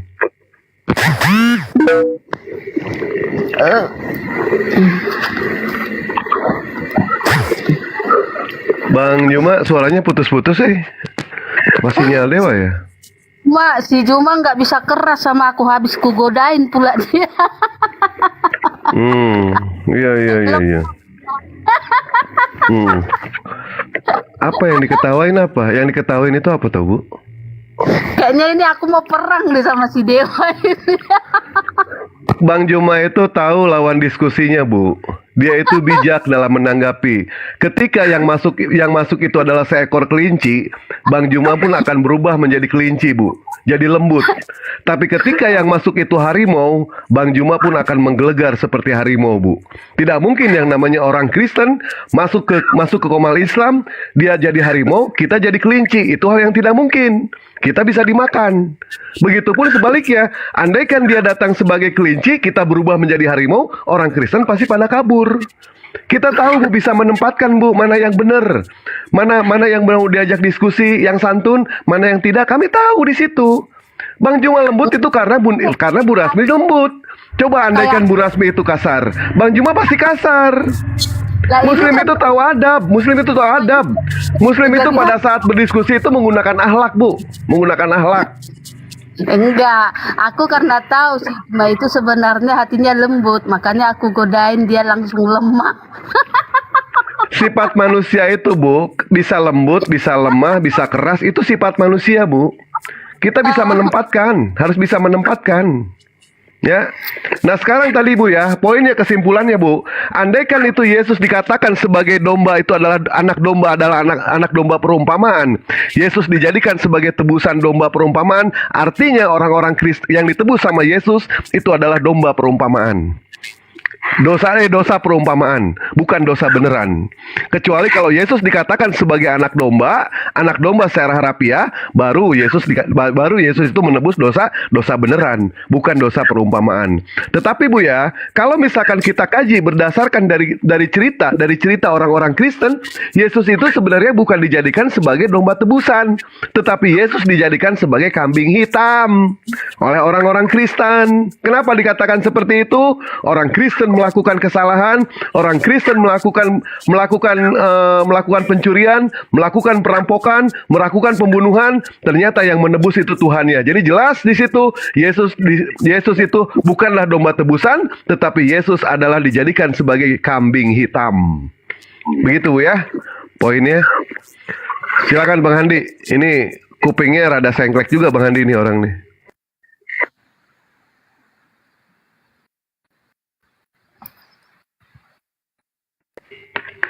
Bang Juma?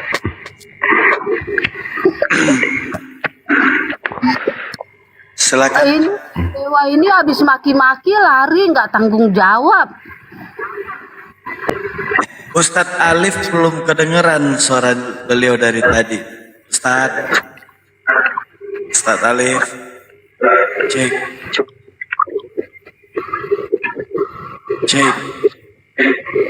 Ustadz Alif,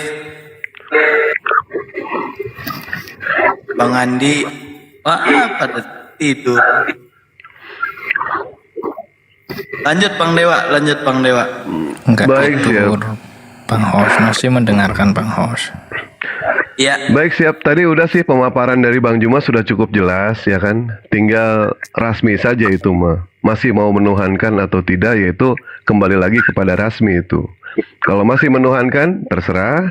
Kalau misalkan dia menggunakan sedikit akalnya, ini kenapa sih ini noise amat sih?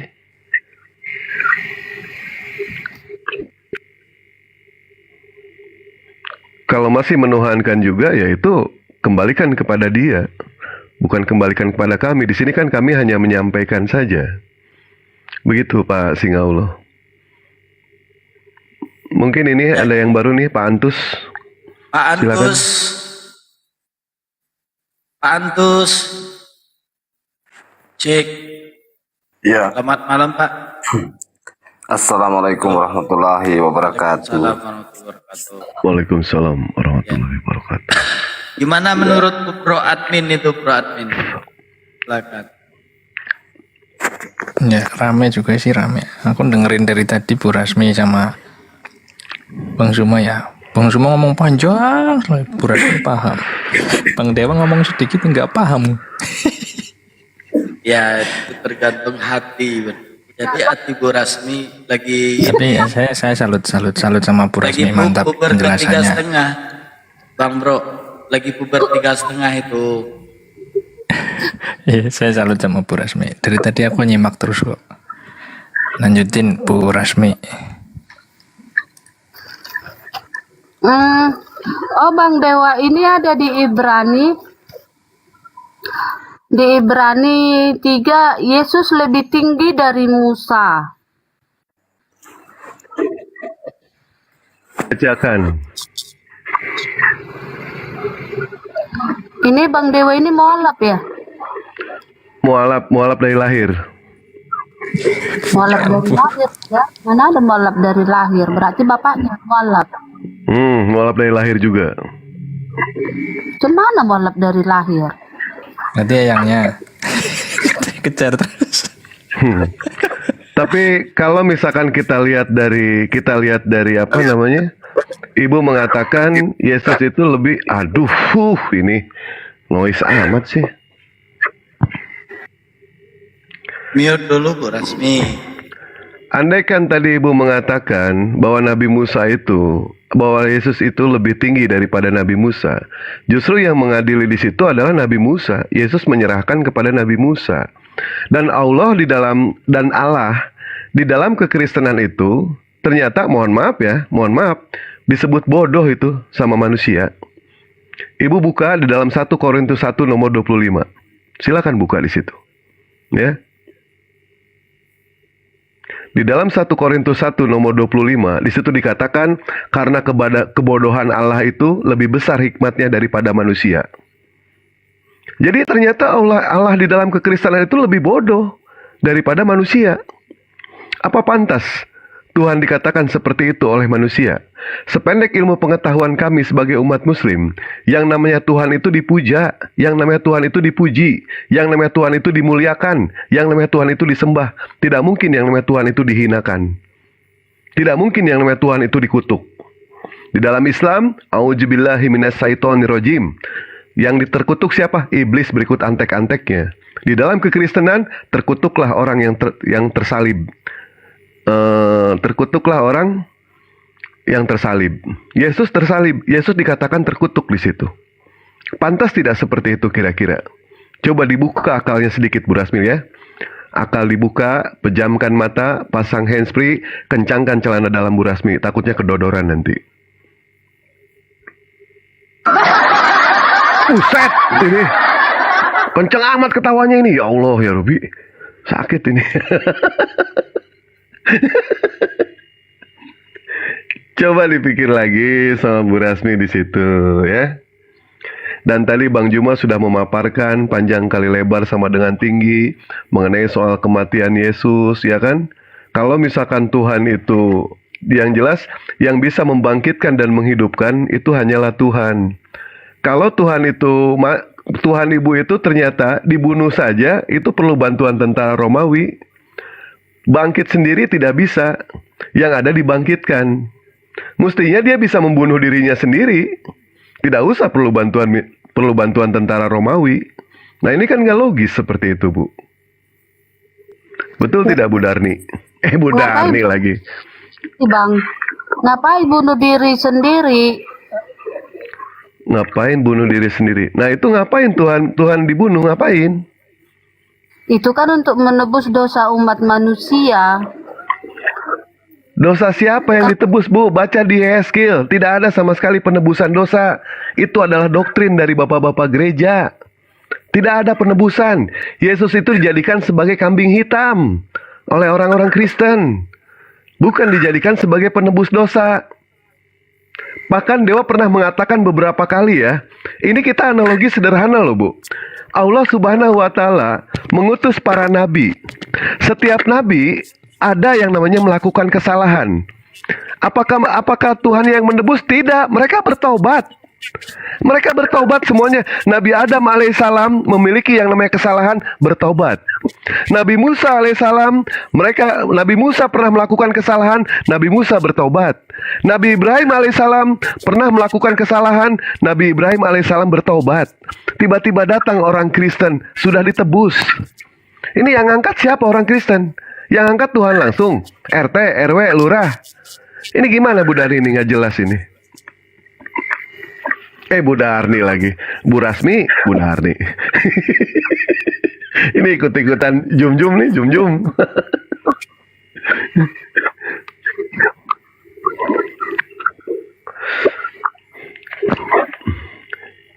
Jadi Bu Rasmi itu hanya termakan oleh doktrin bapak-bapak gereja. Yang namanya beragama itu harus krisis.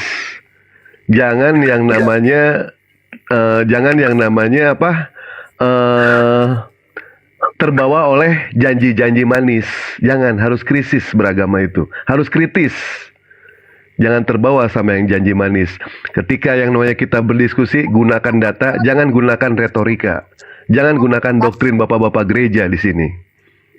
Bentar, aku loading di sedikit. Gini ya, Yesus itu mati terkubur di kayu salib, ya di situ. Dan yang mati di kayu salib itu bukan Yesus saja, tetapi di kiri kanannya ada penjahat, ya. Jadi pada masa itu hukuman kepada orang jahat atau hukuman kepada orang berdosa yaitu mati di kayu salib. Yesus jahat tidak, Bu Rasmi? Yesus jahat atau tidak? Manusia itu yang jahat, seperti contohnya yang di kiri kanannya itu penjahat. Yang saya tanyakan bukan itu, Bu Rasmi. Bu Rasmi tadi mengatakan yang namanya orang dihukum itu, itu disalib itu, jelas itu adalah penjahat. Pertanyaan saya, apakah Yesus itu penjahat? Ya. Yesus penjahat atau tidak? Kalau misalkan Ya, Yesus, Bu Darni mengatakan Yesus penjahat, ya selesai berarti mengakui kalau Yesus itu adalah penjahat. Ini dia. Begitu Bu Darni. Bu Rasmi.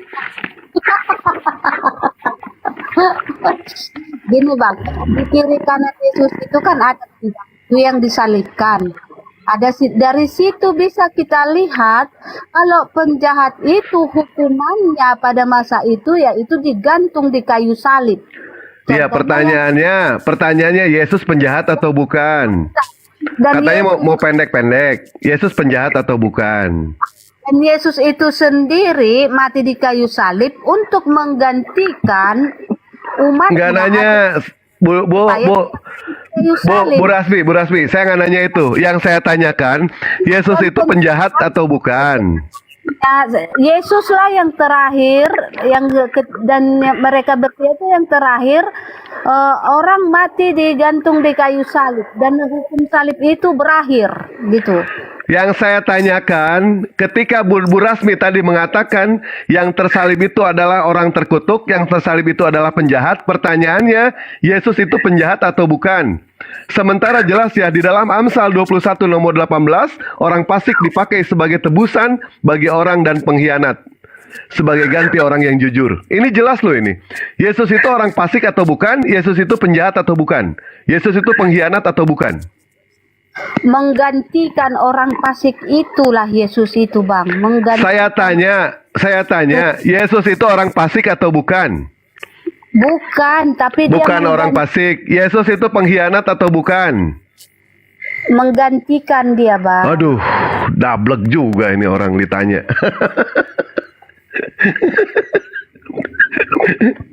Bang Andi, Bang Alip, terusin lah. Cek. Gurunda sudah monitor kah? Cek. Coba panggil Bang Dewa. Suara Bang Dewa menggelegar gitu. Enggak, Bang Juma. Bang Jum. Tidur dia kayaknya ini. Udah pegang guling tadi.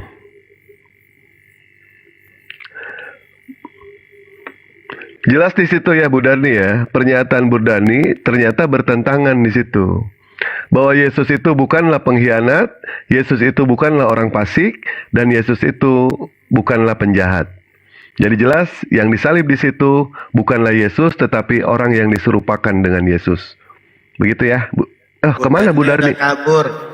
Tinggal ini pro admin satu-satunya. Yuk kita keroyok habis-habisan yuk, Bang. Ya. Lebih keroyok kabur juga nih. Jangan. Ini psikopat nih. Ayo naik psikopat.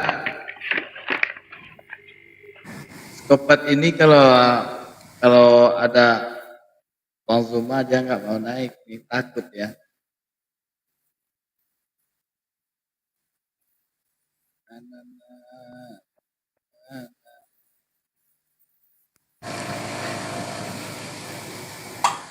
Pak Alip sama Pak Andi nggak ada ini.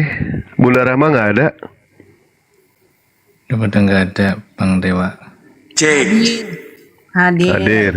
Pak Alip. Lanjut, Bunda. Bang Andi. Bang Andi nih yang udah merem. Oh, ada Bang Andi itu. Udah. Ya, Bang Andi.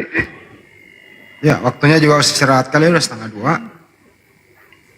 Oh, ya sudah. Intinya tadi tuh Bro Admin sudah mengakui andaikan tidak ada pembunuhan, penyaliban Yesus, mereka nggak ada Tuhannya. Udah itu. Jadi seperti di Roma 19. Purama Bang Dewa, aku boleh tanya sedikit nggak? Udah lama nggak ngobrol juga nih. Sedikit Boleh, aja silakan. Ya. Tadi kan sudah banyak juga nih yang disampaikan sama Bang Sumaya. Ya entah, pokoknya sudah banyak lah intinya waktu sama Bu Rahmi. Jadi yang saya mau tanyakan, sebenarnya yang diimani ini Yesus Alkitab atau Isa dalam Al-Quran? Isa dalam Al-Quran itu sama dengan Yeshua Amasia yang ada di Bible, kalau itu anaknya Bunda Maria. Karena hanya ada satu perempuan ya yang melahirkan di zaman itu tanpa suami. Hanya ada satu loh ya. Jadi Nabi Isa alaihissalam dengan Yeshua Amasia itu sama. Tapi kalau Yesus yang Anda maksud disalib itu ya bukan Nabi Isa itu. Bukan anaknya Maria itu. Sebagaimana tadi yang diterangkan oleh Bang Dewa, ciri-ciri orang yang disalib adalah pengkhianat. Terus gini, kita kan sepakat nih ngomong tokoh yang sama. Itu kira-kira ya. Ya kan sepakat nih ngomong tokoh yang sama, tokohnya satu lah, itu anggaplah tokohnya satu. Cuman yang diimani, yang diceritakan di Alkitab atau yang diceritakan di Al-Quran gitu loh Mas. Yang di Al-Quran lah. Iya. Al-Quran lah. Masa kita mengimani Bible sih sebagai fondasi landasan Bisa beriman kan? dikatakan kalau Yesus Alkitab bukan Isa Al-Quran ya? Ya kan tadi saya jelaskan begitu. Ini kan area diskusi nih. Kenapa biasanya orang kalau dijelaskan itu bro admin lebih cepat mengenanya kalau data sendiri yang mereka bawa kita bahas. Pasti juga tidak mengena kalau langsung dibenturkan dengan Al-Quran kan gitu. Jadi sekali lagi diulang nih. Kalau yang dimaksud dengan Yesua Amasia, utusan Tuhan, yaitu Nabi Isa alaihissalam. Tapi kalau yang dimaksud dengan Yesus yang sudah diganti namanya menjadi Yunani terus disalib, itu bukan Nabi Isa. Itu bukan anak Maria yang disalib. Iya, berarti Nah, yang itu kira-kira. diimani Isa dalam Al-Quran bukan Ya Yesus iyalah. dalam Alkitab. Iya. Pasti itu. Ya kalau itu kan clear sekali, sudah clear sekali. Ya clear. Ya artinya apapun yang diceritakan di dalam Alkitab kan itu tentang Yesus, bukan tentang Isa kan begitu. Nah itu tadi bro admin. Untuk menyadarkan seseorang, kalau anda bro admin datang ke toko saya berbelanja, bro admin bawa uang palsu, gitu ya. Untuk membuktikan uang anda palsu apa enggak, ya uang yang anda pakai belanja itulah yang diuji, bukan yang ada di laci saya. Paham sampai sini? Iya. Ya itu makanya supaya lebih jelas, ya datalah yang anda punya itu kita bahas untuk menyejukkan, untuk mengembalikan supaya lebih paham semua kan begitu. Iya Bang, itu kan kalau misalkan untuk menguji palsu dan tidak, ya kan? Dan itu kan ada alat ukurnya ya yang asli yang bisa membedakan mana yang asli dan palsu kan begitu. Nah maksud saya ini bukan soal itu, tetapi yang dipercaya sama Bang Handi atau yang diimani umat Islam ini maksudnya itu bukan Yesus di dalam Matius, Markus, Lukas, Yohanes, bener kan? Bisa banyak sebenarnya di Kristen ini ada dua Yesus loh bro. Ada Yesus, jadi dengerin ya. Ada Yesus anaknya Bunda Maria. Ya, ada seseorang yang dia Yesus kan dikorbankan di salib. Jangan ngarang, tidak seperti itu. Jadi diam dulu deh, gue nggak ngomong sama lo kan. Sebentar Bang Didi. Ya, kau bicara tentang Yesus, kau bicara tentang kami.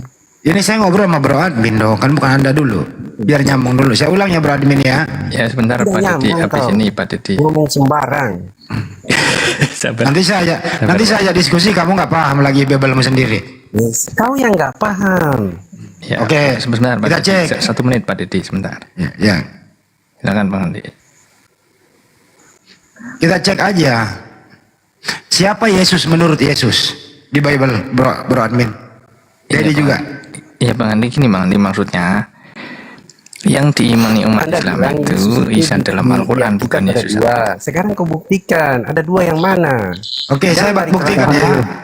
Lu bicara lompat-lompat kau. Iya, kamu diam. Kamu kan bertanya, buktikan kalau ada dua Yesus. Nah, kalau orang bertanya itu bicara atau diam mendengarkan jawaban? Oke, kita jawab ya. Kenapa ada dua Yesus? Di dalam Bible itu ada Yesus utusan Tuhan, ada Yesus Tuhan. Tidak mungkin utusan Tuhan adalah Tuhan. Yesus yang dimaksud utusan Tuhan ini adalah anaknya Bunda Maria diyunanikan. Siapa itu? Mereka mengklaim dirinya di Yohanes 17:8 sering diutarakan Bang Juma. Segala firman yang telah aku terima aku sampaikan kepada mereka, dan semua murid-muridku mengakui bahwa aku berkata kepada mereka dan mereka mengerti bahwa aku adalah utusan Tuhan. Itu Yesus yang asli itu. Tapi Yesus yang disalib kemudian dibuat menjadi Tuhan oleh Paulus di Roma 14:9 berbeda dengan Yesus utusan dengan Yesus adalah Tuhan. Jadi ada dua Yesus. Kira-kira begitu, Bro Admin.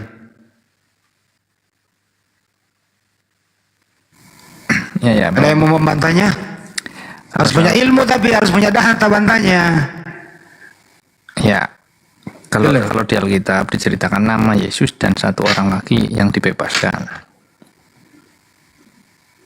Mari kita cek lagi ya, Bro Admin ya. Ya, nah, maksudnya bukan itu yang tadi mau aku. Enggak, ini Dedi dulu. Gue kasih dulu edukasi nih orang yang nggak ngerti Bible. Jadi Yesus yang asli adalah orang baik, utusan Tuhan, kemudian tidak punya dosa, mulia, dikaruniai oleh Tuhan, dan selalu dilindungi oleh Tuhan, dan doanya selalu diijabah oleh Tuhannya. Itulah Yesus. Gitu ya. Terus Yesus buatan adalah yang disalib, orang fasik, pemakan suap, pengkhianat, kemasukan iblis di dalam dirinya. Itulah yang Yesuskan disalib. Nah sekarang mari kita cek. Siapakah kira-kira yang patut disalib sesuai dengan perintah Tuhan? Yesus asli atau yang diyesuskan, yang di tiang salib? Ayo pakai pikiran, pakai data. Ayo. Dedi, beranikah kau diskusi dengan aku membahas ini? Silakan Pak Dedi. Kecuali kau ingin menistakan anaknya Maria bahwa dia adalah orang fasik, pengkhianat, pemakan suap. Ayo. Kagak ada perintah Tuhan waktu itu sampai sekarang ini boleh membunuh orang yang tidak bersalah. Yesua Mesia anak Bunda Maria tidak bersalah. Yang boleh dieksekusi di tiang salib secara terkutuk adalah pengkhianat. Tinggal pilih mana Yesus asli, yang mana yang ada orang diberi label Yesus. Silakan pilih. Mudah toh memilahnya. Untuk memilah ini membuat kesimpulan tidak pakai iman, tapi pakai akal sebagai manusia yang masih punya hati nurani. Begitu cara memilahnya. Kaburkan lu. Nggak, jangan berani lawan gua kalau lu nggak punya ilmu. Ya, saya akan lanjut sama Bro Admin. Itu Bro Admin kira-kira ya. Ini harus disoterapi orang yang pakai begini. Ini saya bicara begini, kita udah bolak-balik baca Bible mau itu loh. Dan tidak karang-karangan ini. Itu Bro Admin. Jadi yang kami percaya, yang kami imani itu Nabi Isa alaihissalam yang ada di Al-Quran. Jadi membahas Bible itu bukan berarti kita mengimani. Mempelajari Bible itu bukan untuk dimyani, tapi untuk mencegah kita orang di sini asbun.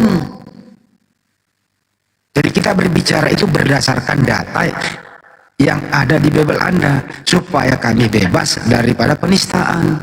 Begitu. Itu Bro Admin. Ayo Bro Admin. Yang satu udah gugur, nggak bisa apa-apa dia. Selamat malam, Assalamualaikum Pak. Palap. Malam Pak. Ada yang namanya Yoker katanya, yang awal bisa kau bodohi. Pagilah yang paling cerdas ke sini. Ferdinand Hutahian menganggap dirinya paling cerdas. Ajaklah dia. Naik ke atas jadi berhala lagi ini.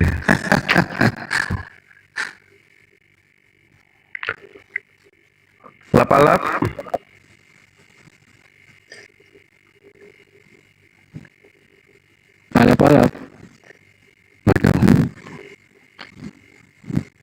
Jadi yang boleh disalib itu sebagaimana di Ulangan 22 ya, nomor 2 ya. Yang boleh disalib itu adalah orang yang banyak dosa, pengkhianat, dan seterusnya. Kami Muslim itu Makanya Bunda Maria itu manusia mulia, orang baik, utusan Tuhan, penyampai firman, tunduk kepada aturan Tuhannya. Itulah yang kami anggap itu. Tapi Kristen ini membalikkan fakta. Orang baik ini harus disalib supaya menjadi Tuhan, menebus dosa. Ya nggak bisa dong, anak kesayangan Bunda Maria lu korbankan kayak begitu. Nggak bisa anak orang lu korbankan, lu jadiin Tuhan menebus dosa, kagak bisa. Karena itu bukan ajaran samawi. Kan perintah Tuhan orang nggak boleh membunuh orang yang tidak bersalah. Itu loh. Akal dikit kenapa sih dibuka gitu? Kenapa harus doktrin maju gitu? Sederhana kok.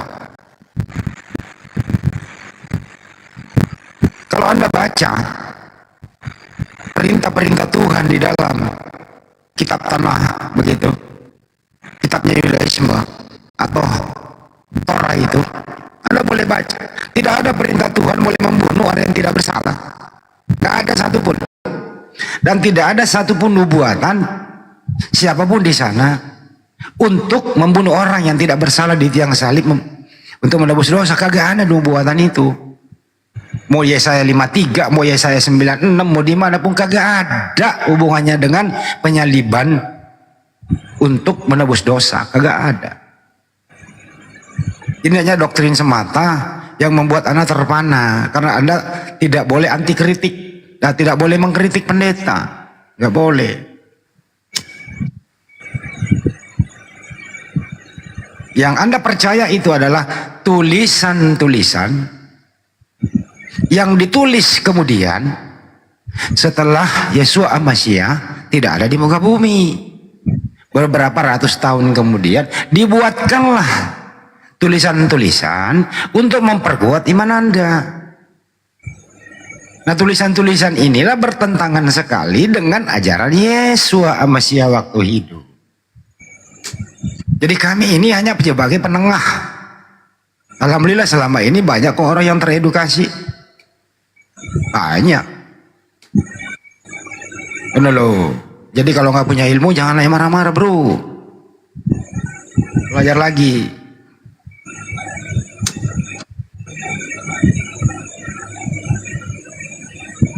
Ada lagi yang ngeyel-ngeyel? Selamat malam, Mei Muna. Selamat malam. Mayuna.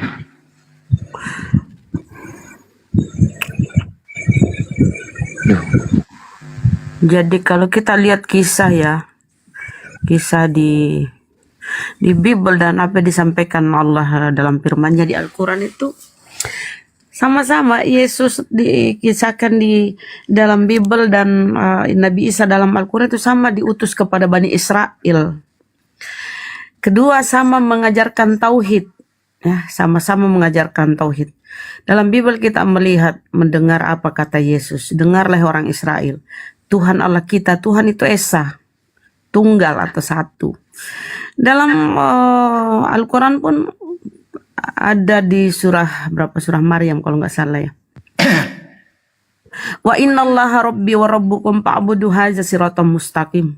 Sesungguhnya Allah itu Tuhanku dan Tuhanmu. Sembahlah Dia, inilah jalan yang lurus. Mengajarkan tauhid, sama-sama mengajarkan tauhid. Nah, yang lucu itu Yesus menurut perspektif Kristen ini lucu karena Yesus tidak pernah mengajarkan Trinitas. Nah, coba tunjukkan Bro Admin, di mana Yesus dalam Bible itu mengajarkan Trinitas? Bro Admin, silakan. Bro Admin tidur. Gini loh Bunda Rama. Gini loh Bunda, sampai hati kita sebagai orang yang waras dan yang masih berakal sehat. Jadi ini keluar iman dulu nih. Sampai hati kita sebagai orang yang berakal dan masih waras begitu, mengiyakan ya, tunggu ya, gua bersihin dulu ya, sampai hati kita sebagai orang waras dan yang berakal sehat mengiyakan anak kesayangan Bunda Maria, orang soleh, orang baik, tidak punya dosa, mulia, selalu dikaruniai oleh Bapaknya di surga, doanya selalu diijabah, untuk memasukkan dia ke dalam suatu lingkaran atas perbuatan setan, dan eksekutornya adalah penjajah dan otak pelakunya adalah para Yahudi, untuk memasukkan dia atau menaikkan dia di salib untuk dibunuh secara terkutuk, menebus dosa. Waraskah kita? Di mana warasnya coba? Di mana warasnya? Di mana akal sehatnya berfungsi? Kalau anak kesayangan orang ini yang mulia, orang baik, orang soleh, dimasukkan ke dalam lingkaran itu, nggak masuk akal. Yang masuk akal adalah orang yang berwajib atau bisa kena hukuman terkutuk di tiang salib adalah orang jahat, pengkhianat, orang fasik. Itu baru kita setuju di sana. Mudah tuh sebenarnya kalau pakai akal. Tapi kalau ditabrak dengan iman ya akal dimatiin. Percaya akan tulisan yang nongol setelah yang bersangkutan diceritakan sebut nama Yesus begitu. Jadi ajaran para nabi ditabrakkan dengan ajaran dari tulisan manusia yang bersumber dari barat. Andainya kok laku gitu loh. Gak bisa ketemu ajaran barat dengan ajaran para nabi, gak ketemu. Ya kan udah diakui bang, kalau tidak ada pembunuhan penyaliban gak ada Tuhannya. Tidak harus gitu ceritanya. Tapi pantaskah? Di iman tapi pantaskah anak kesayangan Maria digituin? Ya enggak lah, enggak lah. Ya, kalau enggak berarti ada orang lain yang gantiin. Itulah Yesus yang kedua yang saya maksud gitu loh. Ketika Yesus dibaptis terbuka langit kan. Jangan dulu ke baptis Bunda, jangan dulu ke baptis. Anak yang kau kasihi, dikasihi kan nggak mungkin dihinakan, disalib terhina gitu. Dikasihi, dimuliakan oleh Allah, mungkin dihinakan. Ya, Bang Andi nyambung Bang Andi Purahma ya. Memang Alkitab kan ceritanya begitu. Cuman saya juga gimana ya maksudnya? Apa nggak capek misalnya nih mengatakan orang Kristen tidak menggunakan akal gitu loh. Saya heran juga kenapa bisa terucap seperti itu. Sementara Itulah tadi kan saya bagi dua, bro. Terlalu Bunda Rama ya. Saya kan bagi dua tadi. Ini juga esok naik kok berisik sih. Jangan dinaikin lah, ganggu loh. Konsentrasi ini enggak. Ini dalam kepala loh yang ngomong. Kita salah. Mic-nya Pak Eno. Jangan naik lah kalau. Yang baru naik itu di mute dulu aja dulu. Naik kok kocang-kocang mic-nya kan berisik. Ini kita ngomong, ini hafalan gitu loh. Kesenggol dikit lupa, nanti salah. Kita yang tanggung jawab loh. Gini loh bro admin. Saya kasih dua pilihan. Pasti Anda setuju semua kalau Yesus Masih anak Maria itu adalah orang soleh, taat, tidak punya dosa, mulia, dikasihi oleh Tuhan. Iya. Setuju ya? Setuju semua. Setuju. Itu. Gitu loh. Kita setuju Yudas Iskariot adalah pemakan suap, pengkhianat, dan seterusnya. Setuju ya? Setuju. Cerita Alkitab. Menurut akal sehat. Ini keluarin iman dulu nih. Menurut akal sehat. Yang manakah yang pantas dibantai terkutuk di tiang salib? Yudas. Seharusnya orang yang jahat. Seharusnya orang jahat menurut akal sehat. Coba tabrakan dengan iman Anda. Pasti Yesus yang dimajukan. Pasti anak Maria yang dimajuin kalau pakai iman. Jadi pakai iman anaknya Bunda Maria yang disalib. Tapi pakai akal sehat Yudas Iskariot. Begitu bro admin. Iya kan? Benar nggak tuh? Kalau pakai akal sehat Yudas Iskariot. Kalau pakai iman anaknya Maria. Iya, saya pakai iman berarti. Nah, pakai iman. Berarti akal sehat mati. Bukan mati Bang Andi. Mati tuh karena nggak dipakai. Gitu loh bro. Ya kalau batasannya itu ya. Iya, khusus untuk penyaliban. Khusus untuk penyaliban, iman masuk, akal sehat mati. Sederhana loh ini. Sebentar. Kalau nggak bisa, nggak ada alasan ya bro. Admin saya ini guru bahasa Indonesia loh. bukan begitu. Maksudnya gini. Kan dikatakan misalnya nih, kita dikatakan orang Kristen akalnya mati begitu ya. Yang saya heran tuh begini loh. Ya, di dalam Alkitab kan memang ceritanya seperti itu ya. Itu juga kitabnya kitab orang Kristen sendiri, bahkan dikatakan dari Yunani. Berbeda sendirilah. Bahkan ditulis oleh orang-orang begitu. Dikatakan sejalan juga ada beda-bedanya. Kemudian ini loh Bro Admin. Dogma juga dogma-dogma sendiri. Ya paham, Bro Admin izin ya.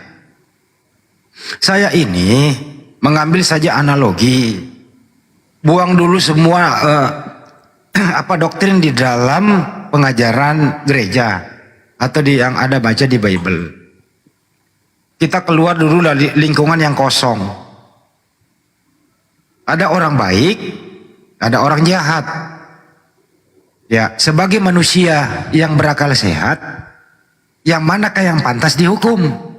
Orang jahat kah, orang baik kah? Tadi Anda udah menjawab, iya. Sebagaimana manusiawi yang berakal sehat, yang dihukum orang jahat lah. Iya. Artinya di sini Yesus tidak ada celah sedikit pun untuk dimatikan terkutuk di tiang salib, atau anaknya Maria ini. Yang harus disalibkan terkutuk itu adalah Yudas. Kan begitu. Kalau berakal. Ya, tapi kalau ditabrak, dengerin, kalau ditabrakkan dengan iman, berdasarkan Bible, tulisan yang banyak, konsentrasinya ke tulisan Paulus, akal sehatnya mati, imannya maju. Oke, Bang, kami juga, kami di sini toleran kok yang kayak begitu-begituan. Ya. Toleran kita bro. Gitu loh. Aku menangkap Bang Andi yang jenengan maksud. Ya, silakan. Harusnya orang jahat memang yang dihukum atau disalib. Tetapi kalau merujuk kepada Yudas, itu juga masih kurang. Akalnya masih kurang nyampe gitu loh. Karena begini, yang jahat kepada Yesus bukan hanya Yudas. Kan begitu, berarti seharusnya semuanya. Tapi kan cuma satu. Begitu. Cuman satu ciri-ciri orang yang berkhianat kepada Yesus, cuman Yudas. Coba yang menurut jenengan tadi masuk akal, yang disalib orang jahat atau orang baik? Seharusnya. Kan orang jahat. Yesus nggak pantas karena tidak ada kejahatan. Justru orang yang berbuat jahat kepada Yesus yang harusnya dihukum. Yang berbuat jahat bukan hanya Yudas. Kalau begitu kita simpulkan dulu satu, bahwa bukan anak Maria yang disalib karena dia orang baik. Nah, sekarang kita masuk ke siapa ya sebenarnya yang disalib? Yudas kah? Tommy kah? Si Tony kah? Si Alek kah? Kan gitu ya. Jadi kalau enggak gini bro, kita putuskan dulu. Kita putuskan dulu, bukan anak Maria Yesus Al-Masih yang disalib. Nah sekarang keputusan Alkitab, Yesuslah yang memang disalib karena menggantikan. Ya kalau Yesus yang disalib, berarti Yesus itu orang fasik. Enggak, karena orang jahat, kan pemakan suap. Mau?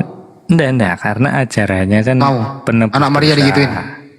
Enggak, di Alkitab kan mengajarkan tentang serba salah kan? Dosa atau pengampunan dosa. Kedua, itu sebagai melanggar perintah Tuhan loh. Nggak boleh kata Tuhan tuh nggak boleh membunuh orang yang tidak bersalah loh. Gitu bukan, tetapi benar-benar ada wujud nyata. Tapi nggak boleh kata perintah Tuhan nggak boleh bunuh.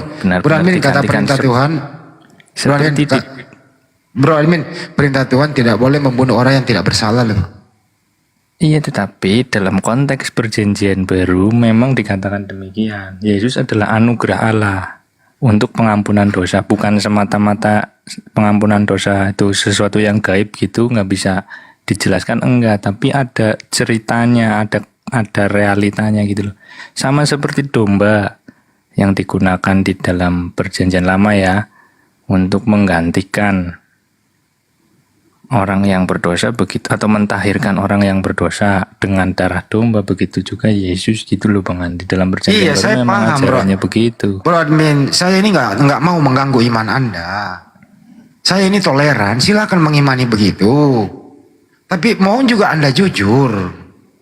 Sebagai manusia yang berakal, bahwa anak Maria tidak masuk kriteria yang disalib.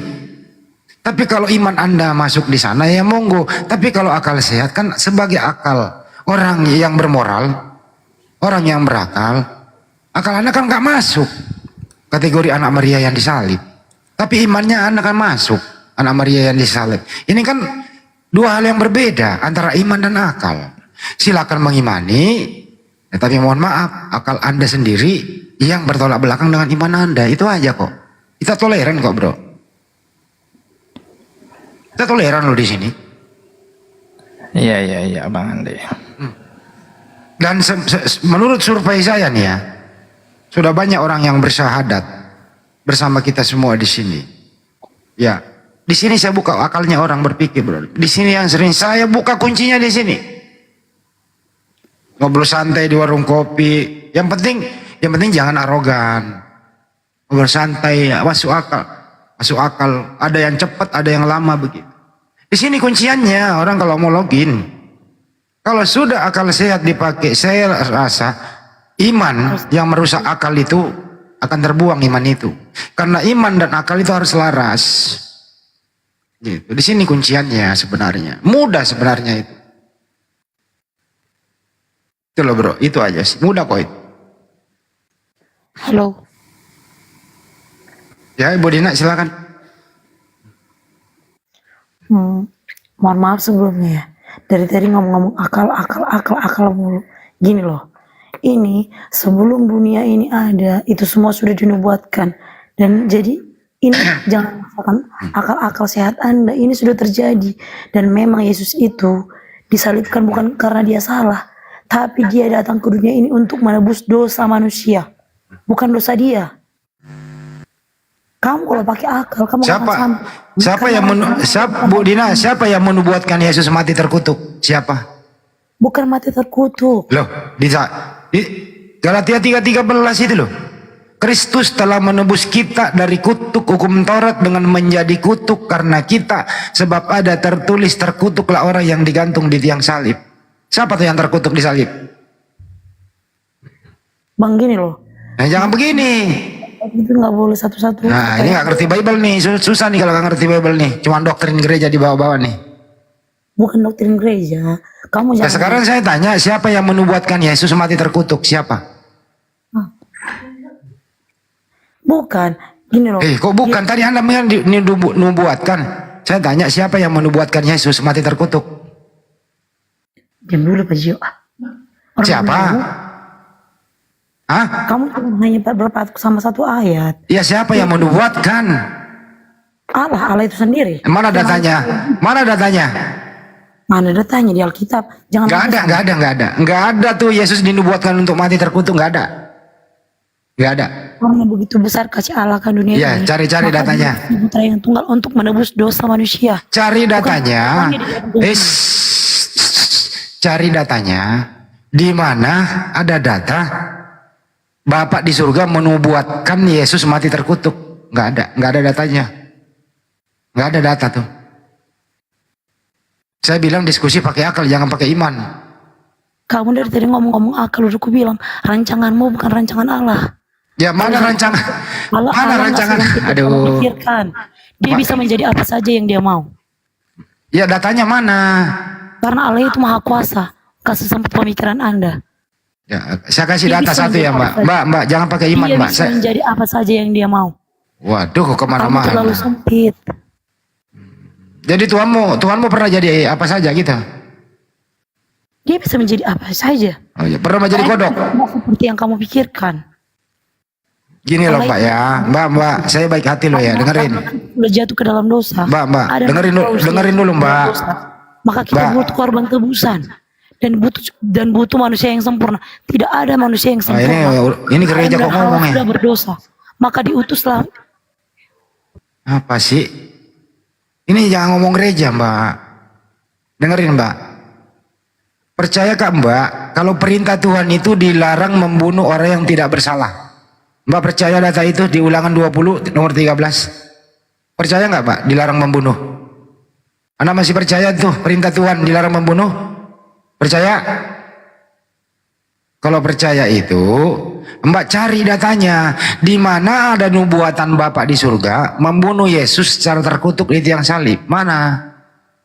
Ini kamu bicara iman. Kita diskusi akal dan data. Gitu loh. Aja belum cukup umur jangan naik dulu Mbak, nanti malu loh. Malu nanti. Panggil Ferdinand Hutahian aja deh. Jadi bicara pakai data Mbak, jangan pakai iman. Malu dengernya.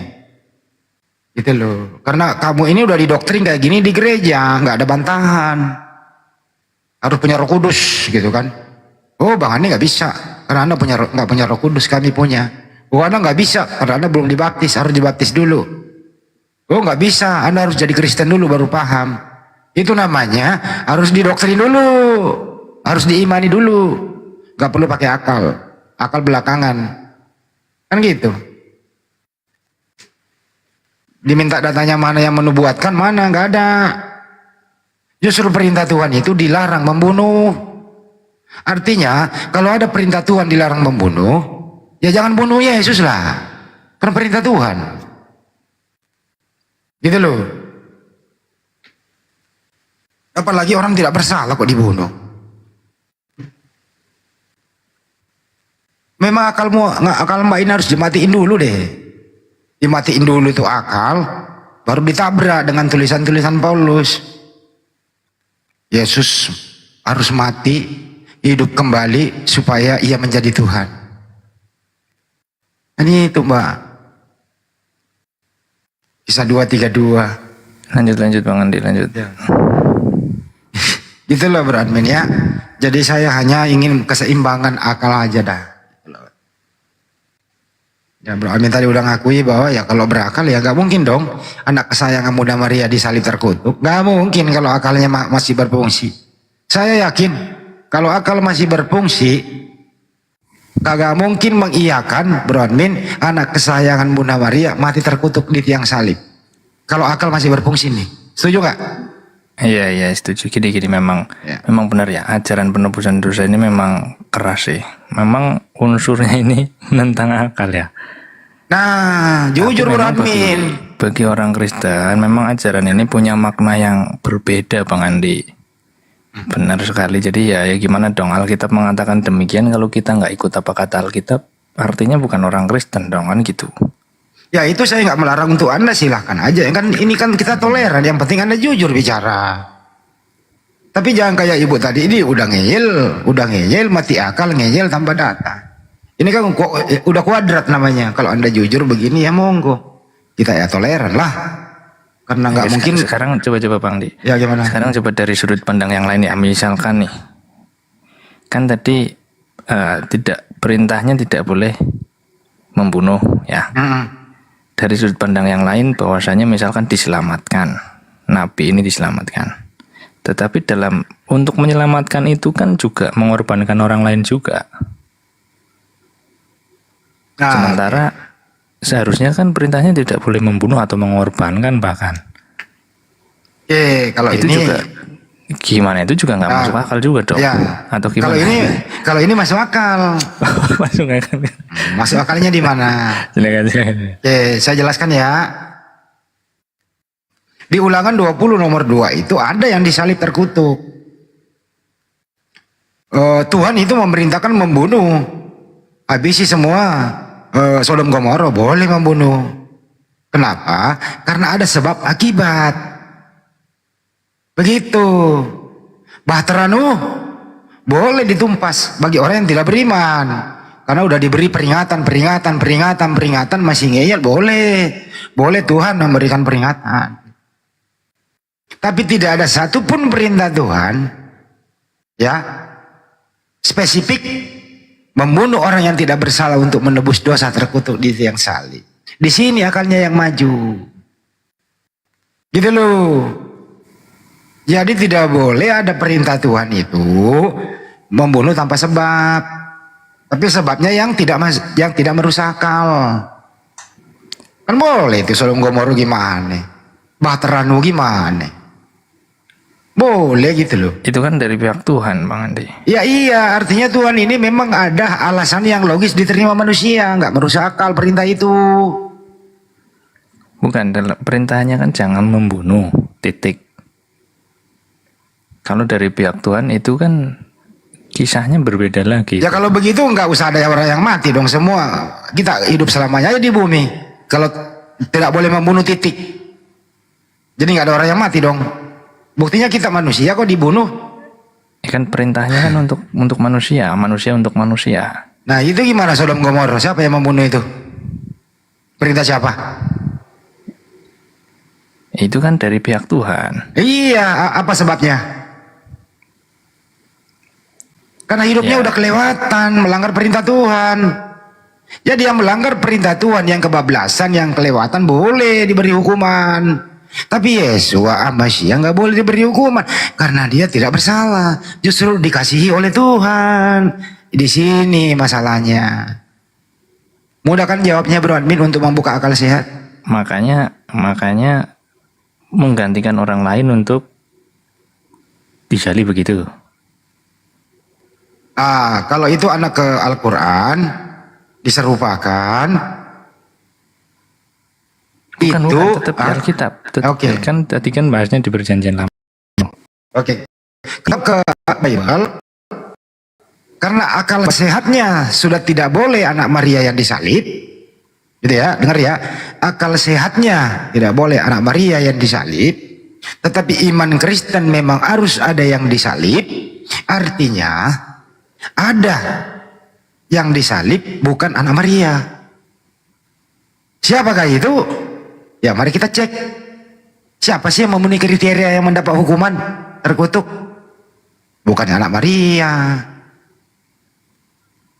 Siapa kira-kira? Yang pengkhianat, yang kerasukan iblis, makan suap. Siapa itu? Itulah yang disalib bro. Bukan anak Maria bro. Iya. Masuk akal toh? Iya. Pinter. Berarti Yudas maksudnya. Ya siapa lagi? Masa Alek? Berarti begini Bang Andi, kan memang Alkitab menceritakan ya kurang lebih sudah lengkap lah tentang tokoh-tokohnya dan tentang nasibnya kan begitu. Sementara apa yang Bang Andi jelaskan itu kan berarti di luar Alkitab ya? Oh di dalam Alkitab itu. Enggak, Alkitab kan menerangkan ceritanya kan sudah clear tuh. Nasib Yudas bagaimana, nasib Yesus bagaimana, nasib para murid bagaimana, begitu loh. Kan ya ini kan, yang kita Alkitab kan ceritanya sudah kita bahas ini kita bahas tadi di Bible loh. Bahwa di perjanjian baru. Iya, perjanjian baru itu Yesus kan tanpa celah, tanpa dosa. Dia orang soleh, betul? Iya. Oke. Yesus tanpa celah, tanpa noda, tanpa dosa, gitu ya, soleh, utusan Tuhan, dikaruniai Tuhan, disayangi oleh Tuhan, betul ya? Jadi tidak ada celah pun untuk dibunuh, dikorbankan, karena tidak sesuai dengan perintah Tuhan, betul? Nah, yang masuk kategori perintah Tuhan boleh membunuh asal ada sebab akibat, sebagaimana yang lalu-lalu dilakukan oleh Tuhan kepada kaumnya para nabi, boleh membunuh, boleh diperintahkan dibunuh orang yang memenuhi kriteria untuk dibunuh. Siapakah itu? Ya Yudas. Apalagi terkutuk loh. Masa Yesus dikutuk? Nggak mungkin lah. Masa anaknya Maria dikutuk? Nggak masuk akal bro.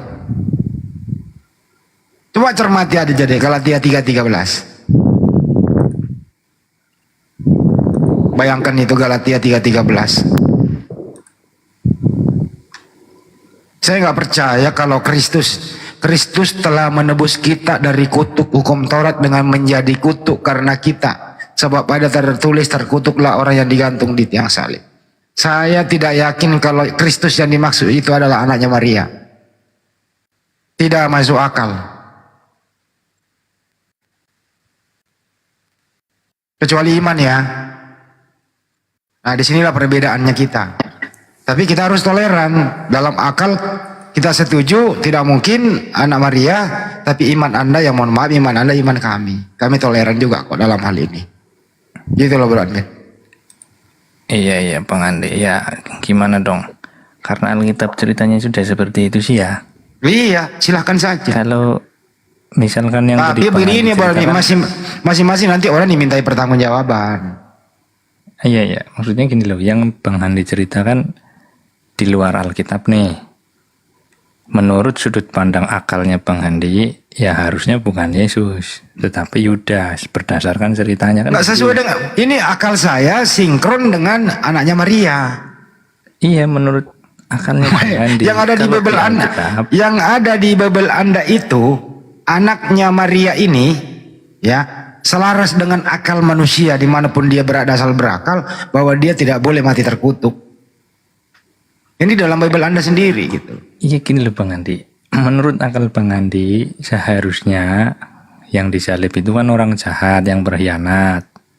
Tadi dirujuk kepada salah satu murid yaitu Yudas. Tetapi Alkitab secara lengkap menceritakan bagaimana nasib Yudas, bagaimana nasib Yesus, begitu loh maksudnya. Berarti apa yang disampaikan Bang Andi di luar Alkitab yang menurut Bang Andi lebih masuk akal kan begitu. Nah kalau Anda Kristen, saya ikut apa kata Alkitab gitu. Iya, silakan saja. Kalau Anda mengikuti iman Anda sesuai Bible, artinya iman Anda sangat tidak menghormati anak Maria. Karena penghormatan Anda kepada anak Maria itu sesuai akal sehat Anda. Tapi iman Anda menabrak penghormatan akal sehat Anda kepada anak Maria agar dia mati terkutuk. Jadi di sisi lain akal sehat Anda menghormati anak Maria, di sisi lain akal atau iman Anda menabrak akal sehat Anda yang beriman tadi itu. Jadi ada dua nih sebenarnya bercabang di dalam diri Anda nih, Bro Admin. Satu, jujur mengatakan akal sehat tidak mungkin anak Maria mati terkutuk, tapi iman Anda menabraknya, harus anak Maria mati terkutuk karena iman. Itu kan ada mendua sebenarnya dalam diri Anda ini mendua. Enggak Bang, ini sebenarnya bukan tidak masuk akal sih. Karena di dalam akal manusia itu sudah tertanam yang namanya adil.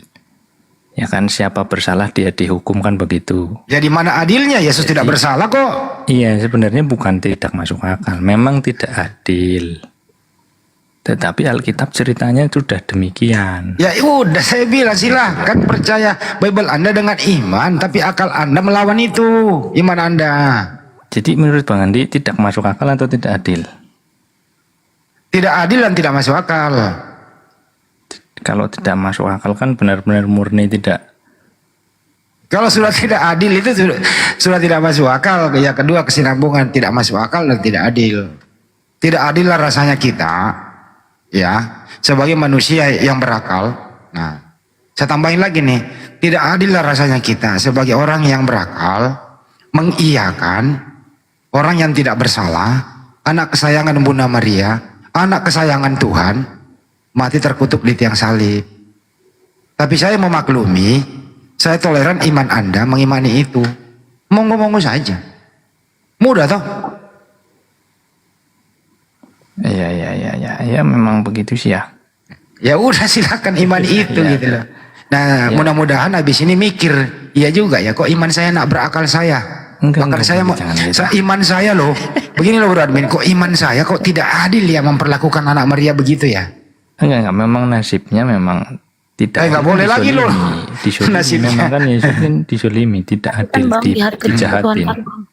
Diam kau dulu perempuan, Anda nggak tahu apa-apa. Nanti memalukan ya. Ya Allah. Gereja lagi nongol nih, Bro Admin. Ini gereja nongol lagi nih. Ya enggak apa-apa lah.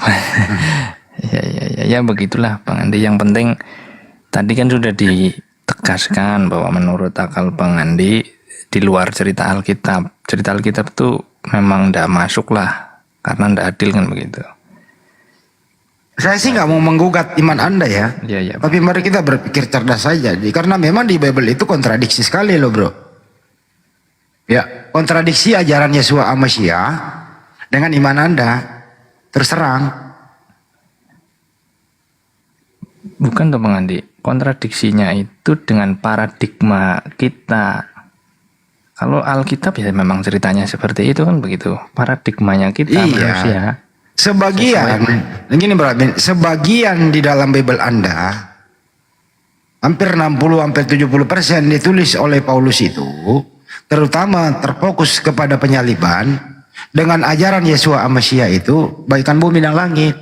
Oke, tapi gini Bang Andi, ada dasar yang kenapa orang Kristen tidak mau dikatakan tidak masuk akal.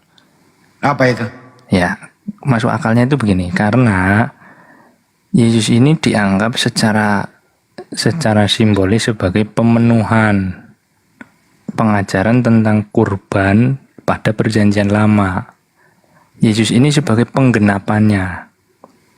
Dulu secara simbolis digunakan domba yang tidak bercacat. Tetapi sudah digenapi oleh kedatangan Kristus itu sendiri. Karena Tuhan adalah juru selamat, kan begitulah. Memang itu yang dianggap orang seperti saya sebagai sesuatu yang masuk akal. Begitu loh, itu dasar yang mengatakan oh kita masuk akal. Karena dulu secara simbolis itu darah domba, dan sekarang klaim Yesus sendiri yang mengatakan bahwa darahnya ditumpahkan bagi penebusan bagi banyak orang.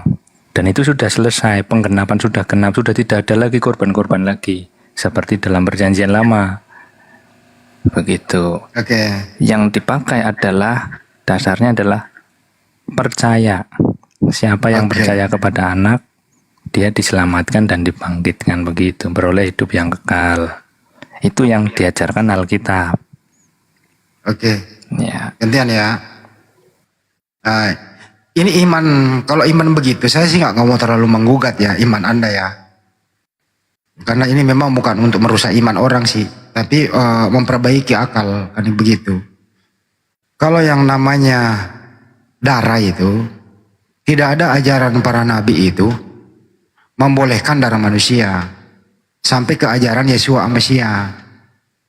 Di sana itu darah hewan, domba. Tapi datang ajaran barat yang dibawa oleh penjajah ini, sebelum adanya Anda semua ini, penjajah yang menjajah negaranya Yesus itu ya, budayanya yang begini. Apa budayanya pagan Romawi itu adalah darah manusia yang harus dikorbankan. Jadi, ajaran para penjajah ini, Romawi ini begitu, menabrak ajaran-ajaran para nabi. Anehnya lagi Anda imani kan gitu.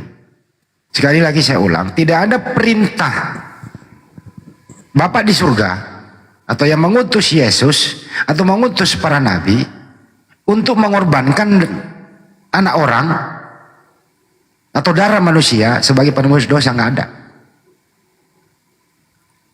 Yang ada adalah lembu jantan, kotorannya haruslah kau bakar di luar kemah, itulah penebus dosa. Jadi nggak ada. Dari mana asal usul ini adalah darah manusia atau ada manusia yang dikorbankan? Ajaran yang dibawa oleh penjajah.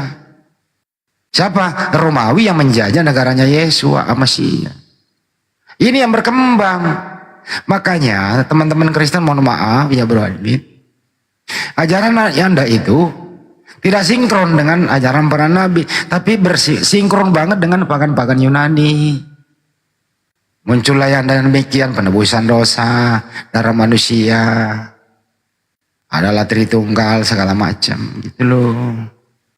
Jadi mohon maaf bro admin, iman Anda itu bukan bersumber dari tempat lahirnya Yesus Amasya, tapi ajaran Anda itu bersumber dari negara penjajah yang membunuh Yudas ini di tiang salib dari Roma. Ini ajaran sudah lama berakar di sana.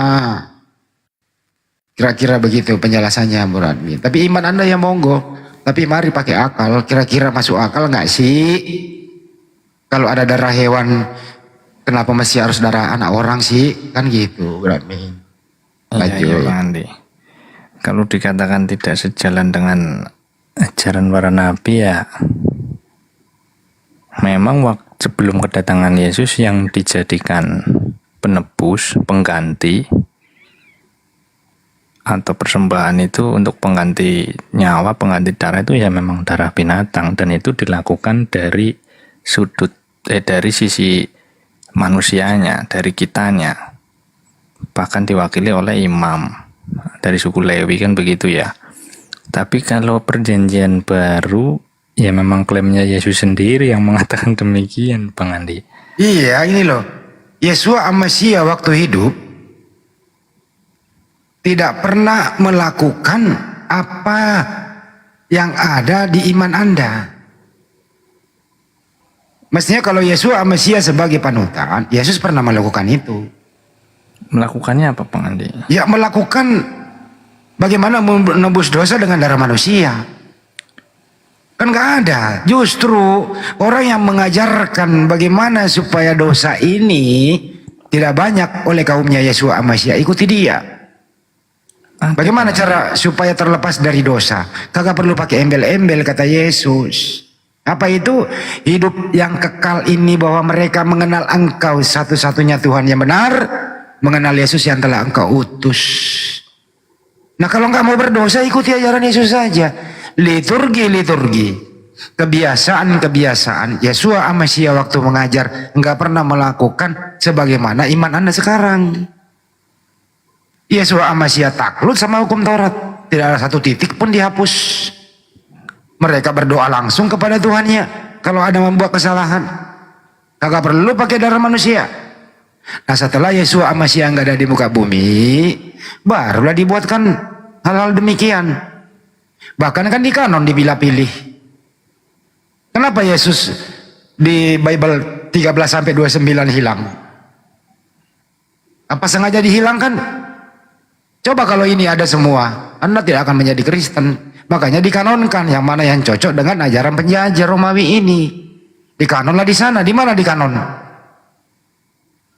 Anda tahu tempatnya dikanon dan siapa yang mengkanon Bible itu? Di kanon itu dibuat ini surat Yesua Amasia udah nggak ada di muka bumi, bro. Jadi Yesua Amasia tidak mengenal perjanjian baru. Ya itu masalahnya gini. Orang Kristen mengenal Yesus melalui perjanjian baru. Justru kalau mau mengenal Yesua Amasia itu yang melalui perjanjian lama lah. Perjanjian kan lama sudah ada ceritanya, Bang Andi. Justru itu. Makanya Yunani ini kan di luar dari sistem. Di luar dari sistem toh. Yesua Amasia memang mengajarkan pakai Yunani. Yesua Amasia memang ada PB di zaman dia nggak ada kan. Dia kan taat hukum Taurat dia. Iya, tapi orang-orang Romawi di luar Yahudi dengan bahasa yang berbeda ada. Makanya waktu disalib itu kan di papan ditulis ada 3 bahasa tuh. Waktu di atas kayu. Itulah yang saya maksud, Bro Admin. Makanya di Bible Anda itu berbahasa Yunani, bahasanya penjajah. Ya, bahasa yang menjajah negaranya Yesua Amasia waktu hidup. Iya lah, tapi kan itu sumber satu-satunya, Bang Andi. Ya silakan saja, tapi akui jujur lah. Jujur bahwa ya kami memang Bible kami Yunani. Kebanyakan diadopsi daripada liturgi Yunani. Kebanyakan diadopsi dari ajaran-ajaran pagan. Ya monggo saja.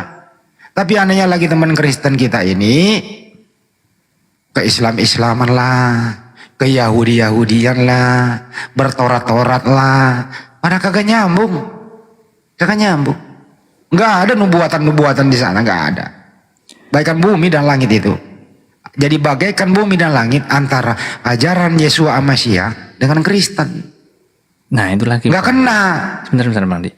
Ketika Bang Andi mengatakan ajaran Yesua Amasia dengan Kristen, nggak kena.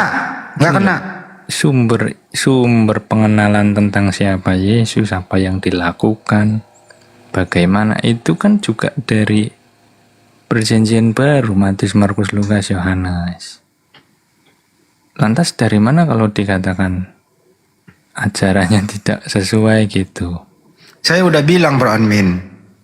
Mohon maaf ya Bro Admin, kita diskusi ya. Ya diskusi, ruang diskusi enggak apa-apa. Ya, artinya apa? Ajaran Yesua Amasya itu berbeda dengan ajaran Kristen. Tapi menjual nama Yesua Amasya. Saya ingin tahu teman-teman semua di sini, kalau memang Kristen ini sinkron dengan ajaran Yesua Amasya, mana ajaran Yesua Amasya? Mana ajarannya anaknya Maria yang lu ikuti sampai sekarang? Gak ada. Misalnya dalam pengampunan dosa misalnya. Gak ada. Gak ada. Ini loh Bang Andi, sumber pengenalan orang Kristen itu kan Alkitab. Otomatis ajarannya sesuai dengan ajaran Yesus yang diceritakan dalam Alkitab. Misalnya dalam hal dosa, Yesus mengklaim dirinya pada waktu perjamuan kudus, kan Yesus mengklaim, minumlah kamu semua dari cawan ini, sebab inilah darahku, darah perjanjian yang ditumpahkan bagi banyak orang untuk pengampunan dosa. Itu siapa yang nulis? Nah, kalau penulis kan memang Matius, Markus, Lukas, Yohanes, Ya itu dia. Perjanjian Baru. Nah itu. Apakah Yesus pernah ngajarin demikian? Tapi itu ilham Allah. Bro Admin, selama Yesua Amasya hidup gak pernah tuh kayak gitu-gituan. Lo tahu gak sih Yesus itu beribadahnya taat terhadap hukum Taurat? Kan jelas itu. Nah. Jelas Yesus itu taat sama hukum Taurat, bukan taat sama hukum Yunani. Begini, apa ini dengerin lo ya, apa ketaatan Yesua Amasya waktu hidup? Dia kan udah jelas. Yang ditaati Apa? Yesus dalam hukum Taurat itu 10 hukum Tauratnya. Bukan yang lain 613 misfotnya itu bukan. Bahkan tentang hari, tentang apa ya yang itu, yang tidak boleh bekerja di waktu Sabat. Terus apalagi ada juga hal-hal yang lain yang dianggap orang Farisi. Ini saya nggak berbicara masalah cabangnya, saya berbicara masalah pokoknya. Kalau cabangnya kan panjang. Pokoknya ajaran Yesus itu, dengerin ya. Pokok-pokok ajaran Yesua Amasya itu nggak jauh dari hukum Taurat. Apa itu? Terutama Ulangan 64. Ini dulu nih pondasinya di sini. Apa itu yang Ulangan 64 nih? Ya, Sema Israel, Adonai Elohim Adonai Ehad. Dengarlah wahai orang Israel, Tuhan Allah kita itu esa, kan gitu. Tuhan, nah bagaimana? Sebentar dulu. Bagaimana kau hanya mengucapkan saja? Yesus praktekin. Bagaimana cara Yesus praktekinnya? Ya ke sinagog. Bagaimana caranya? Beribadah di dalam. Menghadap kemana? Menghadap bait suci. Iya betul. Mengangkat tangan ke atas, meminta doa kepada Tuhannya. Apalagi Yesua Amasya yang dia lakukan? Ya bersuci, disunat, tidak makan babi. Nah, apakah Kristen ngikuti kayak gini-gini? Kagak. Kenapa? Yesus berkata di Matius 4 kalau nggak salah 8-10, tak satu titik pun, satu iota pun dihapus dari hukum Taurat. Kata Yesus kan begitu. Datang Paulus, Efesus 2 nomor 15. Dengan matinya ia sebagai manusia, ia telah membatalkan seluruh perintah, ketetapan hukum Taurat itu. Nah, jadi Bang Andi, gimana itu, kan bertentangan tuh. Ini si Dina apa sih? Berisik lo. Bu Dina kalau mau udah nggak bisa ilmu ya, malas gue berantem sama orang nggak berilmu. Gitu loh Bro Admin. Jadi izinkan saya, saudaraku Kristen Bro Admin ini, liturgi Anda, kebiasaan Anda, apapun yang Anda lakukan sebagai orang Kristen beribadah, Yesus nggak pernah lakuin. Serius. Jadi ibadah Anda tiap hari itu Yesus nggak pernah lakuin. Ya kalau ngomongnya soal misalnya nih instrumen yang lain ya memang tidak. Nah itu dia kan ngakui kan. Instrumen yang lain ya misalnya apalah musik atau apa atau tata cara gitu memang tidak. Tetapi kan yang inti memang diajarkan Yesus sendiri, yaitu perjamuan kudus. Itu yang sampai sekarang dilakukan di gereja. Yang inti itu, sedangkan yang lain dalam tata caranya, susunan acaranya memang berbeda. Maksudnya waktu itu tidak sedetail yang orang modern. Nah itulah yang saya sekarang kok. maksud, Bro Admin. Tempatnya Apa yang Anda juga, lakukan, ya. apa yang Anda lakukan sebagai orang Kristen berbeda apa yang dilakukan Yesus sebagai praktisi Yudaisme. Beda. Rumah ibadah ya beda, cara ibadah ya beda, hari-hari ibadah ya beda. Beda semua. Nah disimpulkanlah oleh Paulus hukum kasih. Kan begitu. Nah, kalau hukum kasih itu Yesus juga itu dari Matius, Markus, Lukas, Yohanes. Nggak perlu pakai nabi, binatang aja yang tidak bertuhan, tidak mengenal Tuhan, ya tidak ada harimau yang makan anaknya dalam keadaan lapar pun, karena dia mengasihi. Hukum kasih itu secara naluri manusia ada. Orang ateis tanpa bertuhan juga belas kasihannya ada kok.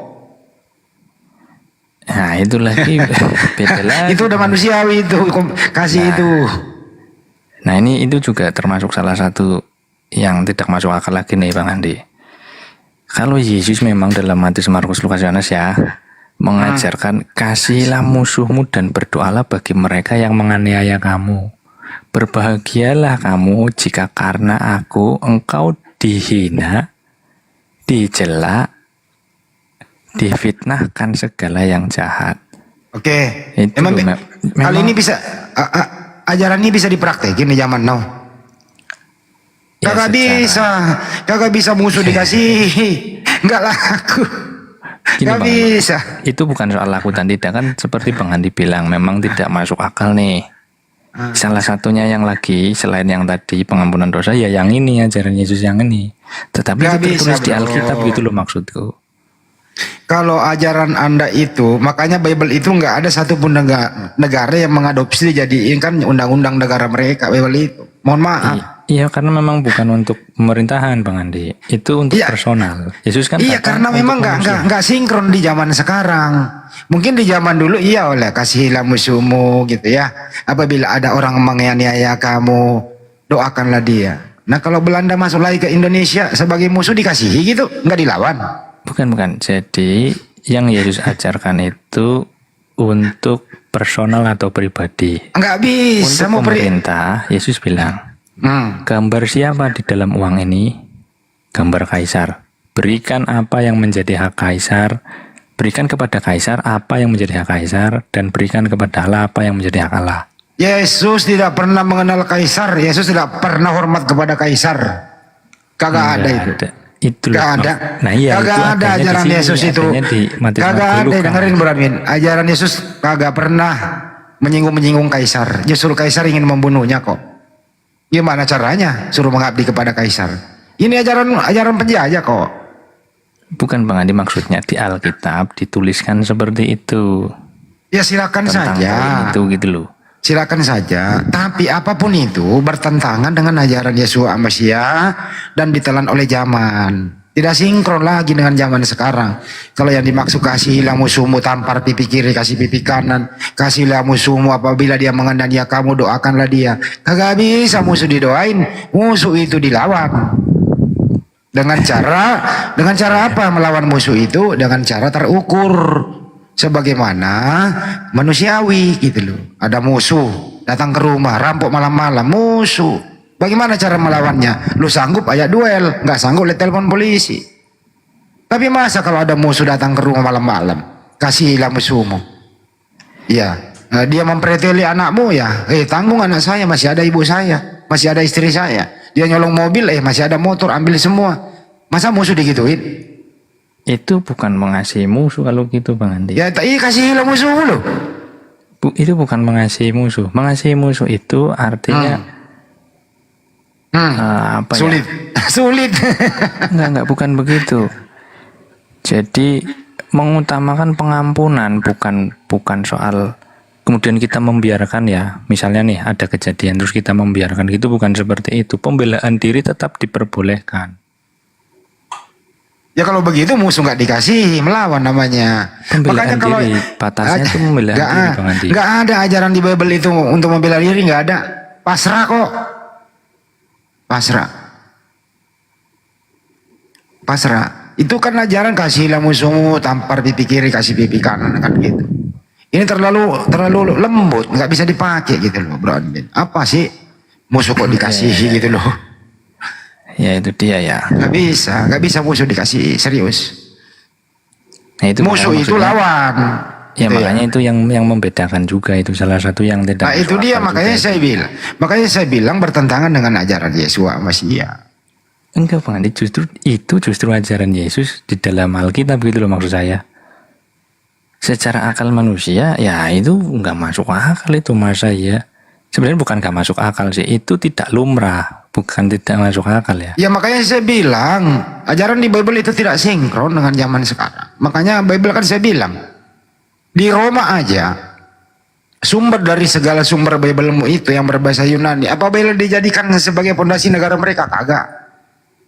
Ya, habis Itali kalau dia pakai Bible dalam dasar negaranya.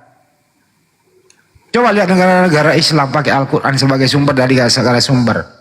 Kita sebagai umat Islam sumber dari segala sumber hukum. Maju negara itu. Karena Al-Quran itu nggak pernah ditelan oleh zaman. Justru zaman ini selalu kok sinkron dengan yang adanya di Al-Quran begitu. Jadi buatan sepintar-pintar manusia membuat suatu artikel apapun itu tidak pernah akan abadi, selalu ditelan oleh zaman. Karena bukan bersumber dari yang mengetahui segalanya. Allah Subhanahu wa taala menciptakan alam semesta, menurunkanlah di dalam Al-Qur'an. Dia yang menciptakan alam semesta. Allah Subhanahu wa taala sendiri yang memberitahu kepada Nabi bahwa alam tuh begini loh. Di dalam laut ada api loh.